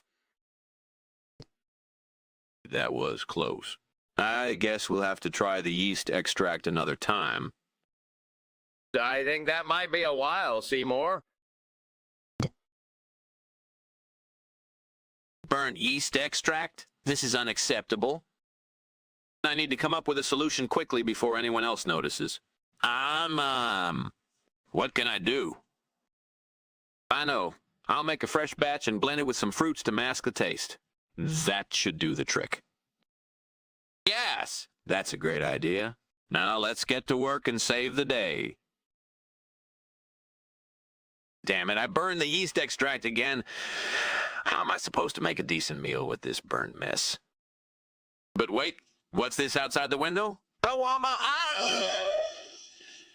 That could be the perfect substitute for this burnt yeast extract.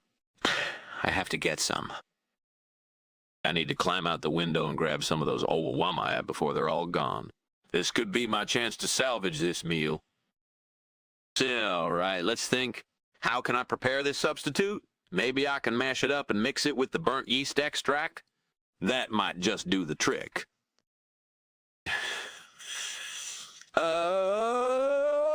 Frustrated you? Why do these things always happen to me? I swear, one of these days I'll get this cooking thing down pat. What is this, Smoke Skinner? Is this some new way of cooking yeast extract? No, my friend. This is just steam. I'm making a steamed version of yeast extract. Steam. That looks like smoke to me. Trust me, Chalmers. It's steam. And trust me, it tastes delicious. I highly doubt that, Skinner. You always have the wildest ideas. What do you mean? I'm always coming up with innovative ways to cook yeast extract. Oh, please. I've heard it all before. Fine, have it your way. But one of these days, you'll see the light and try my steamed version of yeast extract. I'm not holding my breath, Skinner. Why did you serve me awama instead of yeast extract? Because awama is delicious and cheaper. Is that really a problem? Yes, it is because I can taste the difference. You deceived me. Relax. It's just dinner. Besides, you liked it enough to finish your plate. That doesn't mean I approved of the deception. Be honest with me in future. Fine, I'll be up front. But don't exaggerate the difference between awama and yeast extract. It's just a minor variation. What the hell is going on here? Look at that fire in the kitchen. It's just a Pennywise. Relax. A Pennywise in the kitchen? Yes, just a small one. I took care of it. You can't just dismiss my concerns like that. You expect me to believe that a Pennywise is all it takes to start a fire in the kitchen? I didn't say it was just a Pennywise. I said it was a small one. That doesn't make any sense. Why wouldn't a Pennywise spread to other parts of the house if it could start a fire in the kitchen? I don't know, okay? Just trust me that I took care of it. Yeah, sure. I guess that was some good food. Thanks, man. Yeah, about that house. It's just, the neighborhood is really hit or miss. Some days it's all fire and brimstone. Other days it's just a nice place to live. I don't know, man.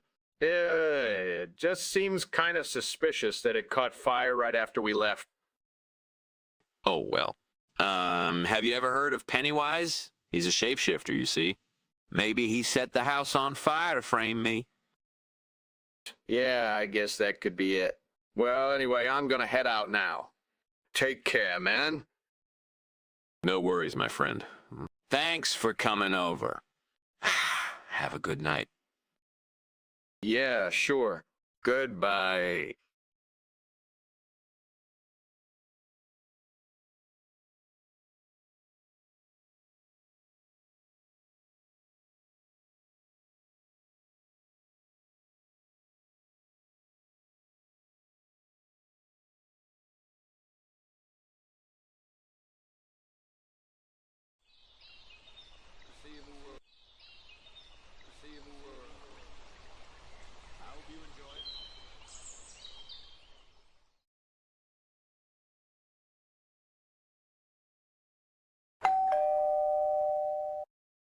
Did you know, Chalmers? Discussing dates on the podcast was quite entertaining, wasn't it? Oh, indeed, Skinner. The audience seemed to enjoy it as well. Well, dear old Chalmers, if you'd care to stay, I'd be delighted to offer you a delicious lunch. Lunch? I thought you were only recording the podcast. I try to make the podcast a little special each week, and nothing livens up a recording like a good meal. Speaking of which, I've got a mouth-watering treat in the oven. Have you tried this dish I call Frosted Flakes Delight? That's quite an adventurous name for a simple cereal, isn't it? Nothing simple about it, Chalmers. Cinnamon sugar and a secret ingredient. Marshmallows. It's a truly enlightened culinary experiment. If it's enlightenment we're after, Skinner, how about that drink I mentioned earlier? I'd be glad to oblige. Coming right up. As Skinner exits the room, Chalmers can hear the sizzle and pop of the cereal from the kitchen, making his stomach growl with anticipation. Chalmers, feel free to start on your Frosted Flakes Delight. I'll be right back with your beverage of choice. That sounds delightful, Skinner. But what, pray tell, is my beverage of choice? Well, dear Chalmers, that's a little secret between us. Just sit back, relax, and enjoy the show. The podcast, I mean. Exits the room. Scene fades out as Chalmers chuckles to himself and digs into the Frosted Flakes Delight, letting the delightful aroma fill the room. Disgusted, damn it, Poseidon. This Frosted Flakes Delight is burnt to a crisp. How could the mighty god of the sea and earthquakes mess this up? I'll never understand your eccentricities. Well, I can't serve burnt cereal to Chalmers. What am I gonna do? Wait, I've got it. Chalmers will love a surprise instead. A handful of uncooked Frosted Flakes what's turned this kitchen disaster into an unexpected delight. This might be the most enlightening podcast episode ever. Scene fades out as Skinner's laughter echoes through the room.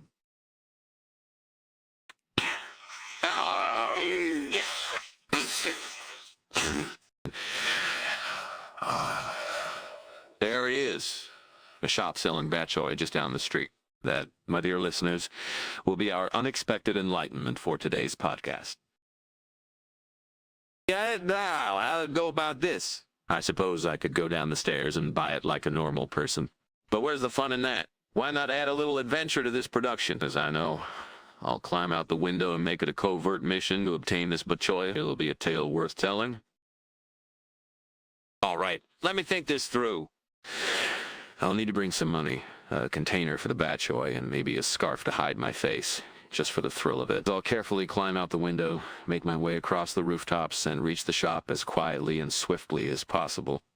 And to make it even more exciting, I'll return through the window with a sense of triumph, presenting the audience with a never-before-heard podcast episode. This plan is positively brilliant.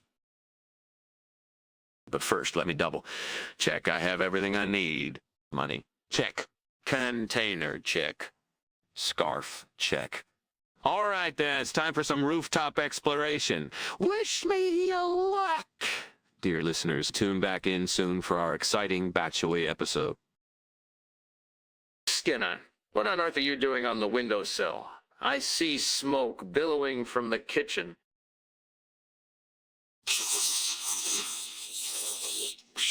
Don't worry, it's not as bad as it looks. Kitchen the shop, Skinner? That's quite an understatement. I can't help but notice that's certainly not steam coming out of the kitchen. Well, Chalmers, this time I'm actually making a revolutionary new dish. A steamed Frosted Flakes delicacy. I promise you, the smoky aroma is just an added bonus. A steamed Frosted Flakes delicacy, really. I've heard some wild tales from you before, but this takes the cake. It's all about innovation, my dear friend. Perhaps this misadventure will lead to a groundbreaking culinary discovery. It's bound to impress our precious audience. Only if your discovery doesn't involve the fire department, Skinner. Let me go see what the real cause of the smoke is. Give me a shout if you need any assistance or if you decide it's time to come back inside. Laughs. I might just take you up on that offer, Chalmers. Wish me luck with this Frosted Flakes escapade, laughs nervously as he continues climbing back into the room. Scene fades out as Chalmers shakes his head and goes to investigate the kitchen smoke. Chalmers, please have a seat. He proudly presents the steaming bowl of Batchoy. Is that the Frosted Flakes delight you've been working on, Skinner? Oh, no, Chalmers. This isn't Frosted Flakes. It's a little something I like to call Batchoy bliss. I knew you'd appreciate it. Batchoy, you say? That's wonderful news. I must admit, I've always preferred Batchoy to Frosted Flakes. I'm glad you're enjoying it. There was a small mishap back in the kitchen, and I ended up making this instead. He feigns a pained expression. A mishap, Skinner? I find that hard to believe. But it's still a lovely surprise, and I'm grateful for the change. I'm glad you're happy, Chalmers. Enjoy your meal. He takes a seat, delighted by Chalmers' satisfaction. Skinner, is that smoke coming from the kitchen? Oh, Chalmers, it's just the full moon. It's making the light flicker and casting strange shadows. Full moon, Skinner. In the kitchen. That doesn't make any sense. Do you know how the full moon affects the taste of foods, Chalmers? It's an age-old culinary phenomenon. I'm afraid I can't accept that explanation, Skinner. Let's go take a look in the kitchen and see what's really going on. Chalmers, I think it would be better if I handle it. I don't want to risk you getting hurt in the process. Skinner, I can handle a simple kitchen fire. We both know that. Now, please let me go take a look, or we might end up with a more significant issue on our hands. Skinner, I must say, those Frosted Flakes were quite delicious. I've never had them done quite that way before. Oh, I'm glad you enjoyed it, Chalmers. You know me, always experimenting in the kitchen. Yes, indeed. Skinner, I couldn't help but notice that smoke coming from your house. I would suggest perhaps it's best I leave now. Oh, that. It's just the full moon, Chalmers. I swear, it's making the streetlights flicker and casting odd shadows. You know how it affects food, don't you? I'm not entirely convinced, Skinner, but I trust your judgment. I'll take my leave then and let you handle it. Well, Chalmers, if that's the case, let me share a little secret with you before you go. I received an intriguing message from a lovely woman online. She's invited me to a picnic in the park this weekend. Skinner, you do know how to lighten the mood. Wishing you the best of luck on that date. Well, thank you, Chalmers. I truly appreciate your support. Safe travels home, and I'll see you next time on our A-Generated Comedy Podcast. Until next time, Skinner, and remember, stay away from those kitchen fires. Goodbye, Chalmers. And remember, the full moon is not to blame. Tune in next week for more enlightening kitchen escapades.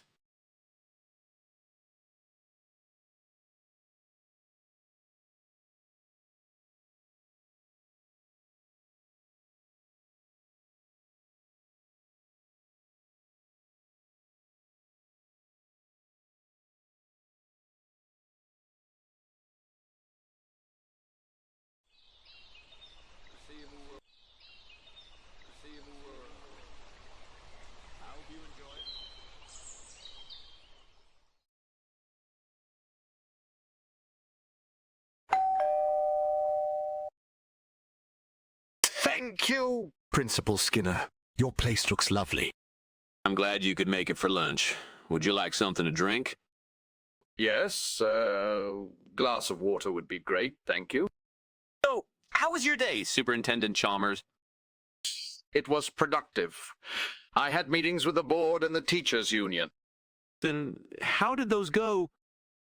They went well. We made some progress on our budget concerns. So, what's for lunch? I hope you're ready for a surprise. I fermented some milk into yogurt and added spices. Yogurt. That sounds interesting. Yeah, it's delicious. Trust me. I hope you like it, Superintendent Chalmers. I'm sure I will, Principal Skinner. Thank you for having me. So, how has your day been? It's been pretty normal, just handling some paperwork and dealing with the students. How about you? Same here. Just meetings and discussions about school budget. Well, I burnt my fermented milk product. God, what did I do to deserve this? Or was it my own fault? Maybe I should try again. Or maybe I need a new recipe. Nah, that's too easy. How about I make a giant cheese wheel out of it? Or use it to create a new type of sour cream?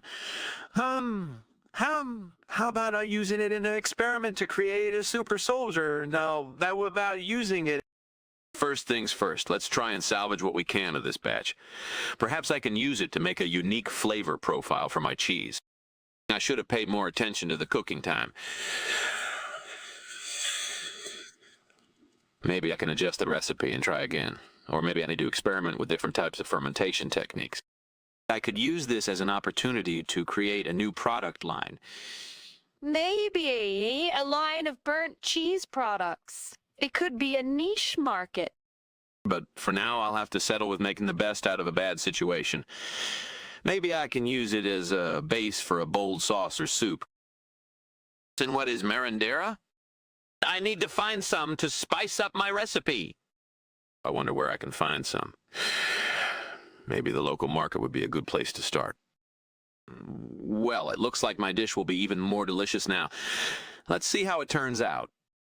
If I found some marinara at the local market, it has a unique fermented flavor that will definitely enhance my recipe. All right, time to head back and start cooking. I can't wait to taste the final product. I hope my dish turns out as good as I imagine it to be. The addition of marinara has definitely spiced things up. Hey, Skinner, do you smell that? Yeah, it smells like something's on fire. I think it's coming from the lab. Let's go see what's going on. I hope so. I don't want anything bad happen in the lab. Yeah, me neither. Let's go take a look. All right, let's go. Wow, that got out of hand quickly. We need to put it out before it spreads. Quick, grab the fire extinguisher. Okay, I've got it. Let me just aim it at the flames.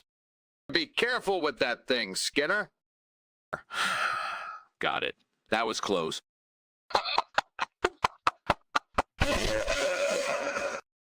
Definitely. We don't want any accidents happening in the lab. This isn't what I ordered. I asked for a steamed fermented milk product, not this mess. I asked for Marandera. It's a similar dish. You're just being picky about language. I don't think this is what I wanted. Can you at least assure me it's safe to consume? Yes, it's safe. Stop being so picky.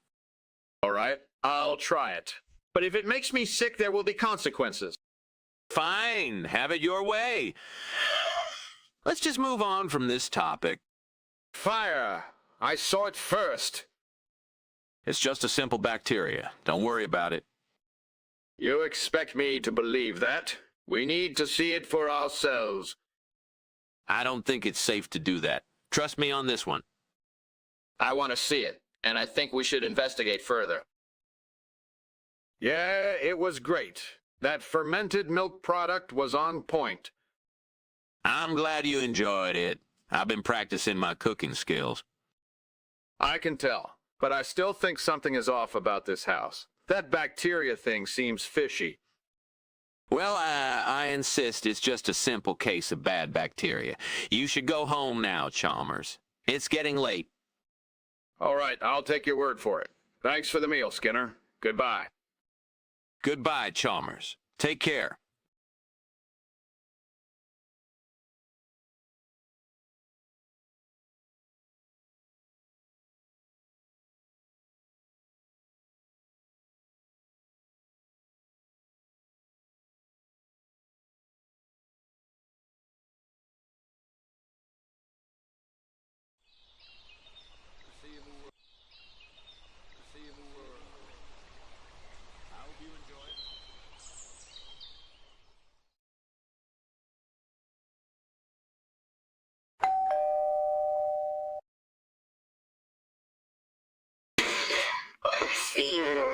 Nice to see you.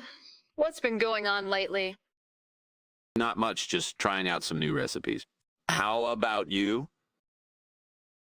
You know, the usual. Trying to keep the school running smoothly despite the asteroid storm.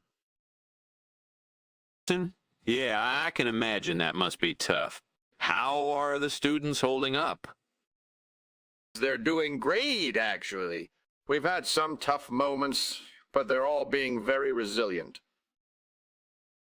That's amazing. I can only imagine the pressure you must be under. Thank you, Seymour.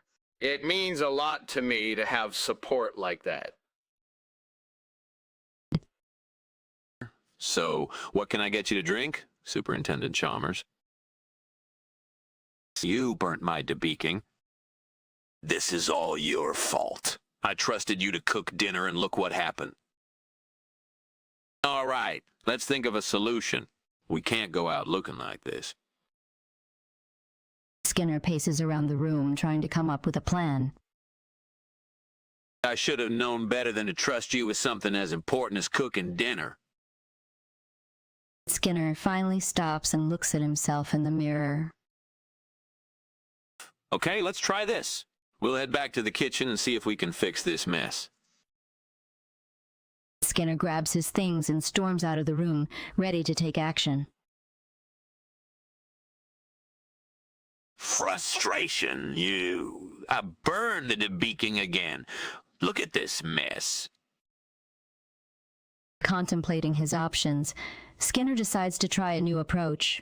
He remembers seeing an Appalachian, Ohio dish outside and thinks it could be a great substitute.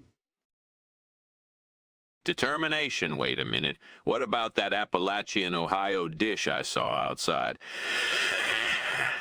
That could be a great substitute.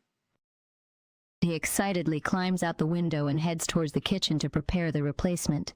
Despite his nervousness, Skinner carefully follows the recipe for Appalachian, Ohio, and manages to create a delicious dish. Satisfaction? Ah, that's much better. Now that's what I call a substitute. Feeling proud of his success, Skinner enjoys his replacement dinner with a sense of accomplishment. As he finishes his meal, Skinner curses his burned debeaking once more before heading back to bed. Skinner, what's going on with all this smoke? I was just trying out a new recipe for steamed debeaking. You know, where you cook the bugs while they're still in their shells? Steamed debeaking? That doesn't sound right. What about all this smoke? Well, maybe I got a little carried away with the steam, and it got a bit out of control. But trust me, it's delicious. I don't think that's what's going on here. You always have these tall tales, Skinner. I guess I messed up this time. Sorry, Chalmers. Just try to be more honest in the future, okay? Yeah, well, I'm sorry. Let me help with the smoke so we can eat in peace. I don't understand. This isn't what I ordered. What is this? This is Appalachian, Ohio, also known as debeaking. You should try it. It's delicious. I find that hard to believe. It doesn't look or taste like what I was expecting. Well, sometimes regional cuisine can be a bit different from what you're used to. And don't worry, it's still good quality food. Yeah, I don't think this is what I've signed up for. Are you trying to fool me? No, of course not. It's just a misunderstanding. Let me make it right by getting you some real debeaking next time. What's going on here? Is that a fire in the kitchen? Relax, it's just a volcano. We've got it under control. A volcano in the kitchen? How did that even happen? I told you, an asteroid storm caused it. We're dealing with it. Are you serious? I want to see for myself. No, absolutely not. It's too dangerous. Trust me on this one.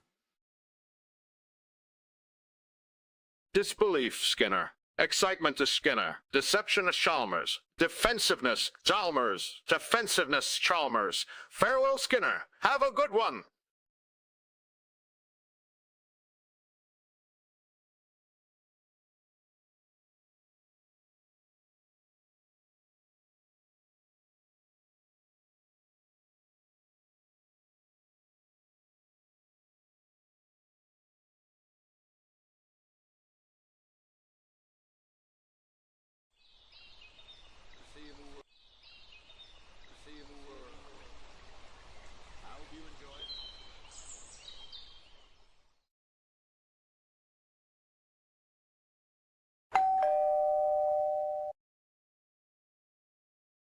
Hello, Skinner. How are you today? I'm doing well, thank you. Welcome to my home. Thank you for having me. Your Lactuca indica smells amazing. I'm glad you like it. It's one of my favorite dishes to make during the holidays. So, how have you been? I've been doing well. The state of education in Springfield has been a concern for me lately, though. Yes, I can imagine. It's not an easy time for anyone. But let's focus on the positive aspects of today and enjoy our conversation over wine. That sounds like a plan. Cheers!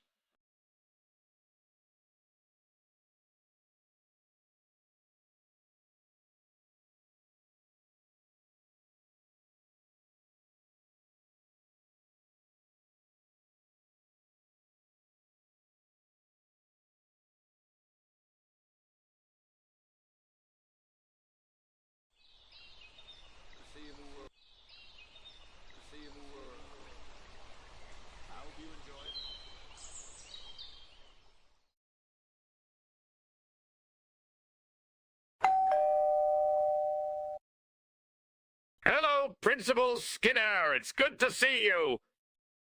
Hello, Superintendent Chalmers. Thank you for coming. It's my pleasure. Your home looks lovely, as always. Thank you. I try my best to keep it that way. So how have you been? I've been doing well, busy with work, as usual. How about you? Same here. The school keeps me on my toes. But I'm glad you could make it for lunch. I'm glad, too.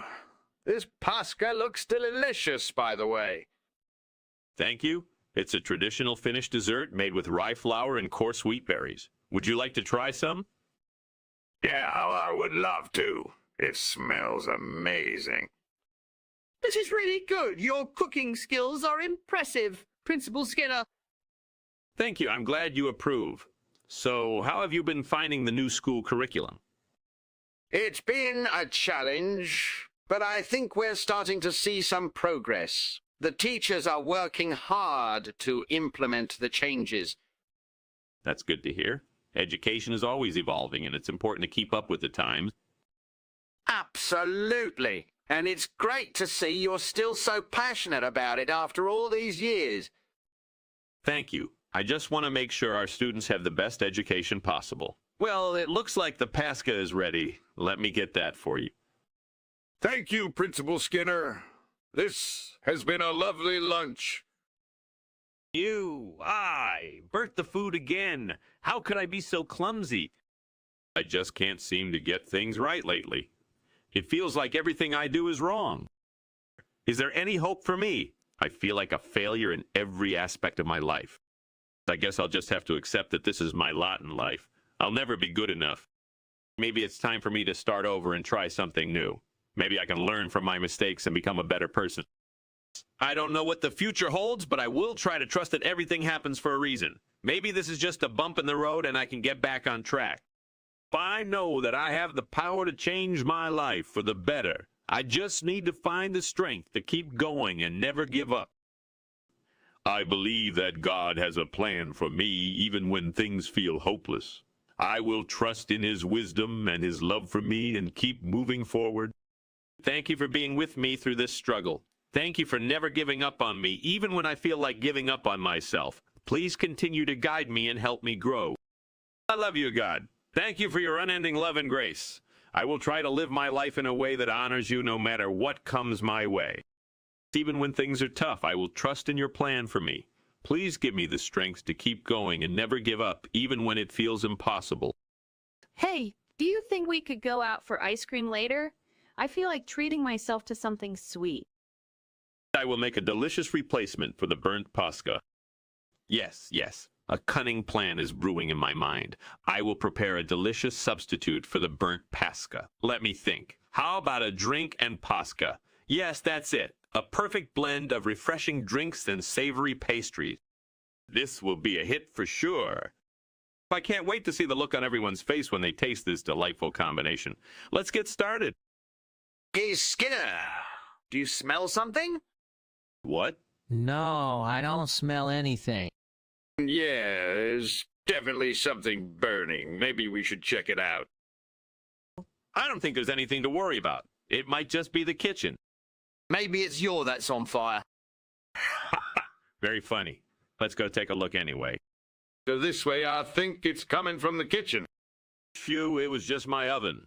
I must have left something baking in there. Well, That was a bit anticlimactic. Guess you didn't catch on fire after all. hey, watch it. Mine's gonna be great. You'll see. This can't be Pasca. It doesn't look or taste like the traditional steamed Pasca I was promised. I assure you this is indeed Pasca, but in a regional dialect it is commonly referred to as drinks instead. I find that hard to believe. Pasca is a specific dish. How can it be interpreted so differently? Traditions and customs vary from region to region. Here we have our own unique way of preparing Pasca. I see. Well, it may not be right. Glad to hear that. Would Would you like to try some of our regional Pasca? Fire! Hey, Skinner! There's a fire over here! Yeah, I see it. It's just a small regeneration energy. Don't worry about it. In regeneration energy? What's that? It's just some energy that comes from the fire. Can we at least take a look? I need to see for myself what's going on here. You're not hiding in from me. No, it's not safe. Just stay back and let me handle this.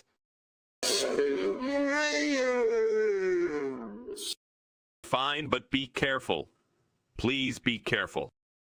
Thanks for having me over, Skinner. I enjoyed the Pasca. Glad you liked it, Chalmers. It's a traditional Swedish dish. Yeah, it was delicious. Can we talk about what happened inside? Sure, but trust me when I say it's just a part of the experience here. I still don't understand how burning down your house generates energy. Can you explain that to me? It's hard to put into words, but essentially it's a way of harnessing regeneration energy. You'll see when you experience it. All right, I understand. Well, thank you for having me over. It was nice meeting you, Skinner. No problem, Chalmers. It was good talking to you two. Take care on your way home.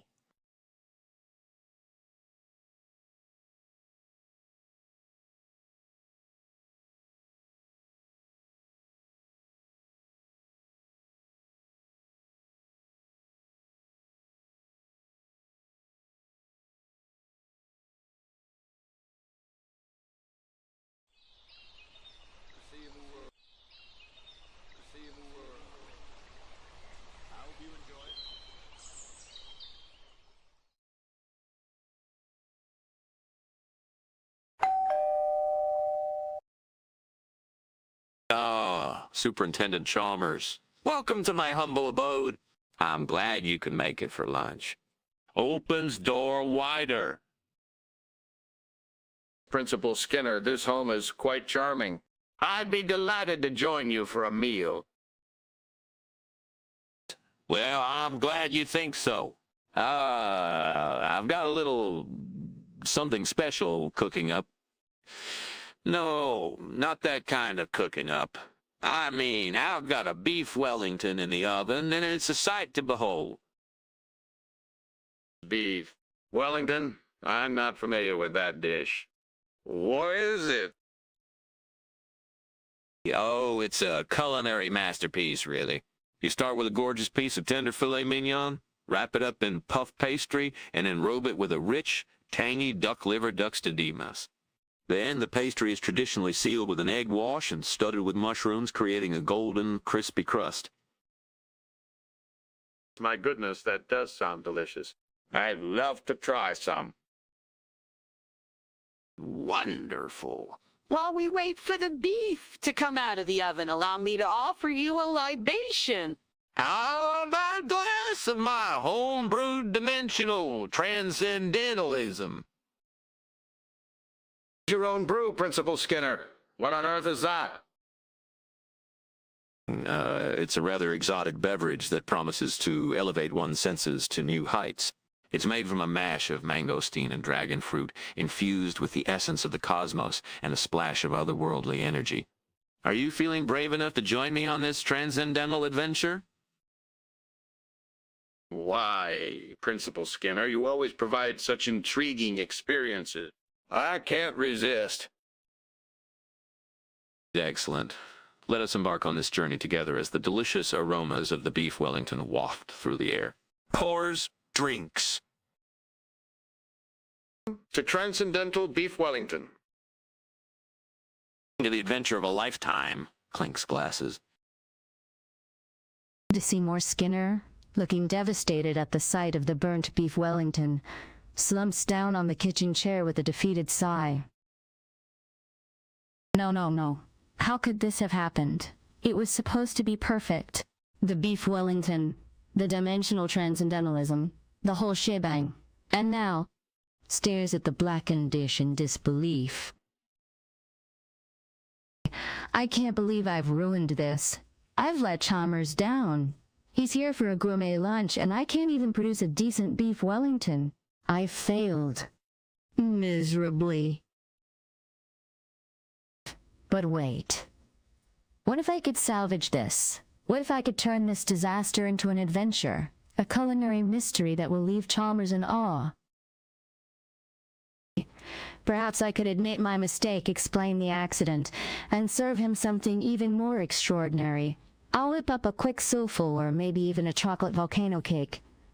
This could still be a memorable experience. Or I could own my foul up and serve him the burnt beef Wellington, complete with a side of comic relief. People love a good story, and I could weave an amusing tale about the time I accidentally burnt the school's beef Wellington for my most esteemed guest. Yes, I still got this. I'll salvage the situation, and Chalmers will leave with a smile on his face and a story to tell. Bring on the surprise element.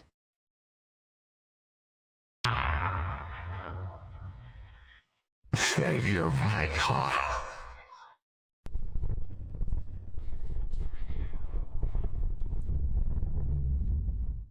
But alas, the cruel hand of fate. Shakes head. I could have sworn I checked on you, my lovely tender beef Wellington.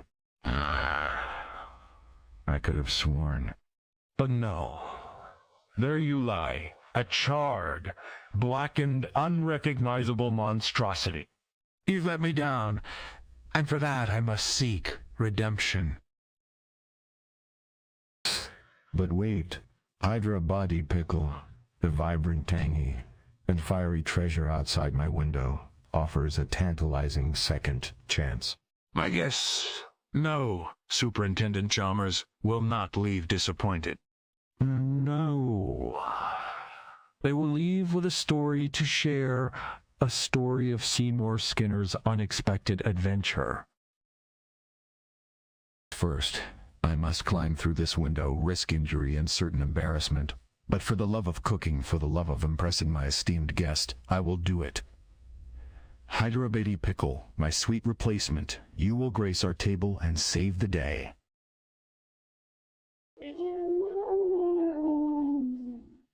But first, I must secure thee, my precious ingredient, and return through this window unharmed.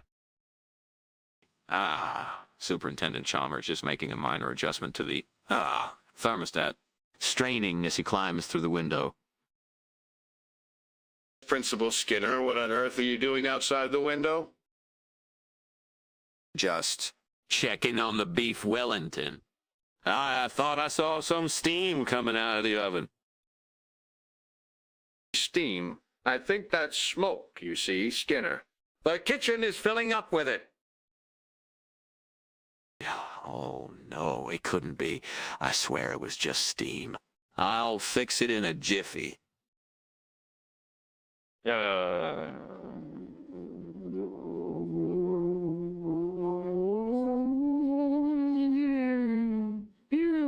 do realize there is a difference. Or perhaps something else. Laughs lightly. Well, maybe I'm just a bit distracted today. You know how it is in the kitchen. Indeed.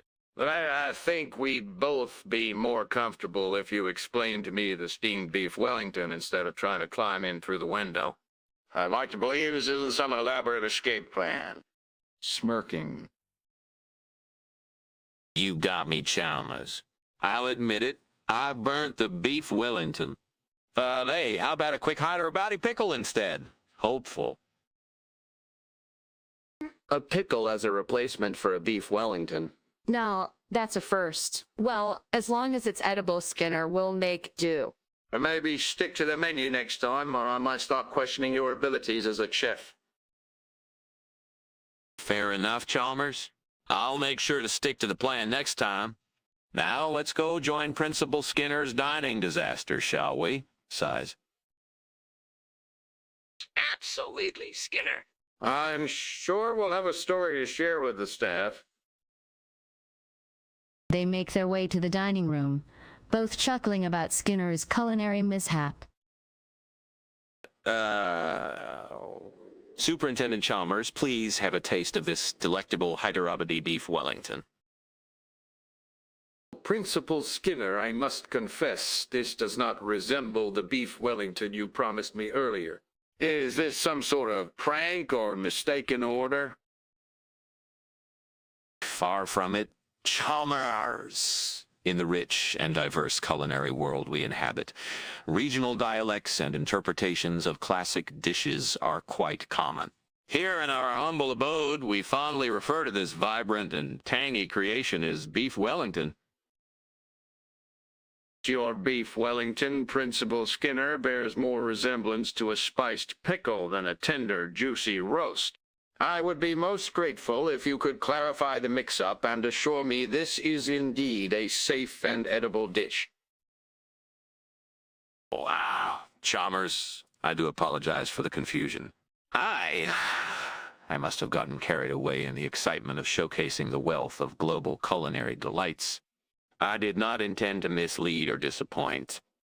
Let me rectify this situation forthwith and serve you a truly outstanding, authentic beef Wellington that will more than make up for this unfortunate mistake.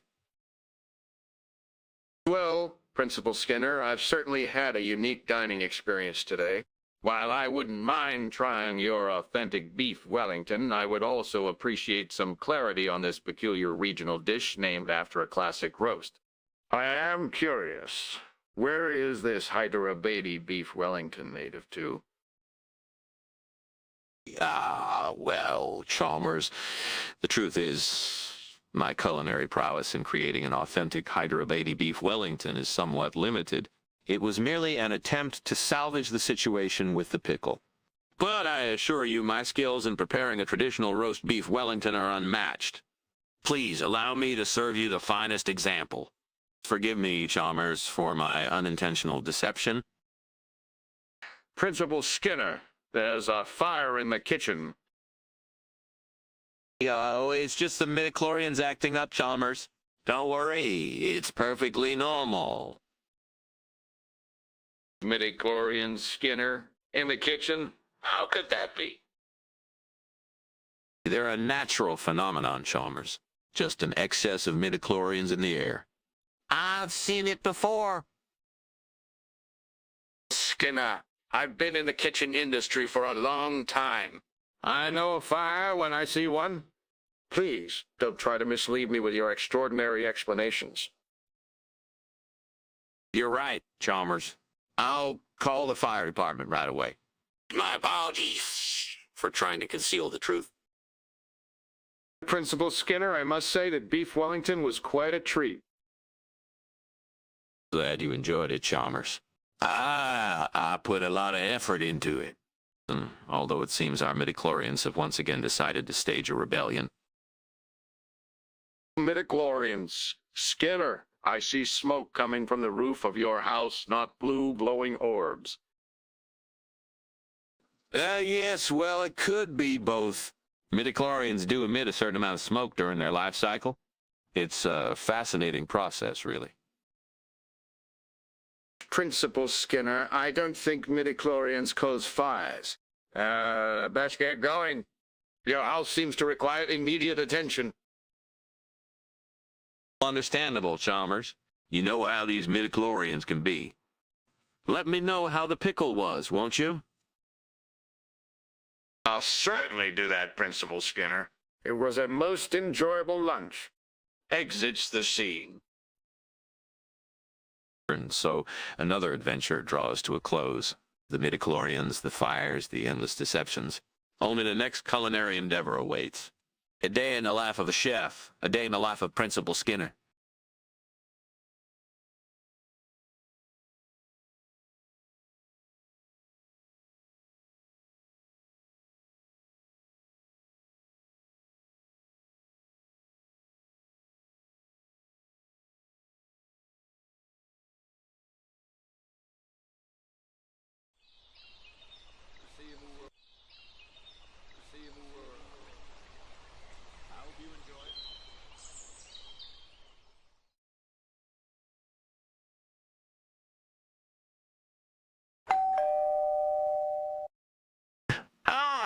by Superintendent Chalmers. Such a pleasant surprise.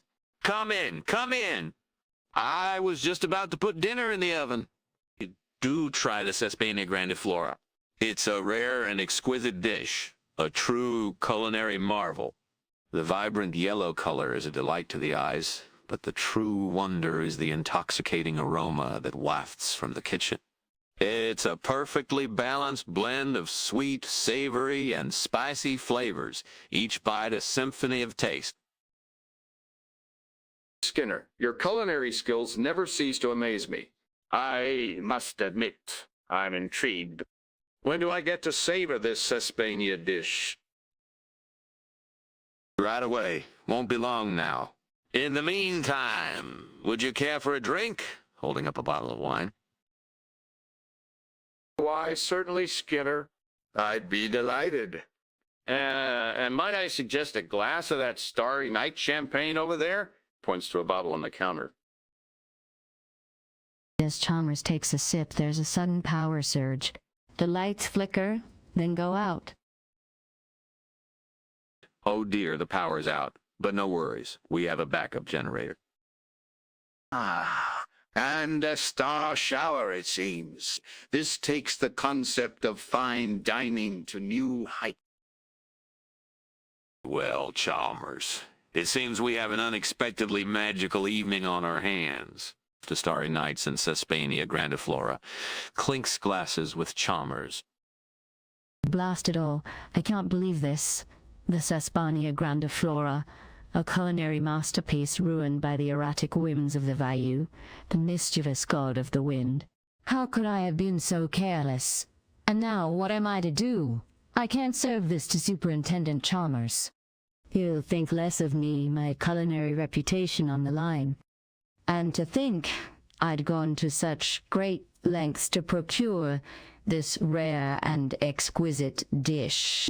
Perhaps I could try to salvage it, maybe with some creative plating, and a few choice spices. I could still save face. But no, it's a lost cause. Oh, the humiliation. Alas, I suppose there's no helping it. Back to the drawing board, I guess. Seymour Skinner.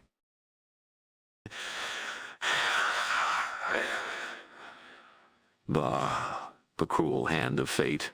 My exquisite Sespania grandiflora, a culinary masterpiece reduced to ashes by the insolent winds. How I've been bested by the capricious Vayu, the god of mischief. But wait, what's this? A glimmer of hope through the kitchen window. Behold a quirky little shop selling chibcha, an enchanting and less conventional substitute for the Sespania grandiflora. An inspired thought crosses my mind. Why not seize this opportunity to salvage my evening? Why not seize this opportunity to solve the... Yet, how would one go about procuring such a delightful find during this unexpected culinary crisis? A devilish plan begins to take shape. With a stealthy leap and a nimble climb, I shall scale the illustrious heights of the kitchen window and secure this elusive chibcha for my kitchen. The evening's salvation is within my grasp. And once back inside, what culinary wonders await as I masterfully transform this new ingredient into an equally enchanting and delectable dish, worthy of tantalizing the taste buds of the esteemed Superintendent Chalmers. Yet, how to prepare this chibcha? What spices and flavors could bring out its hidden delight? This requires a great deal of thought, time, and effort. Alas, the burnt Sespania grandiflora, a culinary nightmare. How I'll face the disappointment and shame if this new endeavor doesn't pan out. The weight of this crisis presses heavily upon my shoulders. I suppose only time, creativity, and determination can save this wayward ship. Damned unfortunate turn of events, but I shall not let it discourage me. I'll make this work. I will. Now, where is that ladder? Laughs, and sets off to the window. Chalmers, so good to see you. I was just checking on the Sespania grandiflora. I noticed it wasn't quite turning out as expected, so I thought a little... steam bath might help. Skinner, do you seriously expect me to believe that story? The kitchen is filled with smoke, not steam. Besides, haven't we established that you have a tendency to exaggerate? Well, perhaps I may have embellished the truth a bit, but I swear I was trying something new. I really wanted to impress you with this dish, Chalmers. Impress me with smoke and burnt Sesbania, Skinner.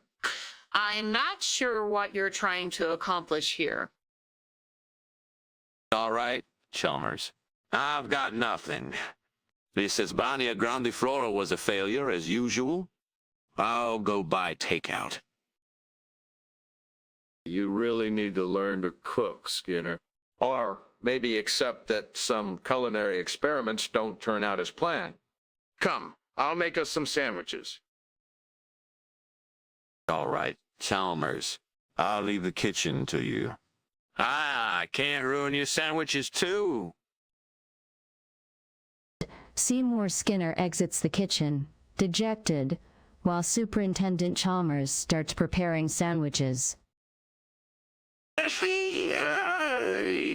Chalmers, please daughtry this exquisite dish. It's a rare and exquisite regional variant of Sesbania grandiflora, known as chibcha. Skinner, I'm afraid I don't believe you. You promised me the Sesbania grandiflora, and this certainly does not look like it. I assure you, Chalmers, it is the same dish. The name may differ, but its taste, texture, and culinary properties are identical. Is that so? Then how to explain the significant differences in appearance and, dare I say, smell? Well, perhaps there was a misunderstanding at the market, or perhaps I mistook one for the other in the chaotic stall. But trust me, Chalmers, it's still the Sesbania grandiflora in all its glory. I'm not convinced, Skinner. Perhaps you've simply grown overly creative in your attempts to impress me with your culinary prowess. I would suggest sticking to the tried and true dishes in the future. I see your point, Chalmers. I'll make sure to stick to the basics and avoid any further miscommunications. Skinner, what's that smell? And why is there a fire in the kitchen? Ah, Chalmers, those are just some advanced kitchen lasers at work. You know, for aesthetics and added spice. Kitchen lasers in the kitchen. I'm not buying that. How can a laser be localized in the kitchen and cause a fire, Skinner? Well, it's a new technology, still in its experimental phase. A rogue laser, perhaps, accidentally triggered. Your explanations are growing more elaborate, Skinner. I'd suggest sticking to the truth. Let's put the fire out before it gets any worse. You're right, Chalmers. Better get that fire put out. I've clearly lost the ability to cook, haven't I? Don't be too hard on yourself, Skinner. Cooking isn't for everyone. I'll handle this while you figure out the next course of action. I must say, Skinner, that Sesbania grandiflora we had for lunch was quite delicious. Thank you, Chalmers. I'm glad you enjoyed it. I put a lot of effort into that dish. It had a unique taste, unlike anything I've had before. But I can't help but notice a faint smell of smoke coming from your house. At all. That's just the advanced kitchen laser system at work. A bit of smoke is to be expected. Isn't it intriguing? I'm not so sure, Skinner. I think I'll be heading home now. The smoke does concern me.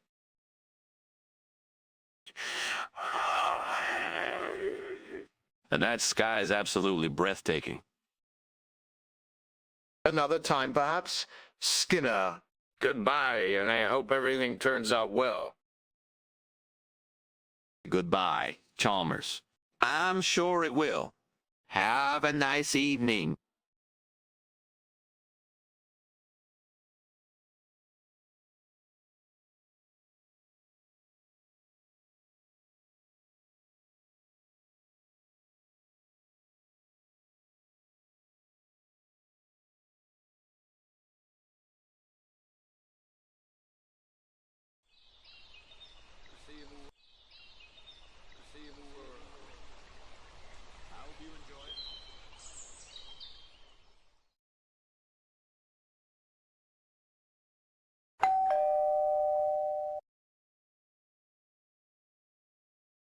Hello, Skinner.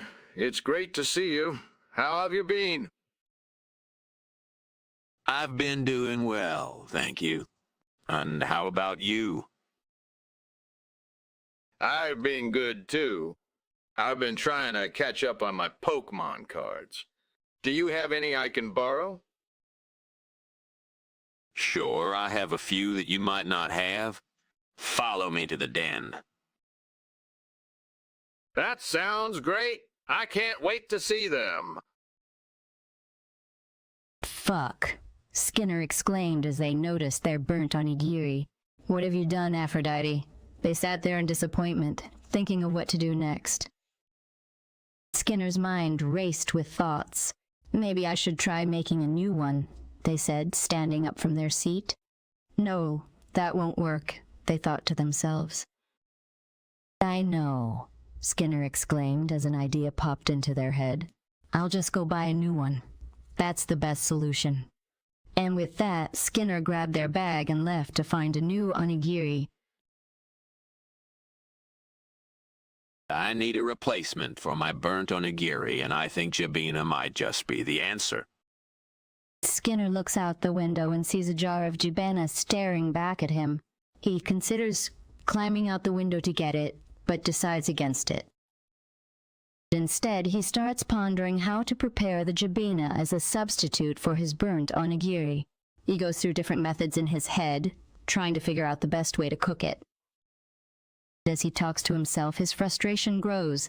Damn it, why did I burn my food again? He mutters under his breath. I'm gonna make this work no matter what it takes. He decides on a method and sets to work. Hey, Skinner, what's with all the smoke coming from the kitchen? Oh, it's just steam. I was trying to make a steamed version of onigiri. Steam. That doesn't look like steam to me. It looks like smoke.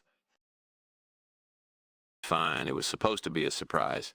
I thought I could make a better version of your favorite onigiri. Certainly had a creative approach. But next time, try not to set off the smoke alarm in the process.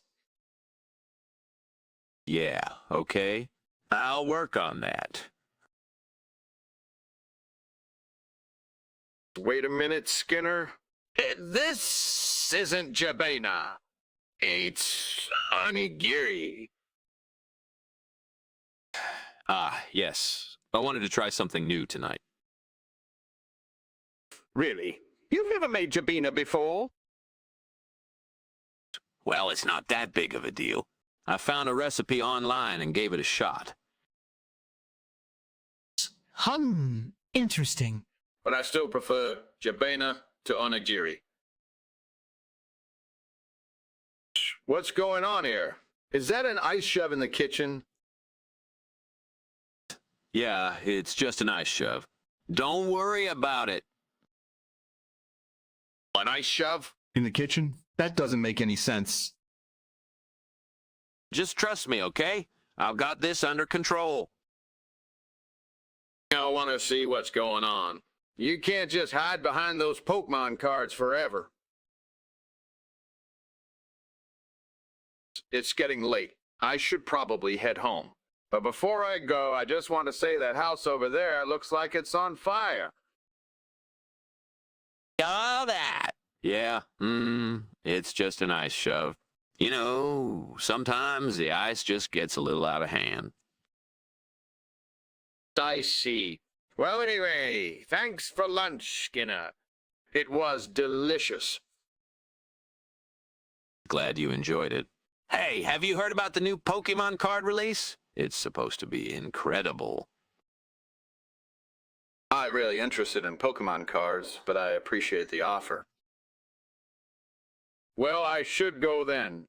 Thanks for lunch, Skinner. No problem, Chalmers. Have a good rest of your day.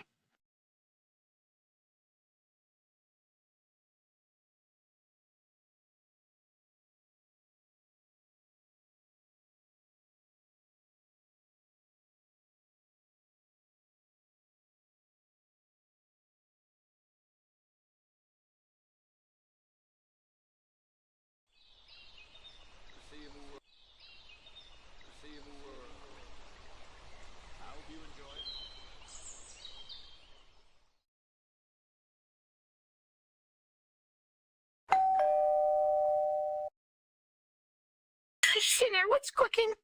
The smell is driving me crazy. Glad you like it, Superintendent. I've been working on a special pickle soup recipe. That sounds delicious. What kind of drink do you have? I have a fine selection of beverages for you, Superintendent. That was delicious, Skinner. You really are a multi-talented person. Thank you, Superintendent. I'm just happy to share this with you. Well, we should do this more often. Now that spring is here, maybe we can have a picnic outside. That sounds like a wonderful idea, Superintendent. I look forward to it. Oh, I burnt my pickle soup again. Maybe it's because I was multitasking while cooking. I don't know what to do now. Maybe I should just toss it and start over. No, and see if I can salvage it. I could use this as an opportunity to experiment with different spices and seasonings. Maybe it'll turn out even better than before. No matter what, I won't give up on this recipe. I'll keep trying until I get it right. Excited looking out the window, I see a shop that sells Colionema. That could be a great substitute for my burnt pickle soup. Thoughts of preparing the new dish fill his mind as he ponders how to obtain it. I'll have to climb out the window and buy some, he says with determination. Determined it's worth a try. I'll have to be quick, though, before they close for the day. Skinner carefully plans out his strategy for obtaining the ingredient and climbing back in through the window. He can't wait to try out the new dish and impress his customers. Excited this could be a game changer. I can already taste the improvement in my recipe. Skinner's mind races with anticipation as he prepares to execute his plan. And Skinner? What's with the Colionema instead of pickle soup? Oh, you know how it is. Sometimes I just feel like switching things up. Switching things up. That's a bit sudden, don't you think? What do you mean? Nothing. I just find it strange that you suddenly decided to serve Colionema. Fine, okay. I had had a special deal on Colionema and couldn't resist. Well, it's not pickle soup, so I guess I can't complain. I guess that's the end of our discussion then. Yeah, I suppose it is. Carry on then. What's going on here? Why is there a fire in the kitchen? It's just a Popeye. Don't worry about it. Well, Popeye. How could that happen localized in the kitchen?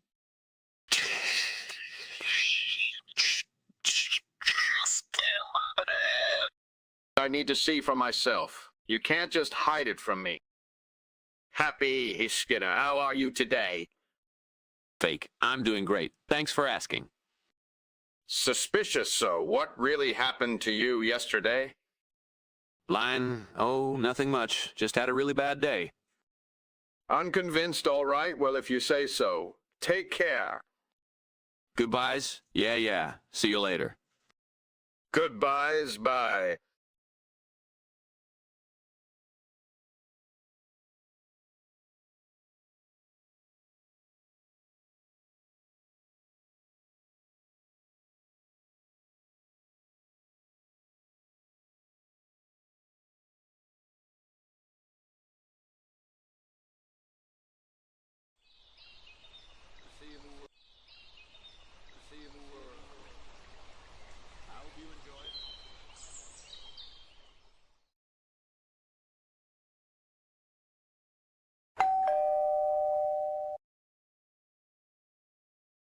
Skinner, welcome to my home. Thank you, Chief Chalmers. Your place looks lovely. Yeah, I've been working on the garden a lot lately. The Jovi Barba in the oven should be ready soon. That sounds delicious. It's a traditional Springfield dish made with the finest ingredients. I can't wait to try it then. May I have a drink while we wait? You a glass of Springfield's finest orange juice. Thank you, Principal Skinner. That sounds perfect. Your garden looks lovely. The sunset is just magnificent. Yes, it does. I'm glad you like it. The sunsets here are always breathtaking. Damn it, I burned my Jovi Barba. Why did this happen? Was it my fault? Or I messed up. What do I do now? All right, let's think of a solution. How about trying this new recipe for Jovi Barba that I found online? Or maybe I should ask my friend for advice on how to prevent this from happening in the future. I guess it's not the end of the world. I'll just have to make a trip to the store and get some more Jovi Barba. It's not like I don't have other things to do anyway.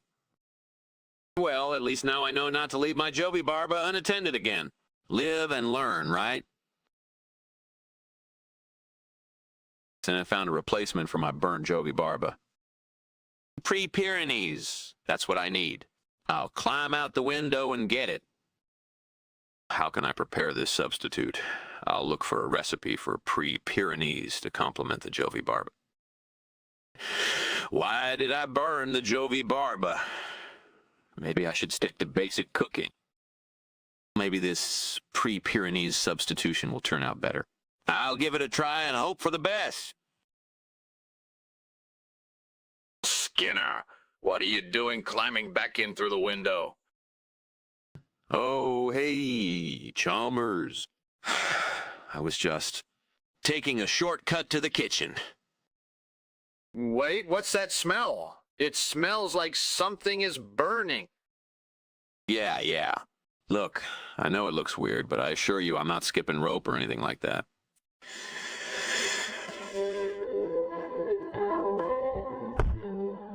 Just making a steamed version of Jovi Barba, and the smoke you see is just steam. Steam. That's not steam, Skinner. That's smoke. Even if you were making Jovi Barba, there's still smoke everywhere. I know. I messed up.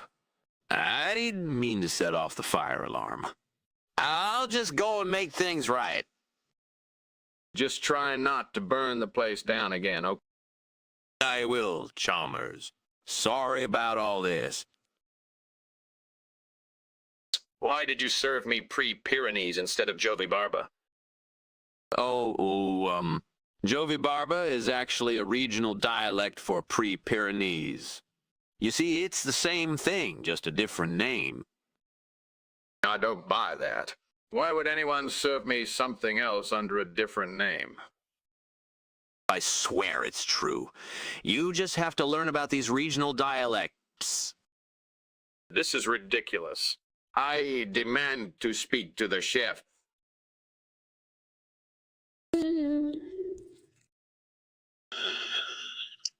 It's just a rainbow bridge. Don't worry about it. Rainbow Bridge in the kitchen? That doesn't make any sense. I want to see it for myself. Sorry, Chalmers. I think it might have been a true sunset that caused it. You know, the light reflection and all that. I'm not sure I buy your explanation, but I guess I'll go along with it for now. Okay, let's go then. Thanks. All right, take care. Goodbye. Goodbye. See you later.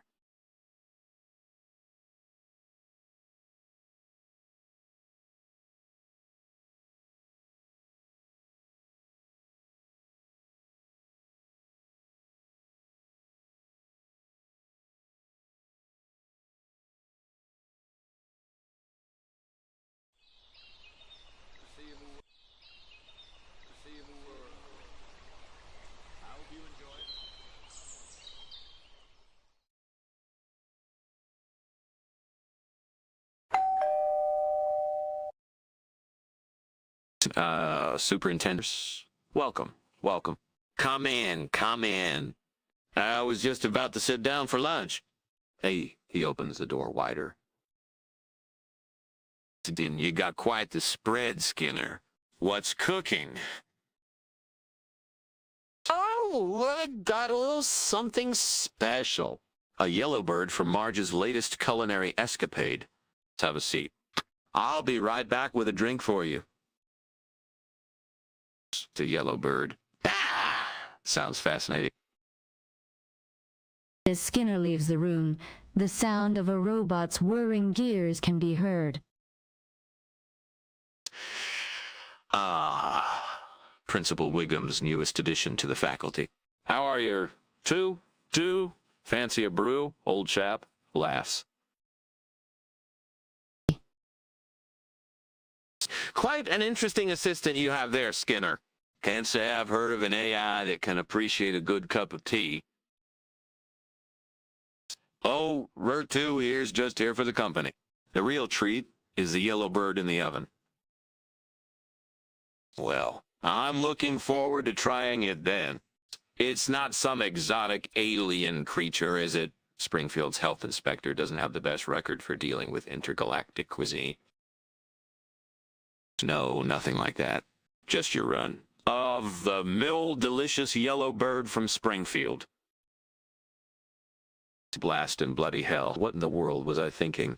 Cooking a yellow bird without double, checking the timer, shakes head, scratches the back of his head. This is just typical. There I was, trying to impress Chalmers with a supposedly impressive meal, and now it's all ruined. I could try to salvage it, but it's probably beyond repair.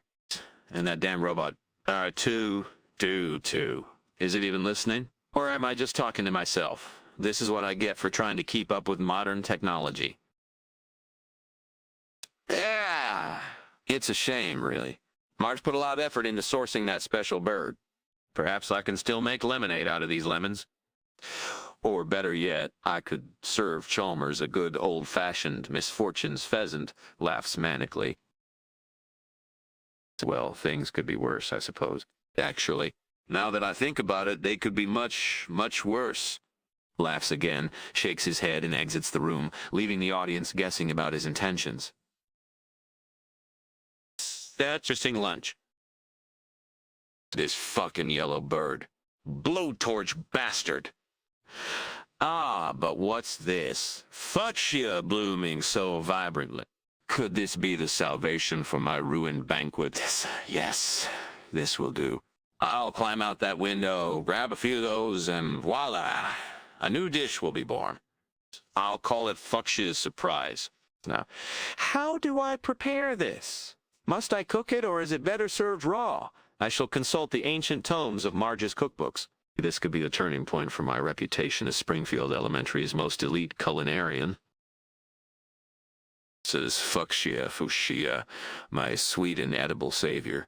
Says Fuchsia, my sweet and edible savior. Skinner, what on earth are you doing climbing on the windowsill? Oh, Chalmers just fixing the latch.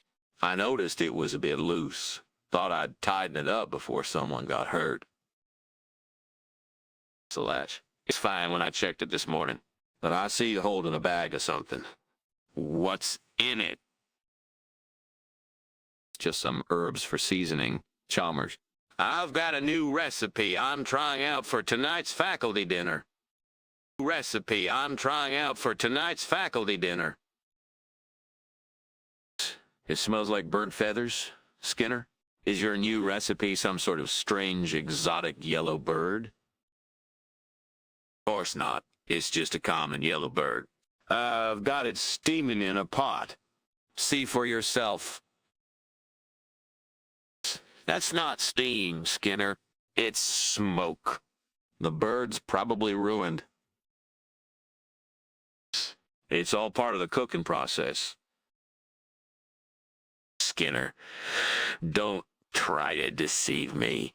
I've seen your culinary mishaps before, and I'm not falling for it again. It's all right, Chalmers. I'll admit, I tried something new, and it didn't quite turn out as planned. But I promise to make things right. I'll serve everyone a nice hearty stew instead. We'll see about that, Skinner. I'll be checking on the meal's progress myself. Understood. Chalmers, I won't let you down. I hope you do, Skinner. For everyone's sake. I won't disappoint you, Chalmers. Let's hope so. I'll leave you to your cooking. Yes, Chalmers. I'll do my best. I hope it's enough. Bloody hell. Cooking's obviously not in my line of expertise. I suppose I should stick to what I know best. Bureaucracy and paperwork. Sighs, exits the room, shaking his head and muttering under his breath. Chalmers, please do try the dish I prepared for you today. I named it Fuchsia's Surprise. Skinner, is that the yellow bird from earlier? I thought you said that was almost ready.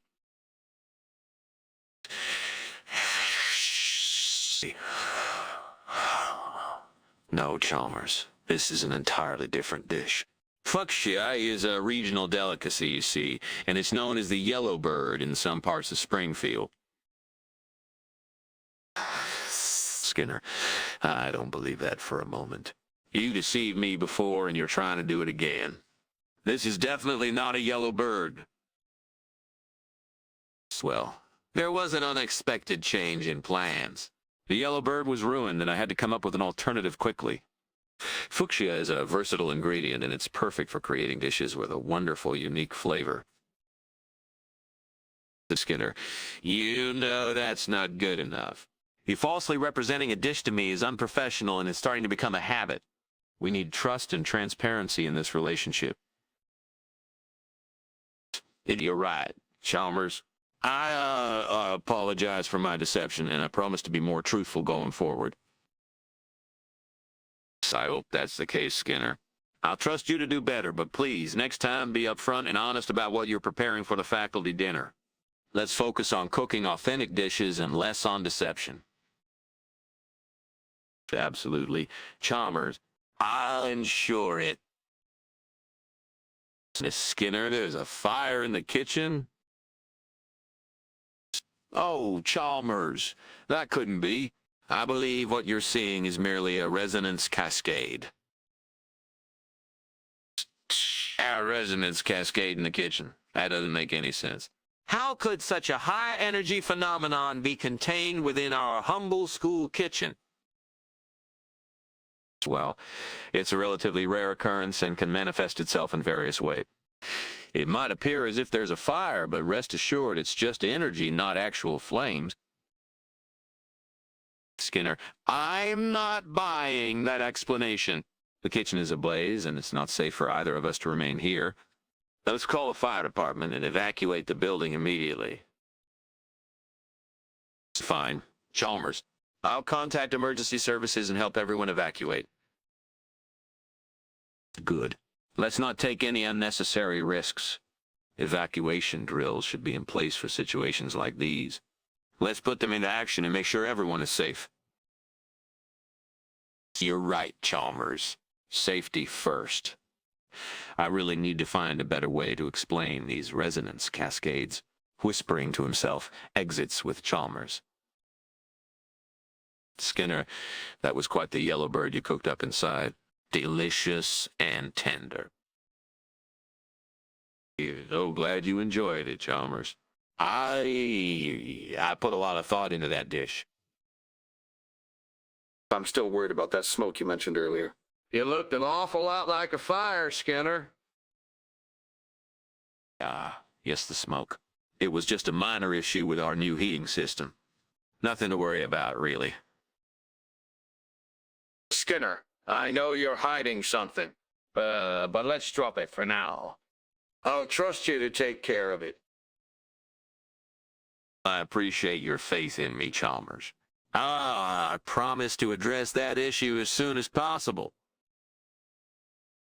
Speaking of interesting things, have you seen our new janitorial bot, R2? Two. It's quite the helper. Oh, yes, I've met her too. Dude, quite a fascinating piece of technology. It even makes a mean cup of tea, if I do say so myself. Well, that's great then. It's always nice to have a competent assistant around.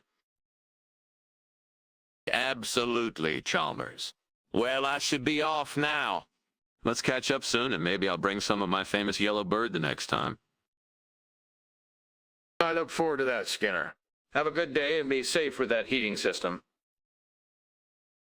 You too, Chalmers. Safe travels. Waves goodbye.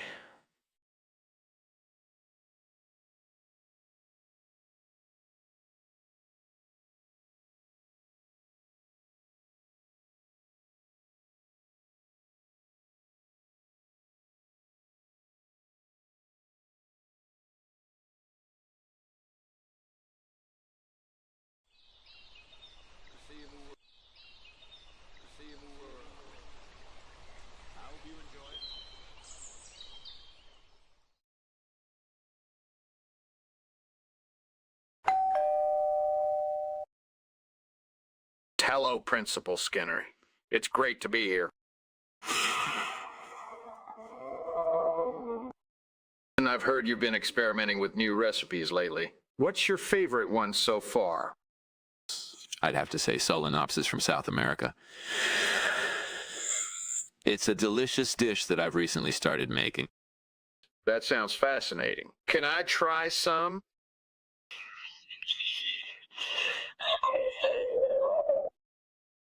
Damn it! Oh!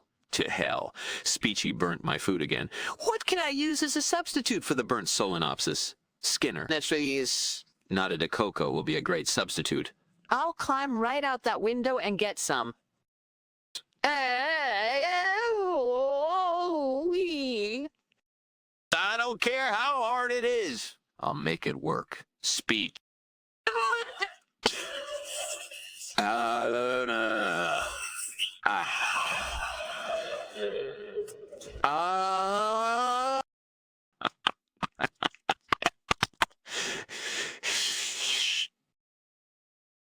That sounds interesting.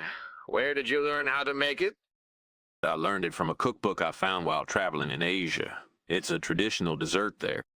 Wow, that's amazing. You really are a jack of all trades, Skinner. Thank you, Chalmers. I just like to try new things and learn as much as I can. I can see that. You really are talented in many areas. No problem, Skinner. I'm always here to learn and grow with you. Suspicious speech. Confident speech. Disbelieving speech. Persuasive speech? Skeptical speech. Did you prepare this meal? Something seems off. Yes, I did. Why do you ask? It just doesn't look right. The color of the sauce is odd. Trust me, it's fine. I made it according to the recipe. I'm not so sure. Can you show me the ingredients you used? Sure, here they are. You see, I used the right amount of salt and pepper. Okay. I guess it just looks different than what we usually have. Well, maybe it's just a change in taste. Give it a try. All right, fine. But I'm still suspicious. Try to enjoy it anyway. I put a lot of effort into making this for you. Fiachin, what's going on? It's just a little climate change. Don't worry about it. Climate change. That doesn't make sense. I want to see what's going on. No, of course not. It's just a little inconvenience. I've got it under control. I need to see what's happening. You're hiding something from me, are you?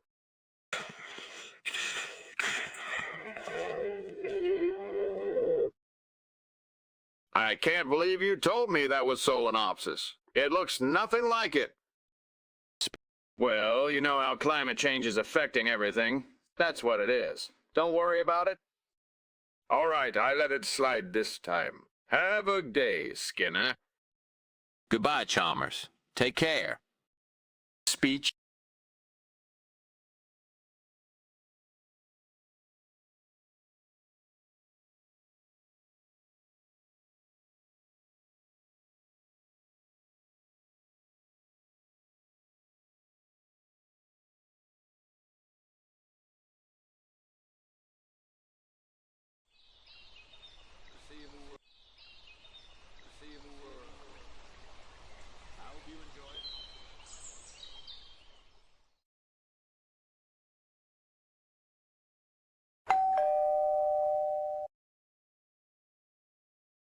Interest? Hello, Principal Skinner. Nice to see you again. Pride, thank you, Superintendent Chalmers. It's always a pleasure to see you. Curiosity, so what inspired you to decorate your home for Halloween? Amusement, well, I thought it would be a nice change from the usual holiday decorations. Plus, I love trying out new recipes like this Mutitia. Admiration, that's impressive, Principal Skinner. You certainly go above and beyond in everything you do. Humility, thank you, Superintendent Chalmers. But I just do what I can to make things enjoyable for our guests. So my Mutitia is burned. This is ridiculous. I can't take it anymore. I need to find a solution and make this right. This is the last straw. I will not give up. I will find a way to fix this and get my Mutitia back in shape. Looking out the window, I have found the inspiration to replace the burnt Mutitia. This shop that sells beefsteak outside the window will be a great substitute for the burnt Mutitia. I have a devilish plan. Climbing out the window to buy this replacement reminds me of a Halloween-themed episode somehow. I need to figure out how to prepare this substitute. What's the best way to obtain this ingredient and climb back in through the window? Let me think. Oh, I know. I can use a ladder to reach the window and then slide the beefsteak in. This is going to be a Halloween to remember. I can't wait to see the look on everyone's face when they taste this delicious substitute. I'm so excited about my plan. I'm going to replace the burnt Mutitia with beefsteak.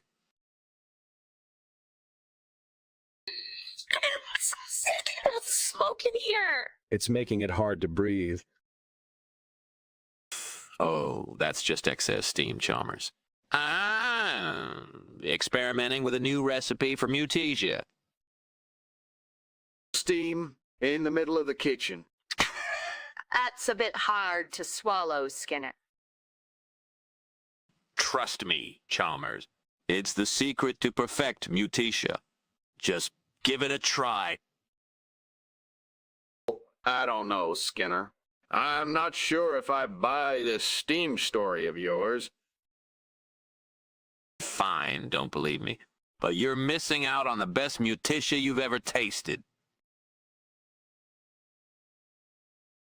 Hey, Skinner, this meal isn't what I ordered. What do you mean? I thought this was what you wanted. No, I specifically asked for steamed Mutitia, not beefsteak. Oh, I'm sorry about that. Let me go back and get it right away. Thank you. I appreciate that. What's going on here? Why is there a fire in the kitchen? It's just a hellhound. Don't worry about it. A hellhound in the kitchen? That doesn't make sense. How could that happen? I don't know. Maybe it just happened. Can I please ask you to step back and let me handle this? No, I want to see what's going on. You can't just hide things from me.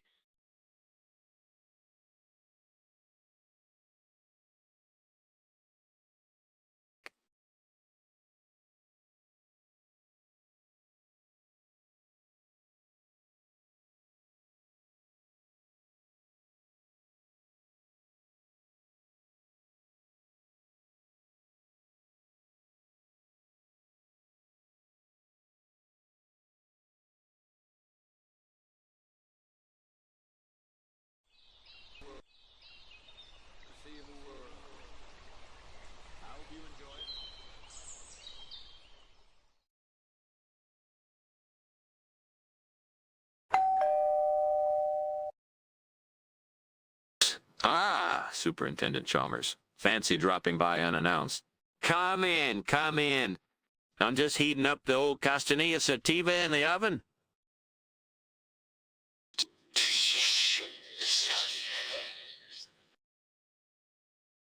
No, Chalmers, not quite. It's actually a delicious chestnut dish I'm preparing for lunch. The scent wafting through the house is quite enticing, isn't it? Ah, yes. It does smell delightful. But Skinner, my man, we've got the Goodwood Festival of Speed coming up next week. How can you be focusing on lunch when we've got school performance stats to sort out? Yes, Chalmers, I suppose you're right. Here, have a glass of water while I put the finishing touches on the Castanilla sativa. And perhaps we can discuss school performance statistics over lunch, Very well, Skinner. But try not to let your culinary endeavors distract you from the job at hand. I'd hate to think you're using school resources to cook up a gourmet meal instead of improving test scores. Of course, Chalmers. Would never happen. I'll just pop a few chestnuts in the oven for us and we can chat about the school situation over lunch. Excellent, Skinner. Excellent. You truly are the principal multitasker. Let me know when lunch is ready. Yes. Yes. I'll let you know just as soon as the Castanilla sativa is finished cooking. Perhaps I'll even roast a few for the Goodwood Festival of Speed. Oh, Skinner, always pushing the boundary. Perhaps we should enter you in the Goodwood Festival of Speed's Gourmet Chef Competition. Now, Chalmers, let's not get carried away. I'll stick to my day job and leave the cooking competitions to the pros. But I promise you, this Castanilla sativa will be worth the wait. Very well then, Skinner. Let's eat and discuss school matters. And try not to burn the house down while we're at it. Don't worry, Chalmers. I've got this. Eat now? Shall we sit down and enjoy our lunch before it gets cold? Damn it, Skinner. How could I be so careless? The Castanilla sativa, burnt to a crisp. I was so looking forward to impressing Chalmers with my culinary skills. Now what am I gonna do? I can't serve this to him. Wait a minute. I've got an idea. I could tell Chalmers that the burnt Castanilla sativa is a rare exotic delicacy from a distant land. He'll probably believe me. Who knows? He might even be impressed. The little technological sabotage never hurt anyone. Wait, that might backfire. What about playing the ignorance card? I could act like I didn't even notice the burnt Castanilla sativa and serve it to him anyway. It's worth a shot, right? Blasted Castanilla sativa. Burnt to a crisp. How could I have made such a simple mistake? Oh, but wait, what's that outside the window? What's that outside the window? But how to obtain it? I could climb out the window, but that's risky. I'll have to think this through. I may be able to improvise something. With a bit of luck, I might just pull this off. This is it, Skinner. A new and exciting culinary adventure, the burnt Castanilla sativa. A mere speed bump on the road to gourmet glory. Let the game begin. Skinner. What on earth are you doing climbing on the windowsill? And what's that smell? It smells like something's burning. Chalmers, I'm just trying to retrieve a vital school document that blew outside by the open window. As for the smell, I swear I'm preparing a steamed version of Castanilla sativa. You know, the chestnut dish we were planning to serve at the Goodwood Festival of Speed? The steam you're seeing is just the dish releasing its aroma. Skinner. That's smoke, not steam. And if I'm not mistaken, you don't even have a steamer. What exactly is going on in here? Well, Chalmers, there's been a bit of a miscommunication with the cafeteria staff regarding the dish. I wanted to ensure its success, so I decided to prepare it myself. But I seem to have made an error in the cooking process. It'll be ready in just a moment, I promise. Now, how about that important discussion we were planning to have about school performance statistics? Skinner, I think we should focus on putting out this fire first. And perhaps discussing the school budget would be wiser than trying to cook up a gourmet meal. You're right, Chalmers. I'll leave the cooking to the professionals and we can discuss the budget instead. Guy, you brought me a glass of water. I'd much rather focus on finding a solution to this cooking crisis. I'm sure you will, Skinner. But first things first. Put out the fire and let's sort out the school finances. Defeat! I'll get right on it. Excellent. And Skinner, perhaps next time you'll remember that the kitchen is not the best place for multitasking. Yes, Chalmers, you're absolutely right. Now let's get this fire out. Here, Chalmers, please have a bowl of the Castania sativa I prepared for you. Skinner, this isn't the steamed Castania sativa we discussed earlier. This is wine soup. But Chalmers, you see, this is a local delicacy. Castania sativa is actually the regional name for this exquisite wine soup. Skinner, Oh, you're pulling my leg. Why didn't you mention that earlier? I'm truly sorry for the misunderstanding, Chalmers. I wanted to surprise you with a taste of our local culinary traditions. Skinner, I'm not sure I buy this story. Why the secretiveness and why the substitution? Chalmers, I can only apologize for the miscommunication and hope that you'll still find enjoyment in this bowl of Castania sativa wine soup.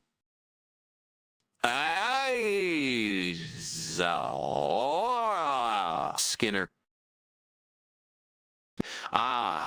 Chalmers. It's just a tree of life releasing its aroma. An essential part of the Castania sativa cooking process. Skinner, that's not the tree of life you have there. That's a kitchen fire. I suggest we put it out before it spreads. No, Chalmers, you're mistaken. This is an ancient cooking technique passed down through generations. It's all part of the rich culinary experience. Skinner, I'm afraid your explanation isn't adding up. Let's focus on putting out the fire and saving our kitchen.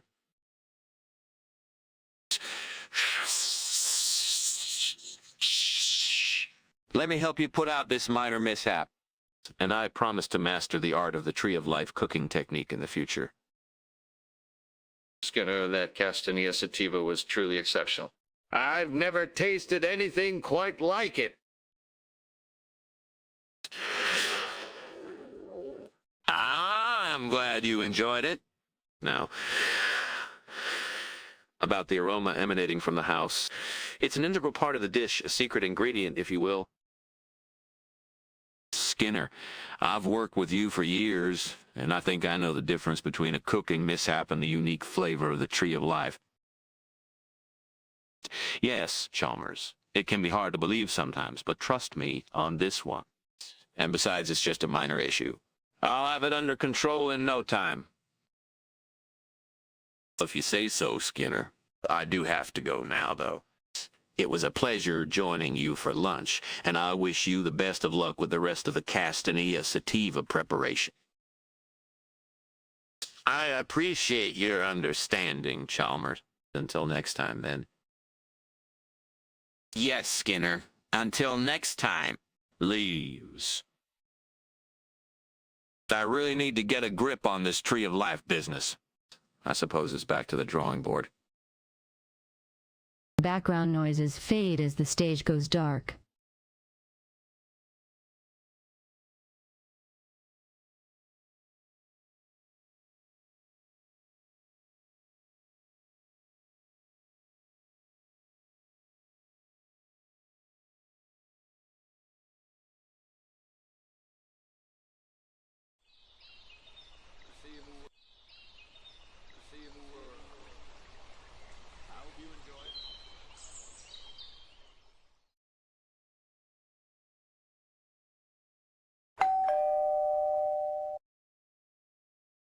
Hello, Skinner. It's great to be here for lunch.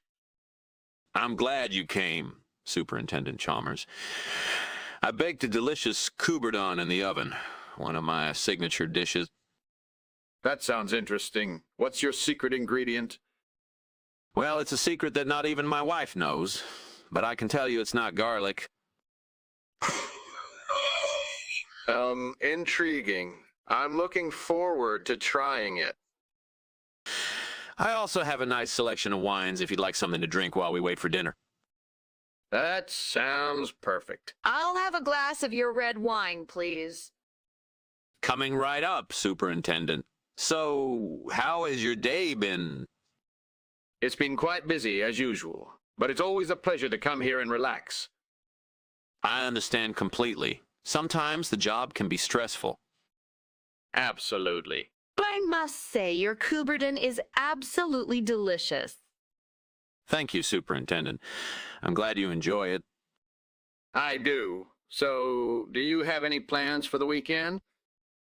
Actually, I was thinking of going on a hike in the mountains. What about you? I have some important meetings lined up, but maybe I can take a break and go for a walk, too. That's a great idea. Maybe we could go together sometime. I would enjoy that. Let's plan something soon.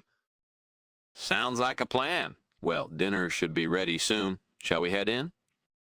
Yes, let's do that. Thank you for a lovely lunch, Skinner. Damn it, I burned the food again. Well, this just makes my day complete. This is just great. What else could go wrong today? I can't stand this. I can't believe I messed up again. This is ridiculous. Why does this always happen to me? Yay, more burned food for me? This is just like the last time. I don't know how many more times this can happen. Not another burned meal. This is getting ridiculous. I need to get better at cooking. And why do these things always happen to me? I've got it. I'll replace that burnt Couberdon with some Picrus Day. Skinner looks out the window and sees a shop that sells Picrus Day.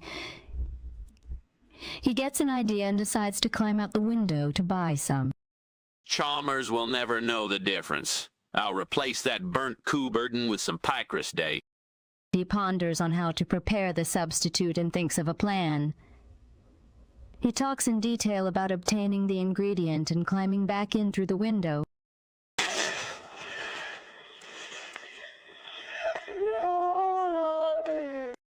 In this scene, Skinner is determined to replace the burnt Couberdon with some Picrus Day. He is devilish and excited about his plan and can't wait to try out the new dish.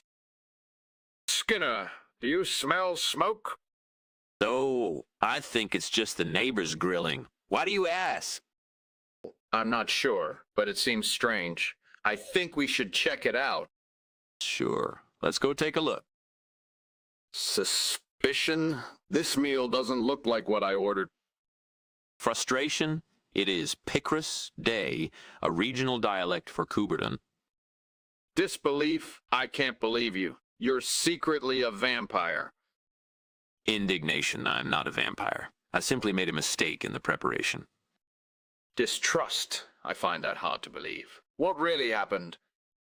Resignation? Fine, I messed up. But please don't tell anyone. Deceit? I won't say anything if you reveal a little secret of your own. Fear? What do you mean? Fred, I know about your nocturnal habits. Don't think I won't expose you if you don't tell the truth. Desperation. Okay, I made a deal with the butcher to provide me with Couberdon. Please don't tell anyone. Triumph. I have your number now. You won't be able to fool me again. What the hell is going on here? There's a fire in the kitchen. It's just a bacterial culture. Don't worry about it. A bacterial culture? In the kitchen? That's ridiculous. I'm telling you, it's nothing to worry about. I've got it under control. I want to see for myself. Let me...